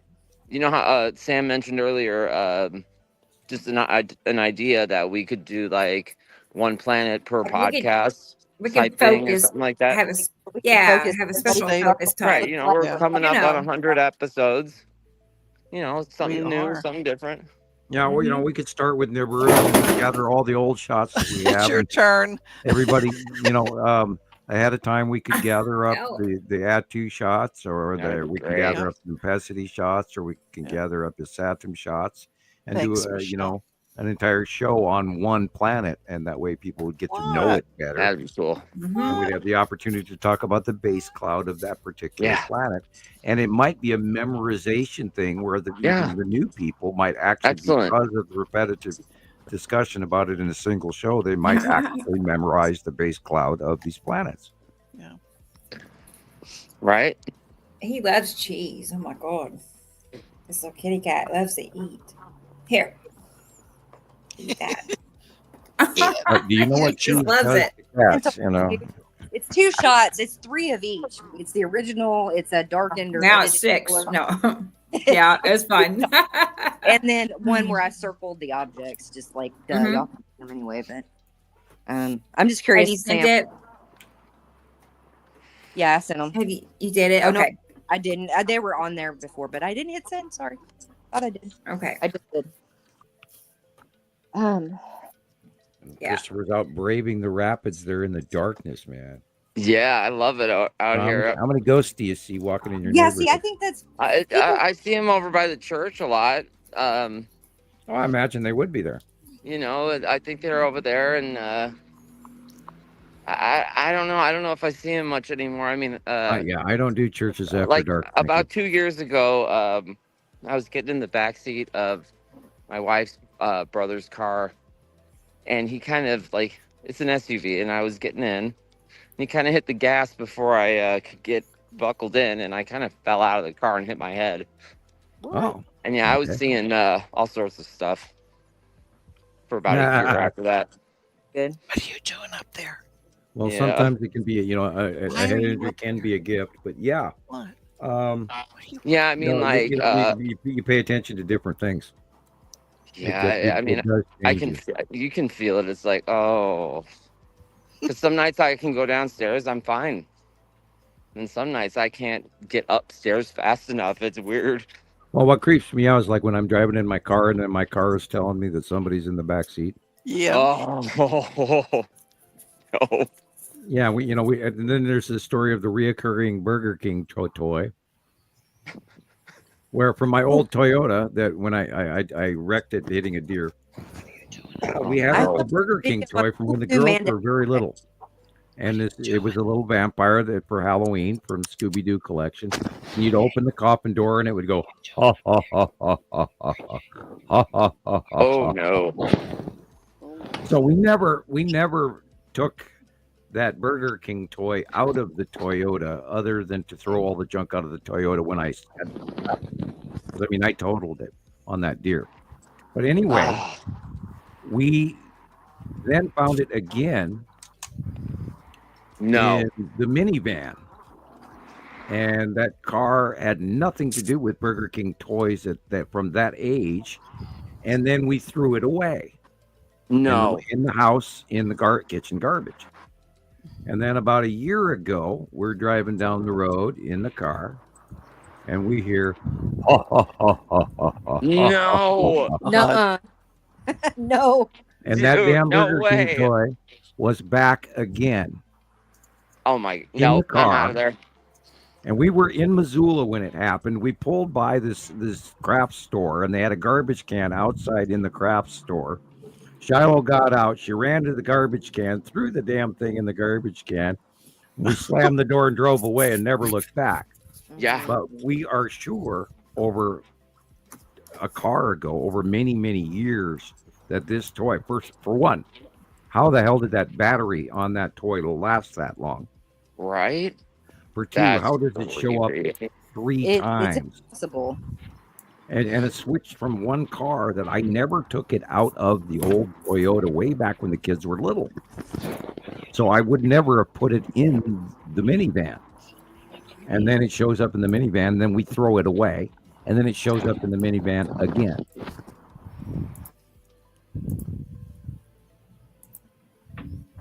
Haunted is there's I mean, can lot. toys be haunted or? Oh yeah.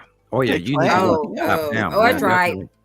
Yeah, remember the I eyes. seen a show about dolls. Dolls that the eyes. And all of that crap. Yeah. Because I had a doll collection growing up. My mom, anyway, I had a rack full of dolls, and now, on one room was my room haunted because I had like 50 dolls in there. Yeah, I used to cover my toys. I would cover my toys at night, and to this day, I still throw a cover over my mirror. That's on my bureau. Yeah, mirror magic. There's a thing to mirror. I know. and I would not play with it were I you. No, I just don't have cover it near up. as Smart. really. To Not cover very it many. up like that, though, that's Oh, and smart thing we to have to, now that we've gone down this rabbit hole, you absolutely never under any circumstances whatsoever, as long as you live, ever own a Ouija board in Ouija your board. house. No. Touch one. I never No had Don't touch way. them. in my Don't touch present. them. Now, my I quit. tarot cards, however, work fantastically well. That's different. Yes. Yeah, and I keep my. Sam, I've always been Sure. curious about this. So you get a deck of tarot cards, and they all have. It's a deck of all the same things. So is it just it feeds on the energy of the person that's shuffling and reading them, and the person? There's actually a. Okay, now I've got to go down to the base value on this. I use the Rider deck. Yeah, the Rider Waite. Mm-hmm. Right, and there are pictures on each card that has a specific meaning that over the years you learn to read. Yes. Right. And it gives you the definitions by the picture you're looking at. Right. Now, there is a very strong mystical connection to your cards if you follow the rules. Sure. If you don't follow the rules, they will lie to you. And or Really seditiously lie to you. Yeah, it's like trying to put a curse on somebody or something. You're Based gonna on get the that back intention times multiple times It is back. one of, It's not it is smart. one of the oldest forms of commonly known magic, tarot cards. And once you learn the rules behind them and you stick to it, your tarot deck will work. Yep. And you have to go in and you need to be trained. Now, also, you can't just go to the store and buy a deck of tarot cards. Although you could. They won't work. But someone gives you a deck that's of tarot different. cards. you have to inherit them essentially, or they have to come to you. Well, they have to be yours too. Otherwise, you're going to deal with petty jealousies that you don't want to embellish on a card. They have to be yours, but they have to be a gift. You learn. I mean, that makes sense. Before you use them, you learn. You study each card, you roll it around in your hand, and the trick is not to take them out of order ever. You let them stay in the order. The only exception of really the giving out the deep card tonight. happens during readings. And that is the only time a card is ever manipulated, is either through the shuffling of the reading or the laying out of the. I use the Celtic cross. So after the reading, you put them back in their original order. The way Do you really, Sam? Yes. Awesome. I use the Celtic cross. I go. So you use the significator card. Now that is one way that the card moves. You use the significator card for the person you're reading. You'll then let you shuffle the deck, not them. You do it 3 times for the Trinity. Then you hand it to them with your left hand, and they can only split the deck into 3 piles with their left hand. Right. That is the only time the deck is ever cut. Then you stack that up, and then you lay the internal nature over the top of the significator card, which is usually a page or a king or a queen or whatever. You got to understand the role behind it. It sets you up as the person in the center of the reading. Okay, and then you lay the internal nature card down, which is the first one. And then you lay the second one down, and that goes across it. And that's always read right side up, even if the card is upside down. That is the only time. Tiny. That is the only time that a card ever gets reversed and set back right. And because of that process, if you obey that process, and then you lay it out the rest of the Celtic cross, the passing influences, what happened recently in the past, what may occur in the present, what will occur in the future, your fears, your dreams and desires, your family and friends' influences, and then the outcome. Now, when you're done reading out all of that information off the face of each of these cards to your respective reading, you place those same cards backwards exactly in order, and you collect them to make sure that they go back on top of the deck right from where you got them. And you don't shuffle them from there until the next reading. And as long as you follow the rules. That's why. I always ask for truth at the beginning. Clear the deck, ask for truth. Yeah, I have a very large amethyst I keep mine tied up with. I keep a gemstone with mine. It's the size of my fist. And I have mine in an old piece of cloth. And I keep it wrapped up and protected in amethyst and my a cloth that was given to me by my friend. Yes. For that, which is also a gift, which empowers it. Otherwise, you're dealing with just junk you bought at Spencer's. Right. You're giving away a whole lot of tidbits here tonight, buddy. But I've read my tarot cards for 50 years now. Yeah, I can tell. Right. What was the question? Oh, no, she was saying you're giving away secrets, and Not secrets, tidbits. Tidbits. Oh, okay. So it's My favorite is the Celtic cross, but there are other methods. But I of course, people have other decks and stuff, but the Rider deck is the best. And in my opinion, the Celtic Rider, cross like is the R-I-D-E-R. It's Rider. weight, W-A-I-T-E, rider. Weight rider. Weight rider. Right, Sam? R-I-D-E-R. This is one I use. It's R-I-D. Yeah. What do you think about dowsing rods? Can I? Dowsing rods? Yeah. I've seen them work, and I've also seen them fail. That's mine. They work. They do? Mine do. Thank you, tell you Tara. that little test I did that one. And that too has to do with body magnetosphere and water, for example, has positively charged, and that will those electrons will actually accelerate when you walk over water through your body, and then the two wires cross together because they are being electromagnetically attracted. And Mayan, like I learned a lot with them with the Reiki. We used them to read the energies in a body. Mayan, Lynn used to say I was full of shit with them, and I said, prove it. I will prove it. And he went down. We have 2 acres of grass type land below my house. Okay. He took a washer, a metal washer, one little thing, took it down the field and laid it. Wow. Where he laid it. He said, okay, go find it. It took me 10 minutes. No way. As I was walking, and as I was walking, they were shifting which direction I should go. And when I came to the area, they went right over, and right there it was. And I've up here in Montana, we've seen people do that for looking for wells. You looking for what? And I could do that too. Yeah. I worked with them a lot. And it's all about body electricity, the hair standing up on your arms and all of that in the back of your neck. And we all have these abilities that we've never been trained to use. Yeah. And this is why I talk about Star Wars. And this is why I talk about the Force and the Source. And if you just believe in something more, the more you see. The more you see, the more you see. And it just keeps growing from there.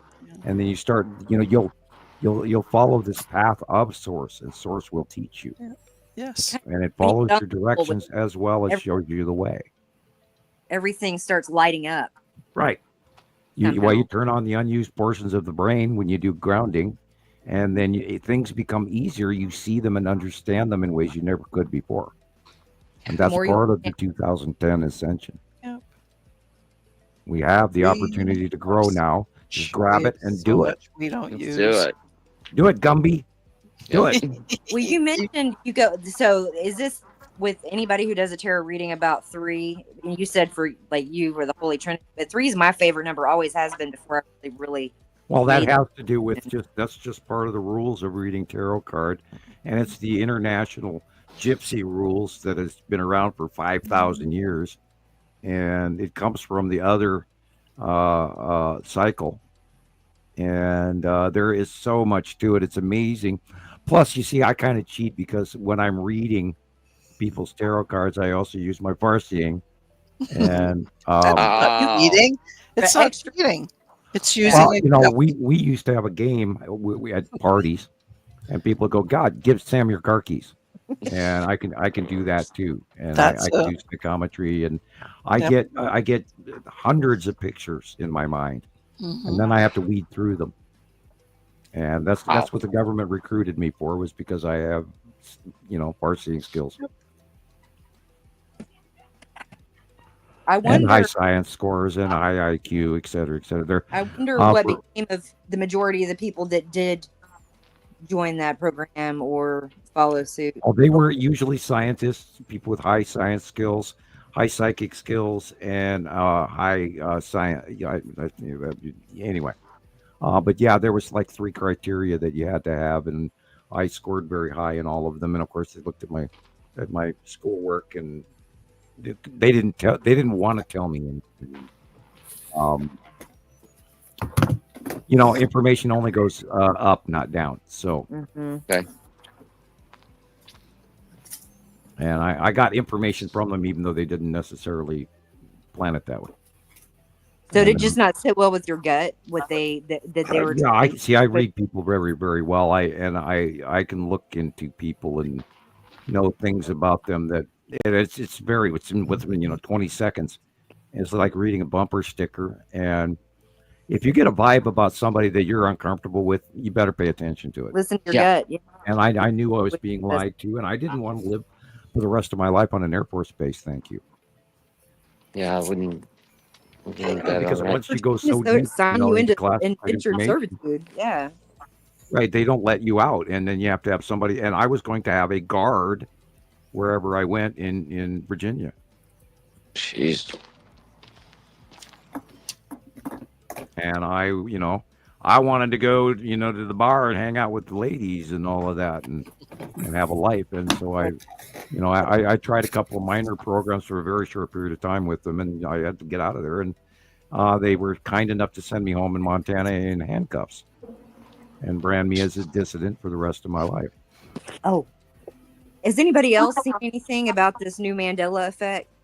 If anybody saw it. Is there something new? I saw a post about it. It didn't really click with me when I heard about Jimmy Carter passing away recently, but I thought but somebody posted something that said he died in May of 2023 at 98. Oh, I heard about that. That came from A, it's a QAnon thing. B, it comes from the Republican Party.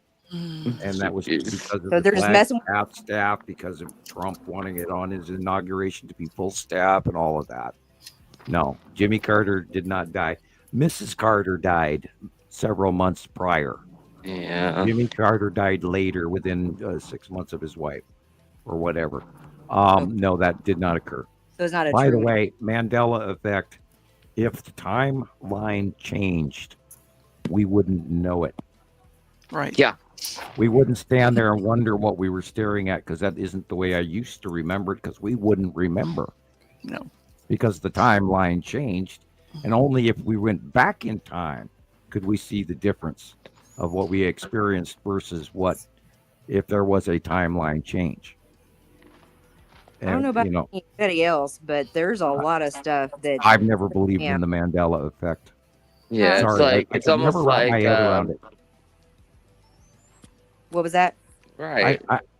I never got comfortable with it. I couldn't see a clear path to the Mandela effect. Everything I saw was conjecture, hype, and people going, well, wasn't it like this? We don't know. And yet there was no background information to follow up on it. Right. It could just be things were changed. That's what I've thought. But if they were changed, we wouldn't remember it.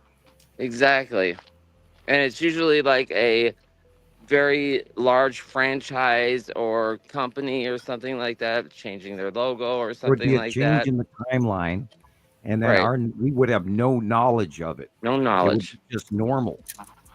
Well, what about the whole like Ed McMahon and Publishers Clearinghouse? I swear he was part of Publishers Clearinghouse, and they say he wasn't. You can't find it when you search for it. Or like the Berenstein and Berenstain Bears thing. Right. Or Fruit of the Loom underwear or something. No. Okay, well, what about here on the West Coast? We call that stuff in the red can a pop. But on the East Coast, they call it a soda. Right. So why do my children call it a soda? It's a pop. It's a pop. It's a pop. Soda. People here call it Coke. A lot of people in Texas call, if it's a soda, it's a Coke. Whether it's or New York, it's a bottle. What is this? Right? It's peanut butter, but what brand? It's a name brand. Jif versus Jiffy. That's one that I don't remember, but almost all of them that are really popular, I do. Being like, I thought Mandela died in the late. That's 80s. not. No. Yeah. So you know, and okay, let's really get down to brass tacks on it. Is any of that important? No. Nope. No, but and I don't mean to be rude about it. It makes you question it. Yes, you know, it does. It's like, what? Why? Well, now Wow. if they said, okay, we have 2 sons, and everybody goes, yeah, we always have 2 sons. You know, then I would say, okay, you know, reality. Now we got a problem. Point though, maybe so they're Hey, I got a Mandela effect.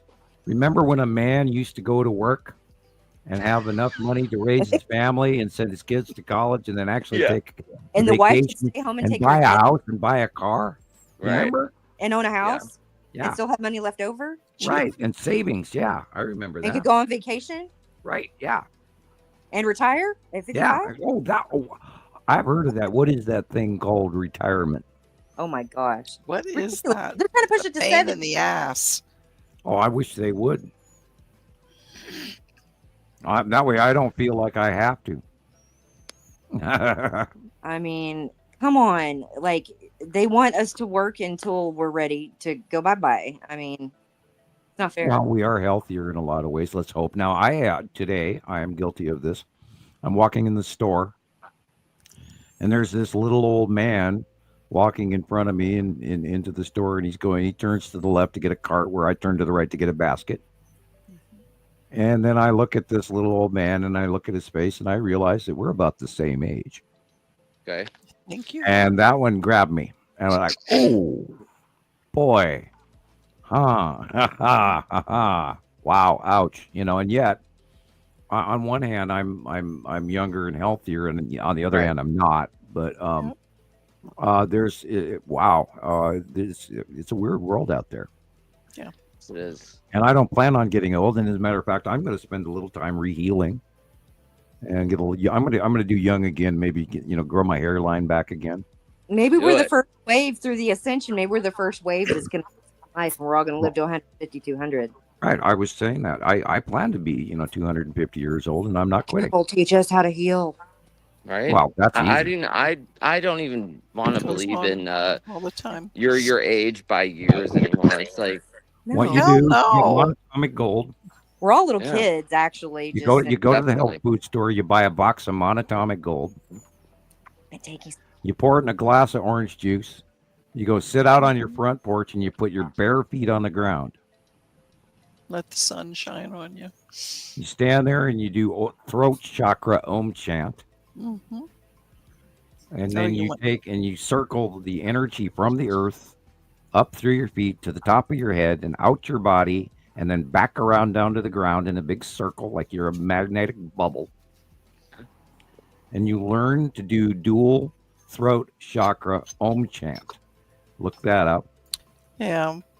Kind of like cats purring, right? That's how they and tongue on the roof of your mouth, make it stronger. Vibration in your throat will affect your brain. It will turn on the unused portions of your brain, and you become an electric battery, and then you are enlightened over time, and you turn this process of self-healing by saying, I am now self-healing.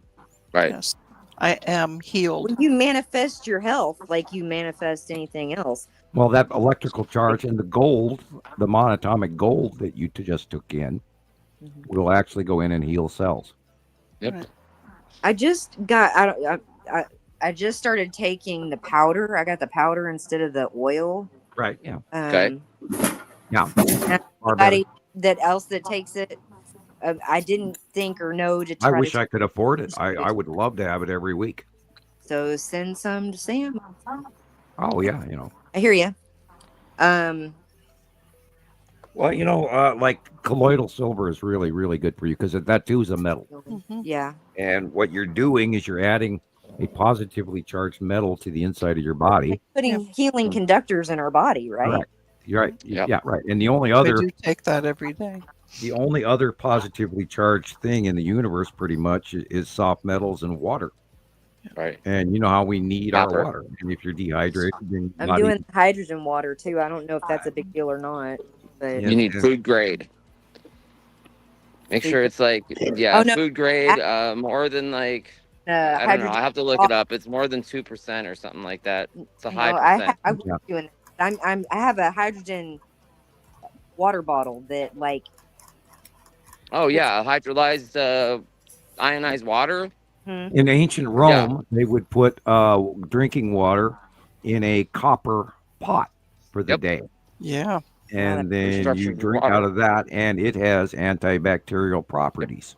And it positively charges the water. It keeps it fresh. It actually gets colder on the inside than the outside room temperature. And they even have the ones that will actually pull. They have Roman copper pots that actually pull the moisture out of the air and self-fill. There's all kinds of technology we don't know about. We've lost the art of the knowledge of natural or herbology. Let's talk about the oracles at Delphi. I mean, that was a huge place of mystic worldwide renown, and the Magi of Delphi were aliens. Were aliens. Yeah, they were. Yes, they were. They were the lizard people. Well, yeah, but yeah, it says right there. I mean, the wise men were magicians. Yes, or Magi, M-A-G-I. M-A-G-I, yep. It's all right there, and I mean, we've forgotten our past. We don't, we don't realize the fact that we were placed here generation after generation after generation, and wheat was given to us by the gods and Shiva and all of that, and all these intermixed gods and multi-pantheons have a reason behind all of them. Right. And the movements of tribes, and from the Rus to the Sumerians to the Aryans to the Japanese, the Orientals, the folks from Hawaii and all of those, the Polynesians and all of those people, and people moved around, and some of those are other cultures that were wiped out and restarted. And people have forgotten their past, and all the stonework all around the planet that we still can't carve. I talk about that all the time. The cyclopic stone, the architecture, and I'm curious about the stuff that, like, in churches, cathedrals, and stuff with Gothic, with the like the resonance, like it's supposed to be healing frequencies. Yeah, they've recently found a secret tunnel in the pyramids that they hadn't found before. Secret door and all. Yeah, the healing factors of certain. They have some underground city things where they have found resonance chambers where people actually do heal as well. Yes, and they of course are keeping that secret. And people are actually paying money to go into them, and it should be free. Create that on your own. Yeah. See, we humans have a magnetosphere. Earth has a magnetosphere. Our solar system has a magnetosphere. Our universe has a magnetosphere. Same as a toroidal field. Everything's a particle and wave, right? Fibonacci sequence all the way from smallest to largest. It's everywhere. Absolutely. And all you have to do is connect to that reality, that it exists, and therefore say that you are connected to it, and you allow it to. I was talking to a friend yesterday. It's called a leap of faith. You trust, and the more you trust, the more it shows you how to trust, and then it listens and it works. And it is that simple. You just learn to let it be that simple, and then it starts to speak to you, and it shows you in many unusual ways, and we always refer to that as like the tap on the shoulder when you know it's real. Right. Let it thank you get led there. That's why it's nice to hear my own words come out of somebody else's mouth. Well, I've been having this really bad case of my hair is crawling, like when I put a hat on. It feels like I've got a big ass spider crawling around on my scalp. Yeah. And it's driving me nuts. Yeah. And that's my floating chakra. Yeah. And when I travel, and it is, active. A lot lately, out of nowhere. And we are electrical. We are being affected by the planets around us. And when we're feeling uncomfortable, our ears are ringing, we're sick to our stomach, we're headachy, we're puking, whatever. In my case, I've been seasick. I don't know how many times in the last 6 months. All of that is a direct effect of our status of a magnetosphere being affected by these electrical bodies around us, including people. Would it help? I've seen things where people wear metal pyramids around their head, and I've seen, like the whole tinfoil. We get out our tinfoil hats. We all put on our tinfoil hats for every show now. I'm joking. Well, no, I've done stuff that said you are supposed to protect your. Okay, the only thing you need to think about is feeling the grounding, even if you're standing above a natural, if you're like on the first floor of the building, even just think of your feet touching the ground. And just by thinking about it, you can send an electrical connection to the ground, and then you're grounding. I just typed that over there not too long ago. Thoughts become things. Yeah. So your concept, your imaginary concept is your connection. You don't have to have this magic rule or that magic rule. All you have to do is think about it. Then it can be. I wish I think about it, and you see it. Right. You see it as it has already happened. Everybody was raised. You are that powerful. Yeah. Think positive, or I think I can. But when you're a kid, or I don't know about everybody, but when I was a kid, it didn't really hit me the depth of the importance of what you think and what you say. And it just hit me like a ton of bricks the last couple of years. And then I realized when I thought that, when I was thinking positive, when I wasn't worrying, when I was just letting things happen, things were always worked out. And once I realized that with the source connection, that you can be extraordinary. You can do, like these people that do parkour. Oh my gosh, that's incredible. Yeah, these extraordinary athletes have chosen to reach that point of belief that they think that they can leap face first across that 10-foot span from one building with a 80-foot drop to the next without even hesitating. They're climbing 3-4-story buildings with no effort whatsoever. That excellence is within all of us. We just have to find it and believe. Yep. And this is where I post certain videos on Stoic belief systems, and I talk about Prem Ruwat and things like that. He's very interesting. They should look him up too. He's been raised to be. Yep. He was a child prodigy from age 3 in India, and they told him and they taught him that he was, a yogi from childhood, and he's spot on. He teaches people how to reach in their basic self.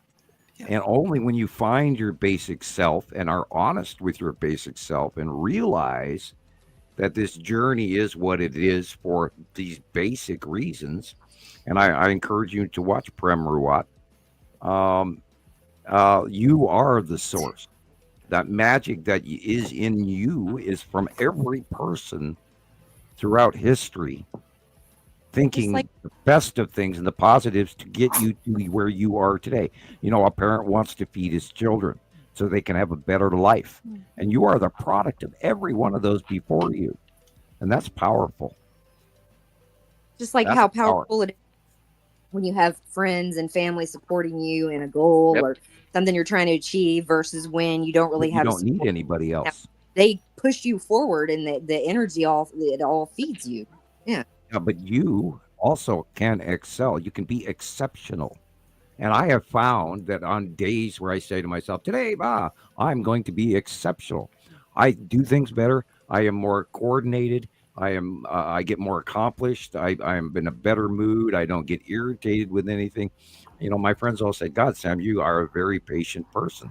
And I go, really? Am I? Because I don't see it that way. I don't see me as being patient, but apparently everybody tells me I am. And that's only because I'm being exceptional.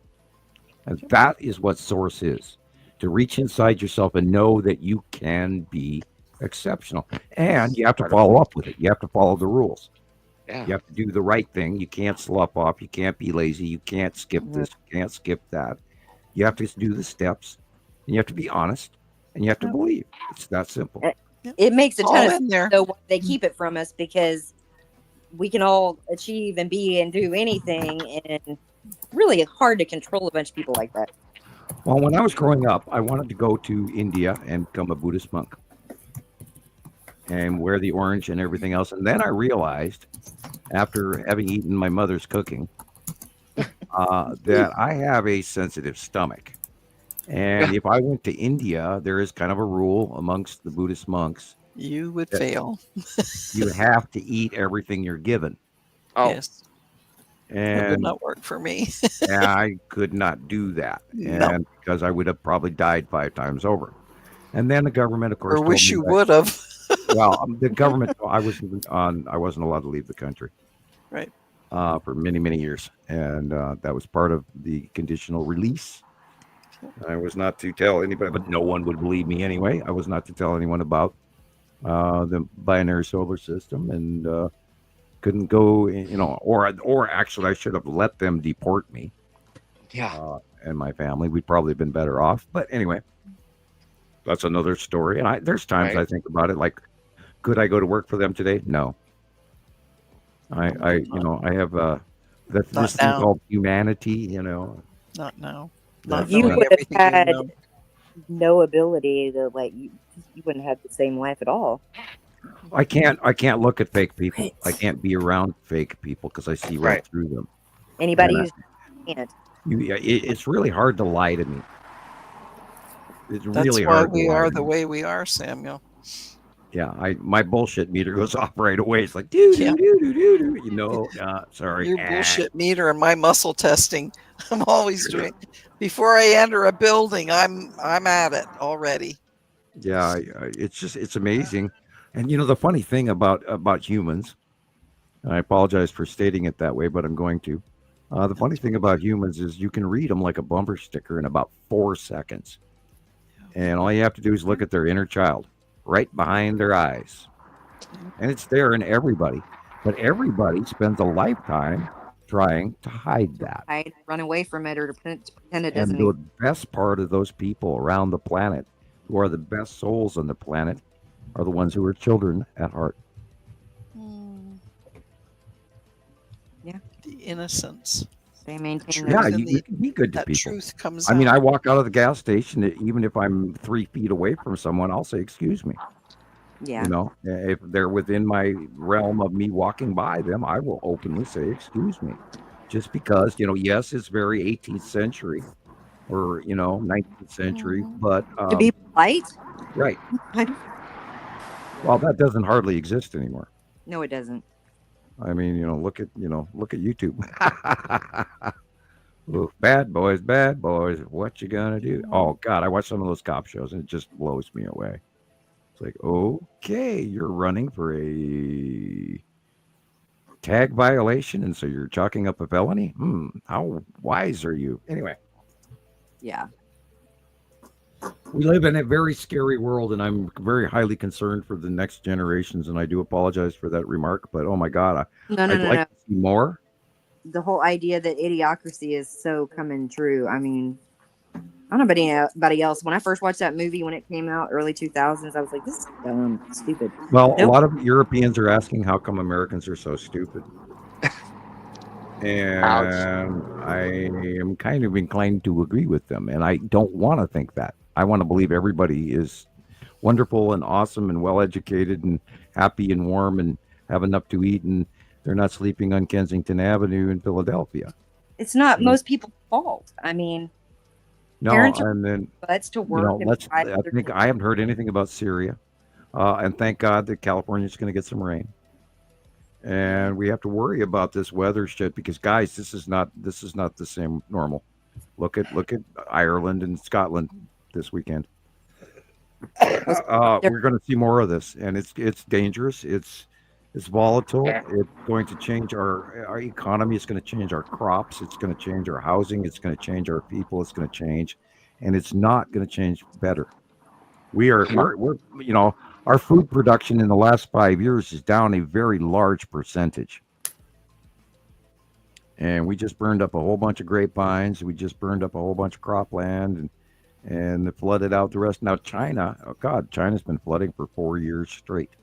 It's terrible. Crazy. And they don't tell us anything. Well, first of all, it was northern China, and then last 2 years it's been southern China. And so there are so I pray for the Chinese people.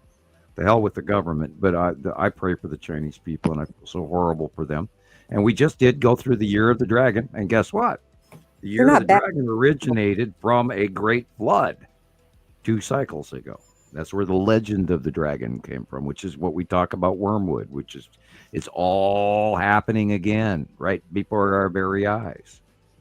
And people have to listen. And we went through all the time and the work. I mean, CarolAnne, how many thousands of hours have we studied background information from around the world? I wouldn't even venture to say how many. It's that many.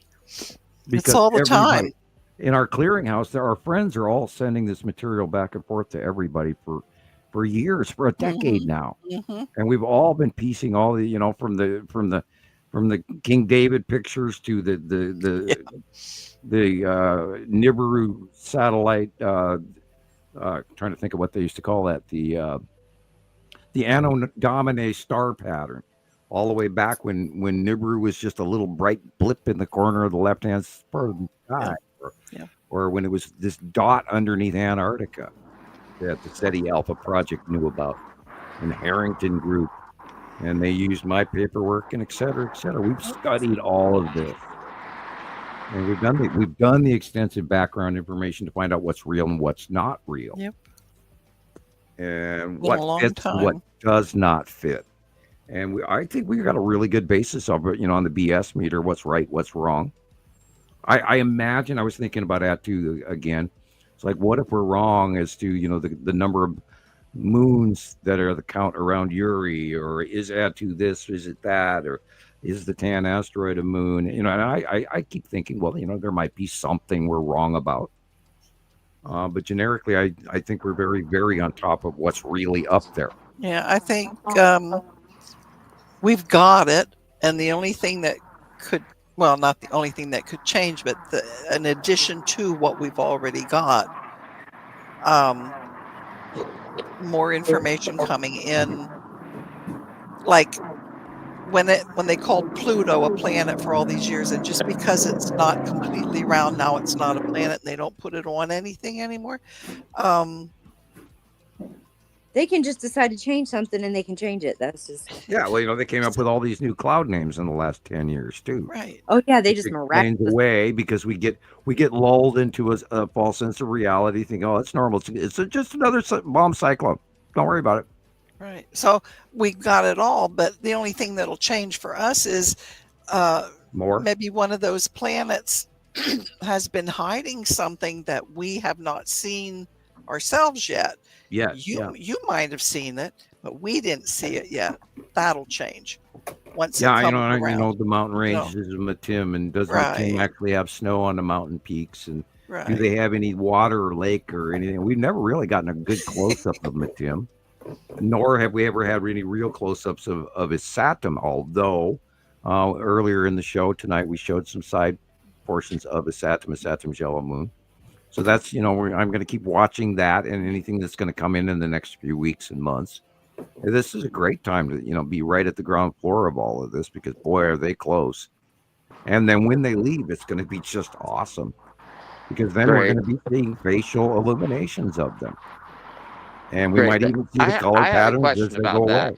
And hopefully enough people are going to be paying attention now. Yeah, I love the fact that everybody's looking for orbs right now. Now we just got to get them to look for bigger planets. And the cubes. Hell, let's work on the cubes, and star destroyers. Just a step up from the orbs. Right? Just a step. Well, those star destroyers, right? One of the things I thought might be in is Matim, but I'm not sure. You want your picture now? Okay.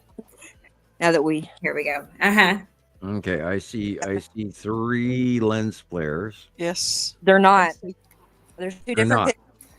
They're 2 minutes. Well, there's several. And they changed. 2, 3. I see 5. 4. Well, no, there's only 2 shots. One was taken at 12:36 and one was taken at 12:38. Same camera I've used day in and day out. It does not do this.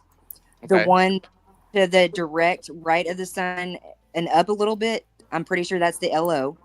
I was thinking the orb that to the left of the sun might be Metem, and the one that is the furthest to, the furthest to the right, I was thinking it might be maybe red, but I'm not sure.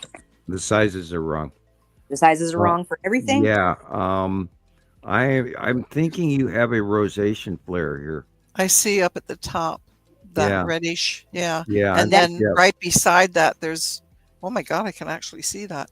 I think what you're looking at is probably some objects in there, but I think they're magnified by the refraction of the sun. So you're seeing look a at the sun stellar itself. refraction, not your camera, but you're seeing a rosation stellar refraction from a pinch off. Yeah, look at the sun itself, Tara. Yeah, I've caught the LO a lot, like even seeing the diagonal lines in it. Now that white one behind with the little white, what look like tiny little airplanes going in front of, that white one in the background could be the lead object easily. That's the proper size. But these multiple 3 and 4 similar circles that are in this shot, I believe, are rosation flare. They're too much the same size from where I'm right, seeing. and Metem is bigger. Metem would be bigger, and then you'd have to have the red asteroid there, and it's not. And then you'd have to also have either the blue asteroid or Casper, and the sizes are all wrong. Okay. For that placement. It has to be a rosation flare. I do apologize. No, it's just okay. It happens. I think the possibility on the right-hand side of the picture, you've got a white cloud, and I would bet money that's Casper. I can send you some pictures that I sent right before and right after this of the sun. Go back one, would you, Rebecca? See how dark it is in the upper right corner? Yeah. Yeah. Yeah, and those 3 balls are all the same size, and that is about the same size as the flare around the sun.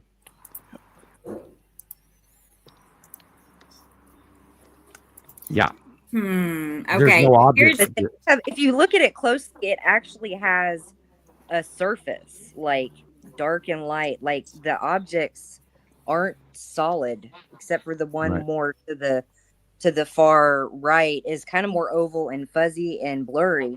But if you scroll or if you zoom in, the one to the it's possible, that there are other asteroids that we don't know about. Sure. Could one of those be the lead object? It's the one with the white crescent in the dark, where those 2 little airplane white wispies on the right are. Yeah. Do you see that little tiny white illumination crescent in the back? Yes. That's the lead asteroid. Wow. Way bigger than that. Okay. It's got way it like big. 3 It's 4 big. times. But the other the 3 circles. And then that's cool. It looks like the blue asteroid may be there just to the right. It's little. Yeah. Right at the right of the sun? Should be there. To the right. Directly I think those to the 3 right. circles are a rosation flare from a pinch off. Okay. Yeah, I see. I want to send a couple more, not from that day, from something else. Then I want to see if I'm looking at something wrong. And we managed to pluck an hour and a half out of that one. That's Atu's moon and Atu. Sure. Yeah. That's right now. Oh, those are the other ones I sent you. I didn't mean for you to go through those, Rebecca, unless you feel look like at it. Look at the towering of the lights. Yeah. I don't see him. See, look at the bottom of the picture. Oh, sorry. The light is running straight up in the sky. That is the ion bleed off of light going up to that planet. And I can tell you that they stole all of the street lights. They stole all the copper out of my street lights, so there are no lights. What? Wondered why you were so dark. So those lights, I don't know where they came from, honestly.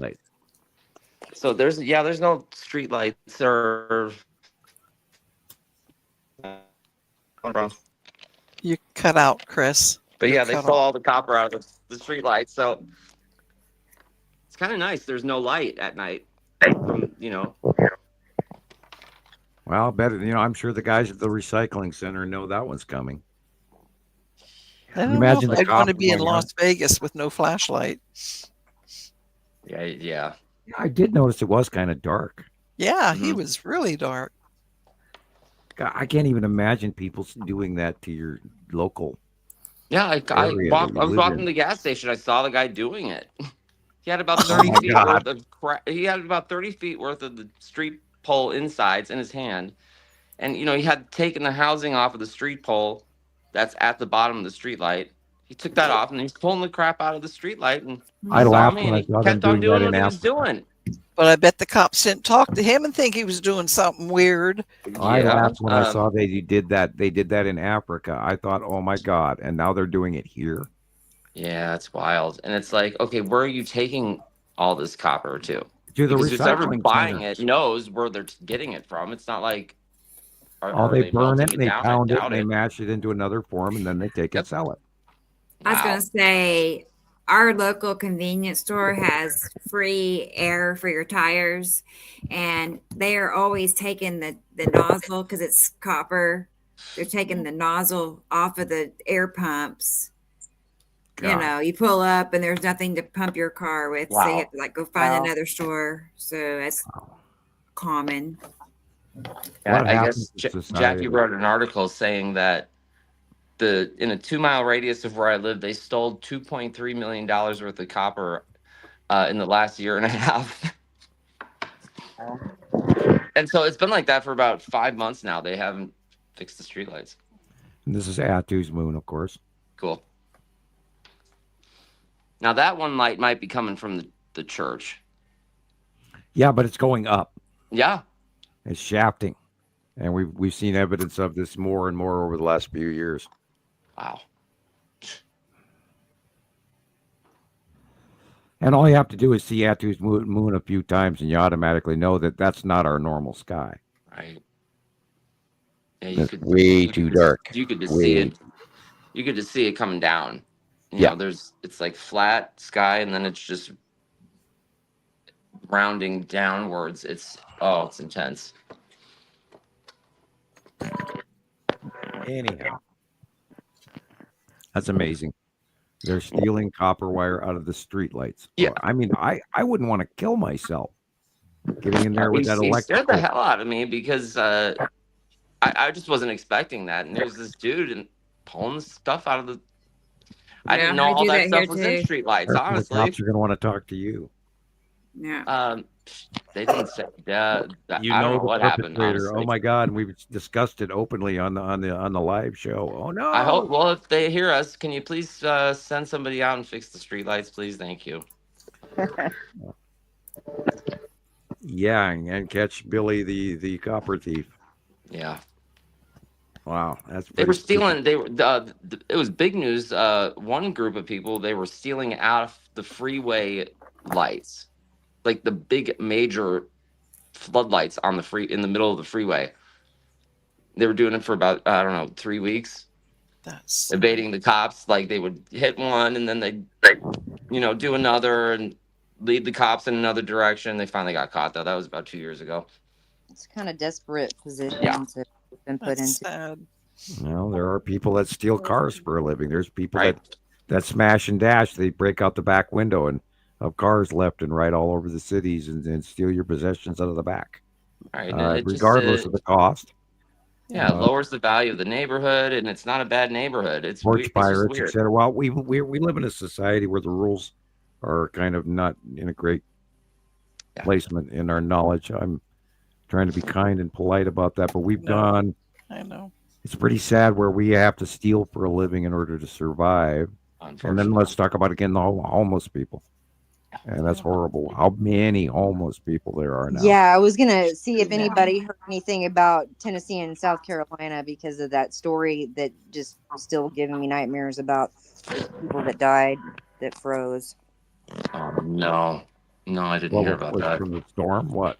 They were out in tents. It was, I think, a family. Like I don't know for sure it was a mother and father, but I know a baby died from freezing to death in a tent because they still don't have homes. Oh, I'm sure that's very possible. Yeah, we have not recovered from some of these natural disasters very quickly, and it's amazing how fast it pops out of they just get away. And well, the people in California, everybody's already forgotten about California. It's on fire right now as we speak. Haven't heard a word about them for quite a few days. Yep. Only thing Yeah, I they saw. had a new blow up this week, and it took off a section north of Los Angeles, and so it's not in as many people's homes, but they still have a raging fire going until that rainstorm this weekend, or this Sunday, Monday, Tuesday. And let's hope they get enough rain to put them all out. Yeah. And they may the tunnel people in Los Angeles get ready for that as well, so that when the rain does come, they don't get drowned. Yep. Yeah, I think it's like watching sci-fi movies. It really is. It's like, we're watching Blade Runner or something. Right. And I'm just in awe that look at the devastation in California. It's like a bomb went off. And the middle of our country, like Detroit, for example, has got nothing but closed houses that are broken down and closed and missing. And sad. And our inner large cities are dying, and we're in trouble. Chicago. We are in trouble.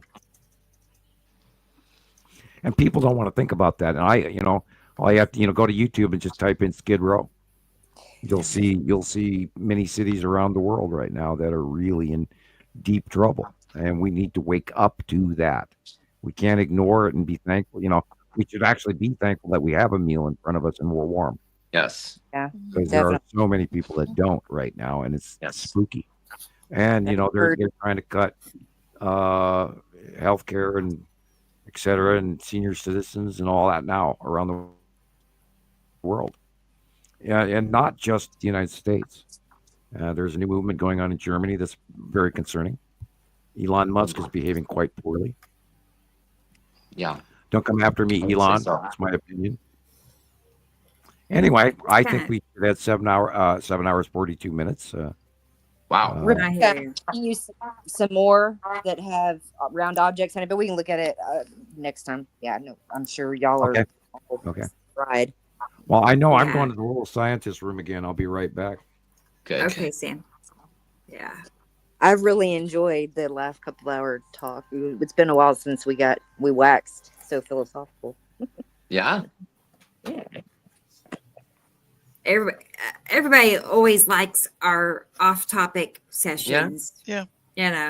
It's our late night. One of the favorites. We are not against it. Our late night show. Yep. Oh, I was right.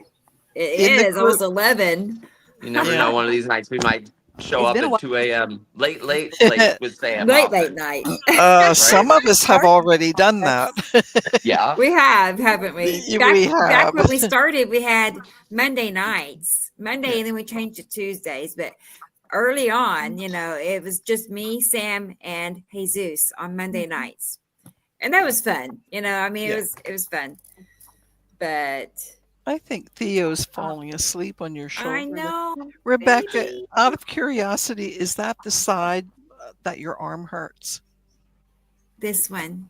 Is that the arm that hurts? Yeah, it's my shoulder that hurts. And that's where Theo That's is. where he's laying. What? Yes. Okay. I just thought I'd point that out. That's You're wild. right. He's a healer. I know. Yay.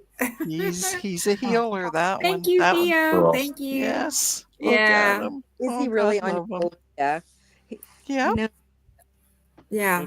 Yeah. He's gonna He's heal me. very, very happy. Look at him. I know. I'm so glad we that found was him. Yep. I can't stand to think of him out there by himself. I'm so Or when glad the you engine had on the medicine car there started. for him. That too. Oh my Yeah. God. Yes. That was been a blessing horrible. to have. Yeah. Yeah. He's perfect. He's sweet. He's Yeah. perfect. And watch out for falling iguanas.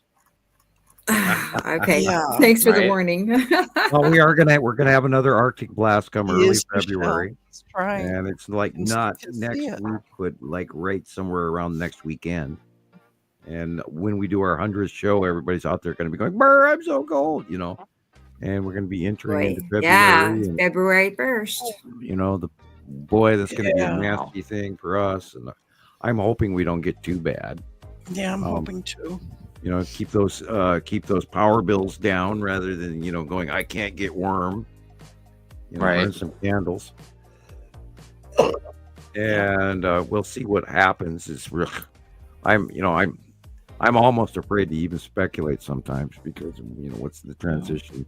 And again, look what just went through Ireland and Scotland, and that's going to be going on in Europe this next week, and it's going to be going on. And Saudi Arabia is flooding again, and and Sao Paulo in Brazil is flooding again. And if you look, I guarantee there's 8 other places. And, I mean, it doesn't do any good for everybody to stress and worry about what they can't control. But my biggest issue and anger about them not telling people or keeping this for people is because, if I live 30 miles or 20 minutes or two feet from a volcano or on a fault line or on a major fault line or in a in a valley, in all these places, if I had the ability to move or relocate and get away from the more dangerous areas, that would save so many people. Not everybody can just up and move, but I have an example of that. Do you know that? Does anybody know Flathead Lake here in Montana? I know of it. Right. It's a very big, huge, deep lake. It's got ice at the bottom of it. Okay.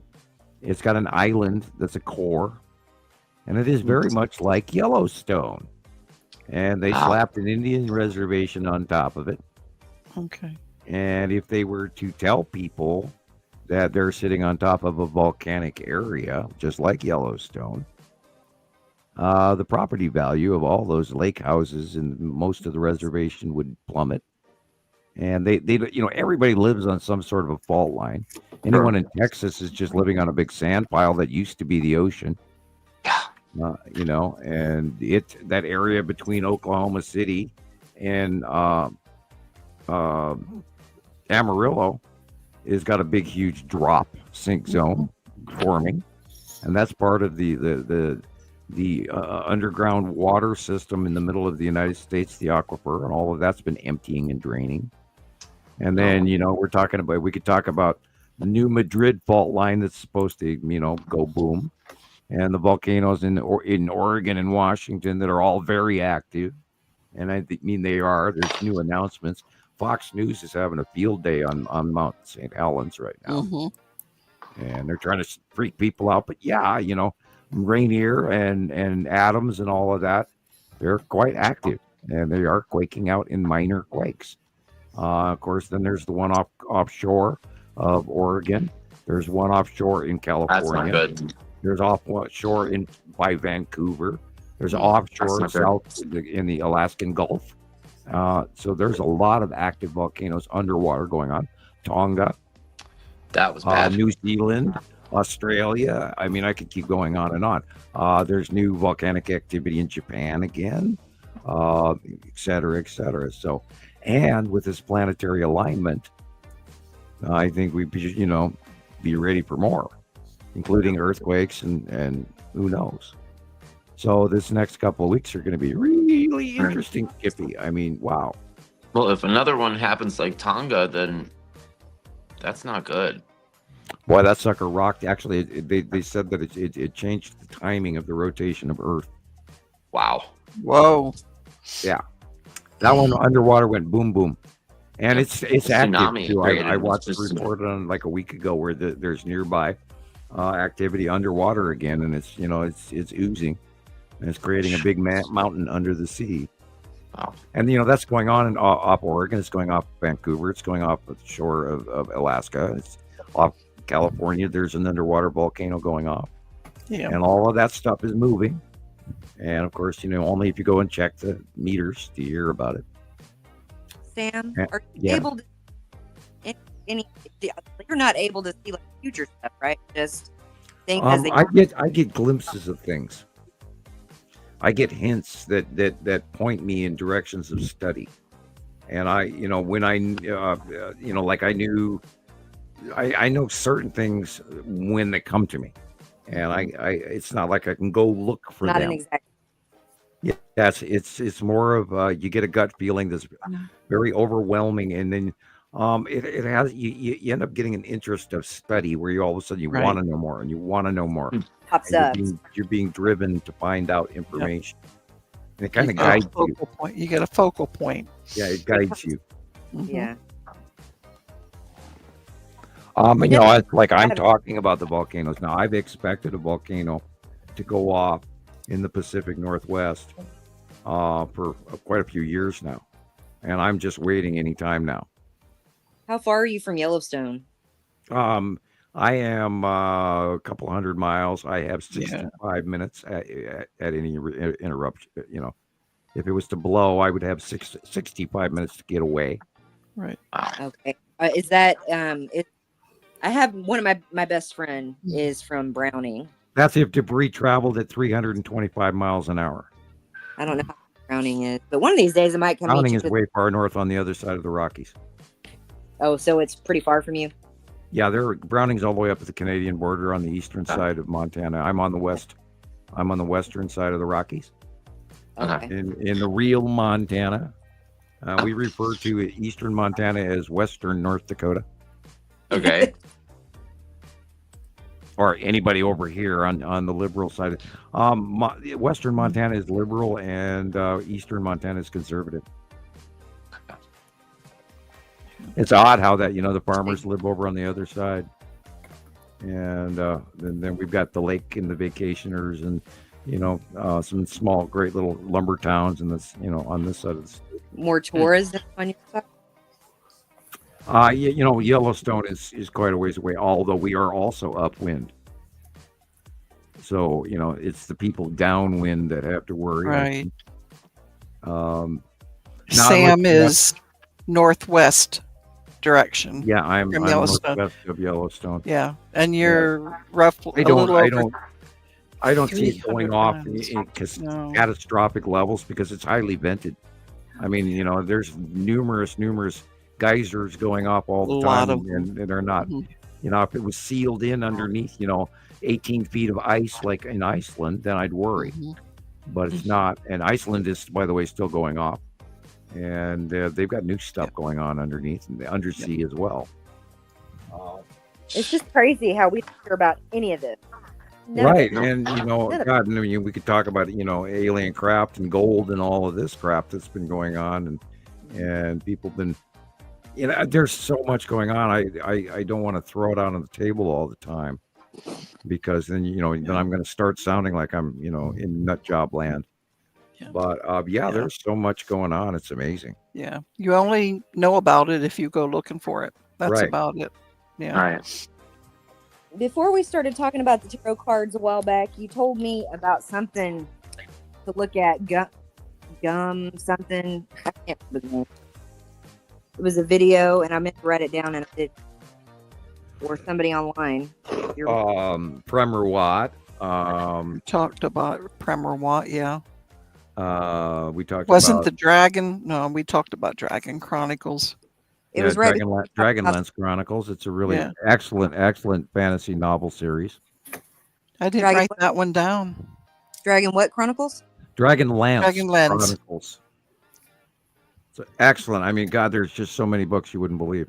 Yeah, but I'd start with this, beginning of the series, and it's just awesome. The word Hicks, one of the authors, Tracy Hicks, and something. Oh God, now I'm confused. I can always go back through the show. No worries. Yeah, I unfortunately sold all my paperbacks. Yeah, I'm trying to think too, and I'm like drawing a blank here. Well, they were so dusty. I had to get them out of my bedroom. I couldn't live in that bedroom full of those books anymore. They were so dusty.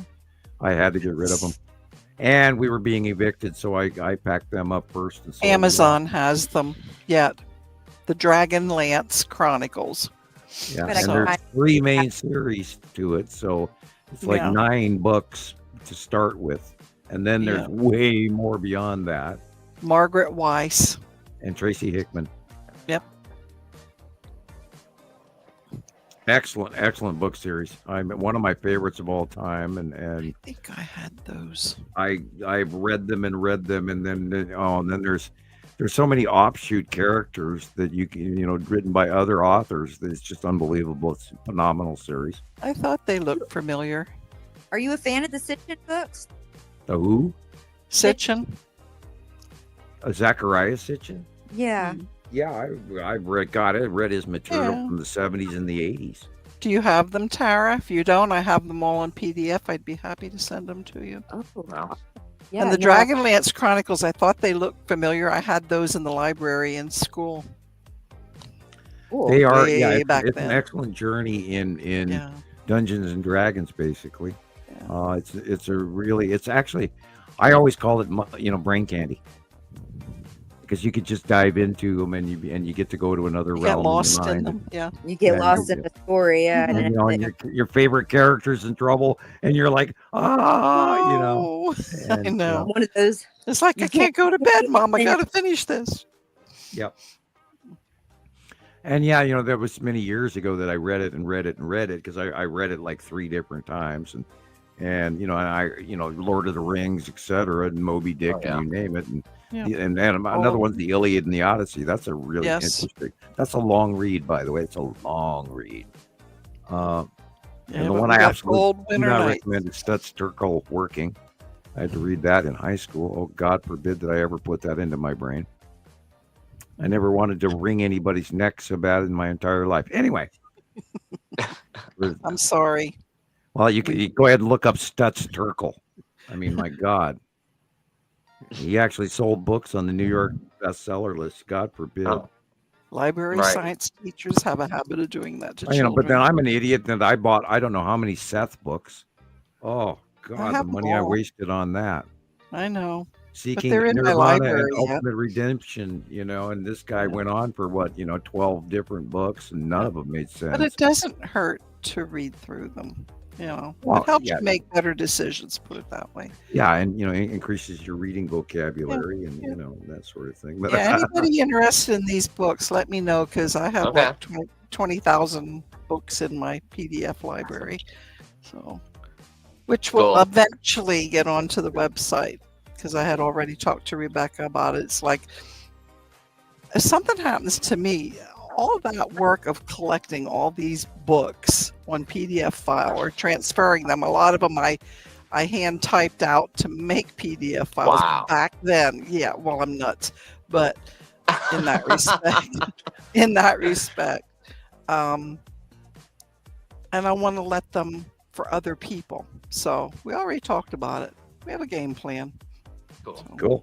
But anybody that needs it in the meantime, I'll give you my email address. Just contact me if I have them. I will gladly share them. Right. And then let's not forget the Dune series, the actual Dune series in book. Right.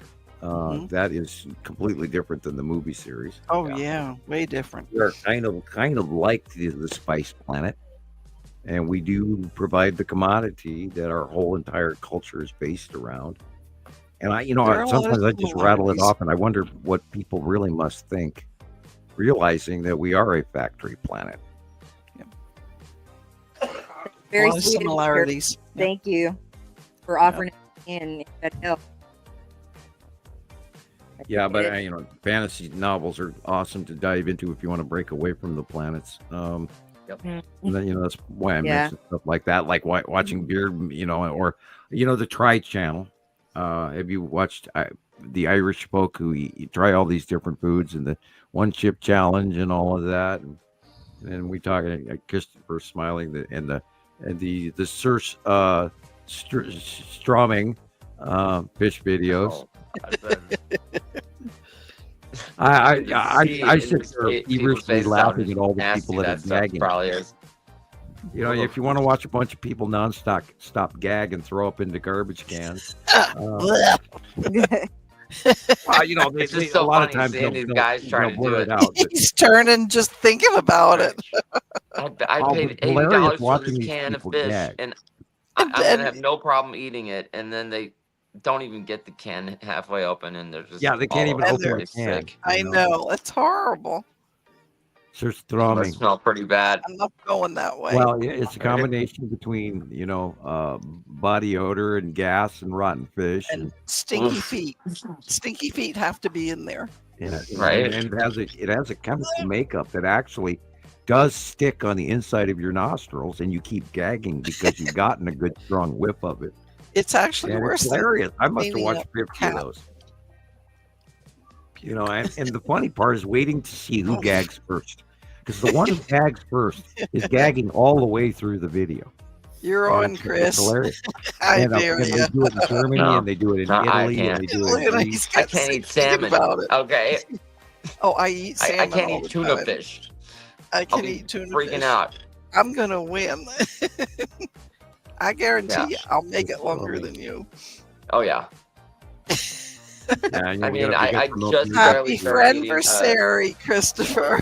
Yeah, I can't do. I don't do He seafood doesn't that like well. stinky things. Yeah, I was about Right? to say. Obviously not a It's the texture, like especially shrimp. When I was a kid, that was the one thing my parents told me. It was either olives or shrimp. I didn't have to eat, and I chose shrimp, but I should have chose the olives. But I like olives now, so Yeah. and I'll eat shrimp too. But when I couldn't do it, and then they would And you couldn't do it try to then. feed me weird stuff. Like they tried giving me liver and onions one night, and I knew it wasn't chicken. I knew that wasn't chicken. Okay, I knew it. But they tried to pass it off as chicken, and I wouldn't eat it. No, I'm not You a should have told me libertarian what at it all was. either. You should have told me. You would Yeah, not have take your made blood it through filter, family nothing. life in this house because I had a rule. Okay, watching all my nieces and nephews, how they got out of eating things and how the parents, I had a rule, and I would say to Alexandria, you must take one bite. You must try one time. Did you know Yes, how long it took that's my her to rule eat too. one bite of green peas? She sat for 4 hours. Oh, I've done that. Sounds 4 like hours. daughter. Yeah. I would have to maybe sit till the next CarolAnne, morning. maybe you know about this. Have you ever walked into a house where they're cooking lutefisk? What's that? I don't think I know what. It's a fish that you get out in Minnesota, and they have to put lye on it to cook it. Oh, no. And it is one of the foulest smelling other fishes. I believe it's a Polish dish, but look up lutefisk. Lutefisk. Okay. Lutefisk. That'll be fun. Ludafisk. Lutefisk. So it's pretty putrid, huh? Oh yeah, I would walk into the house, I would smell it, and I would immediately spin on a dime and walk right back out. I have a pretty good stomach for that.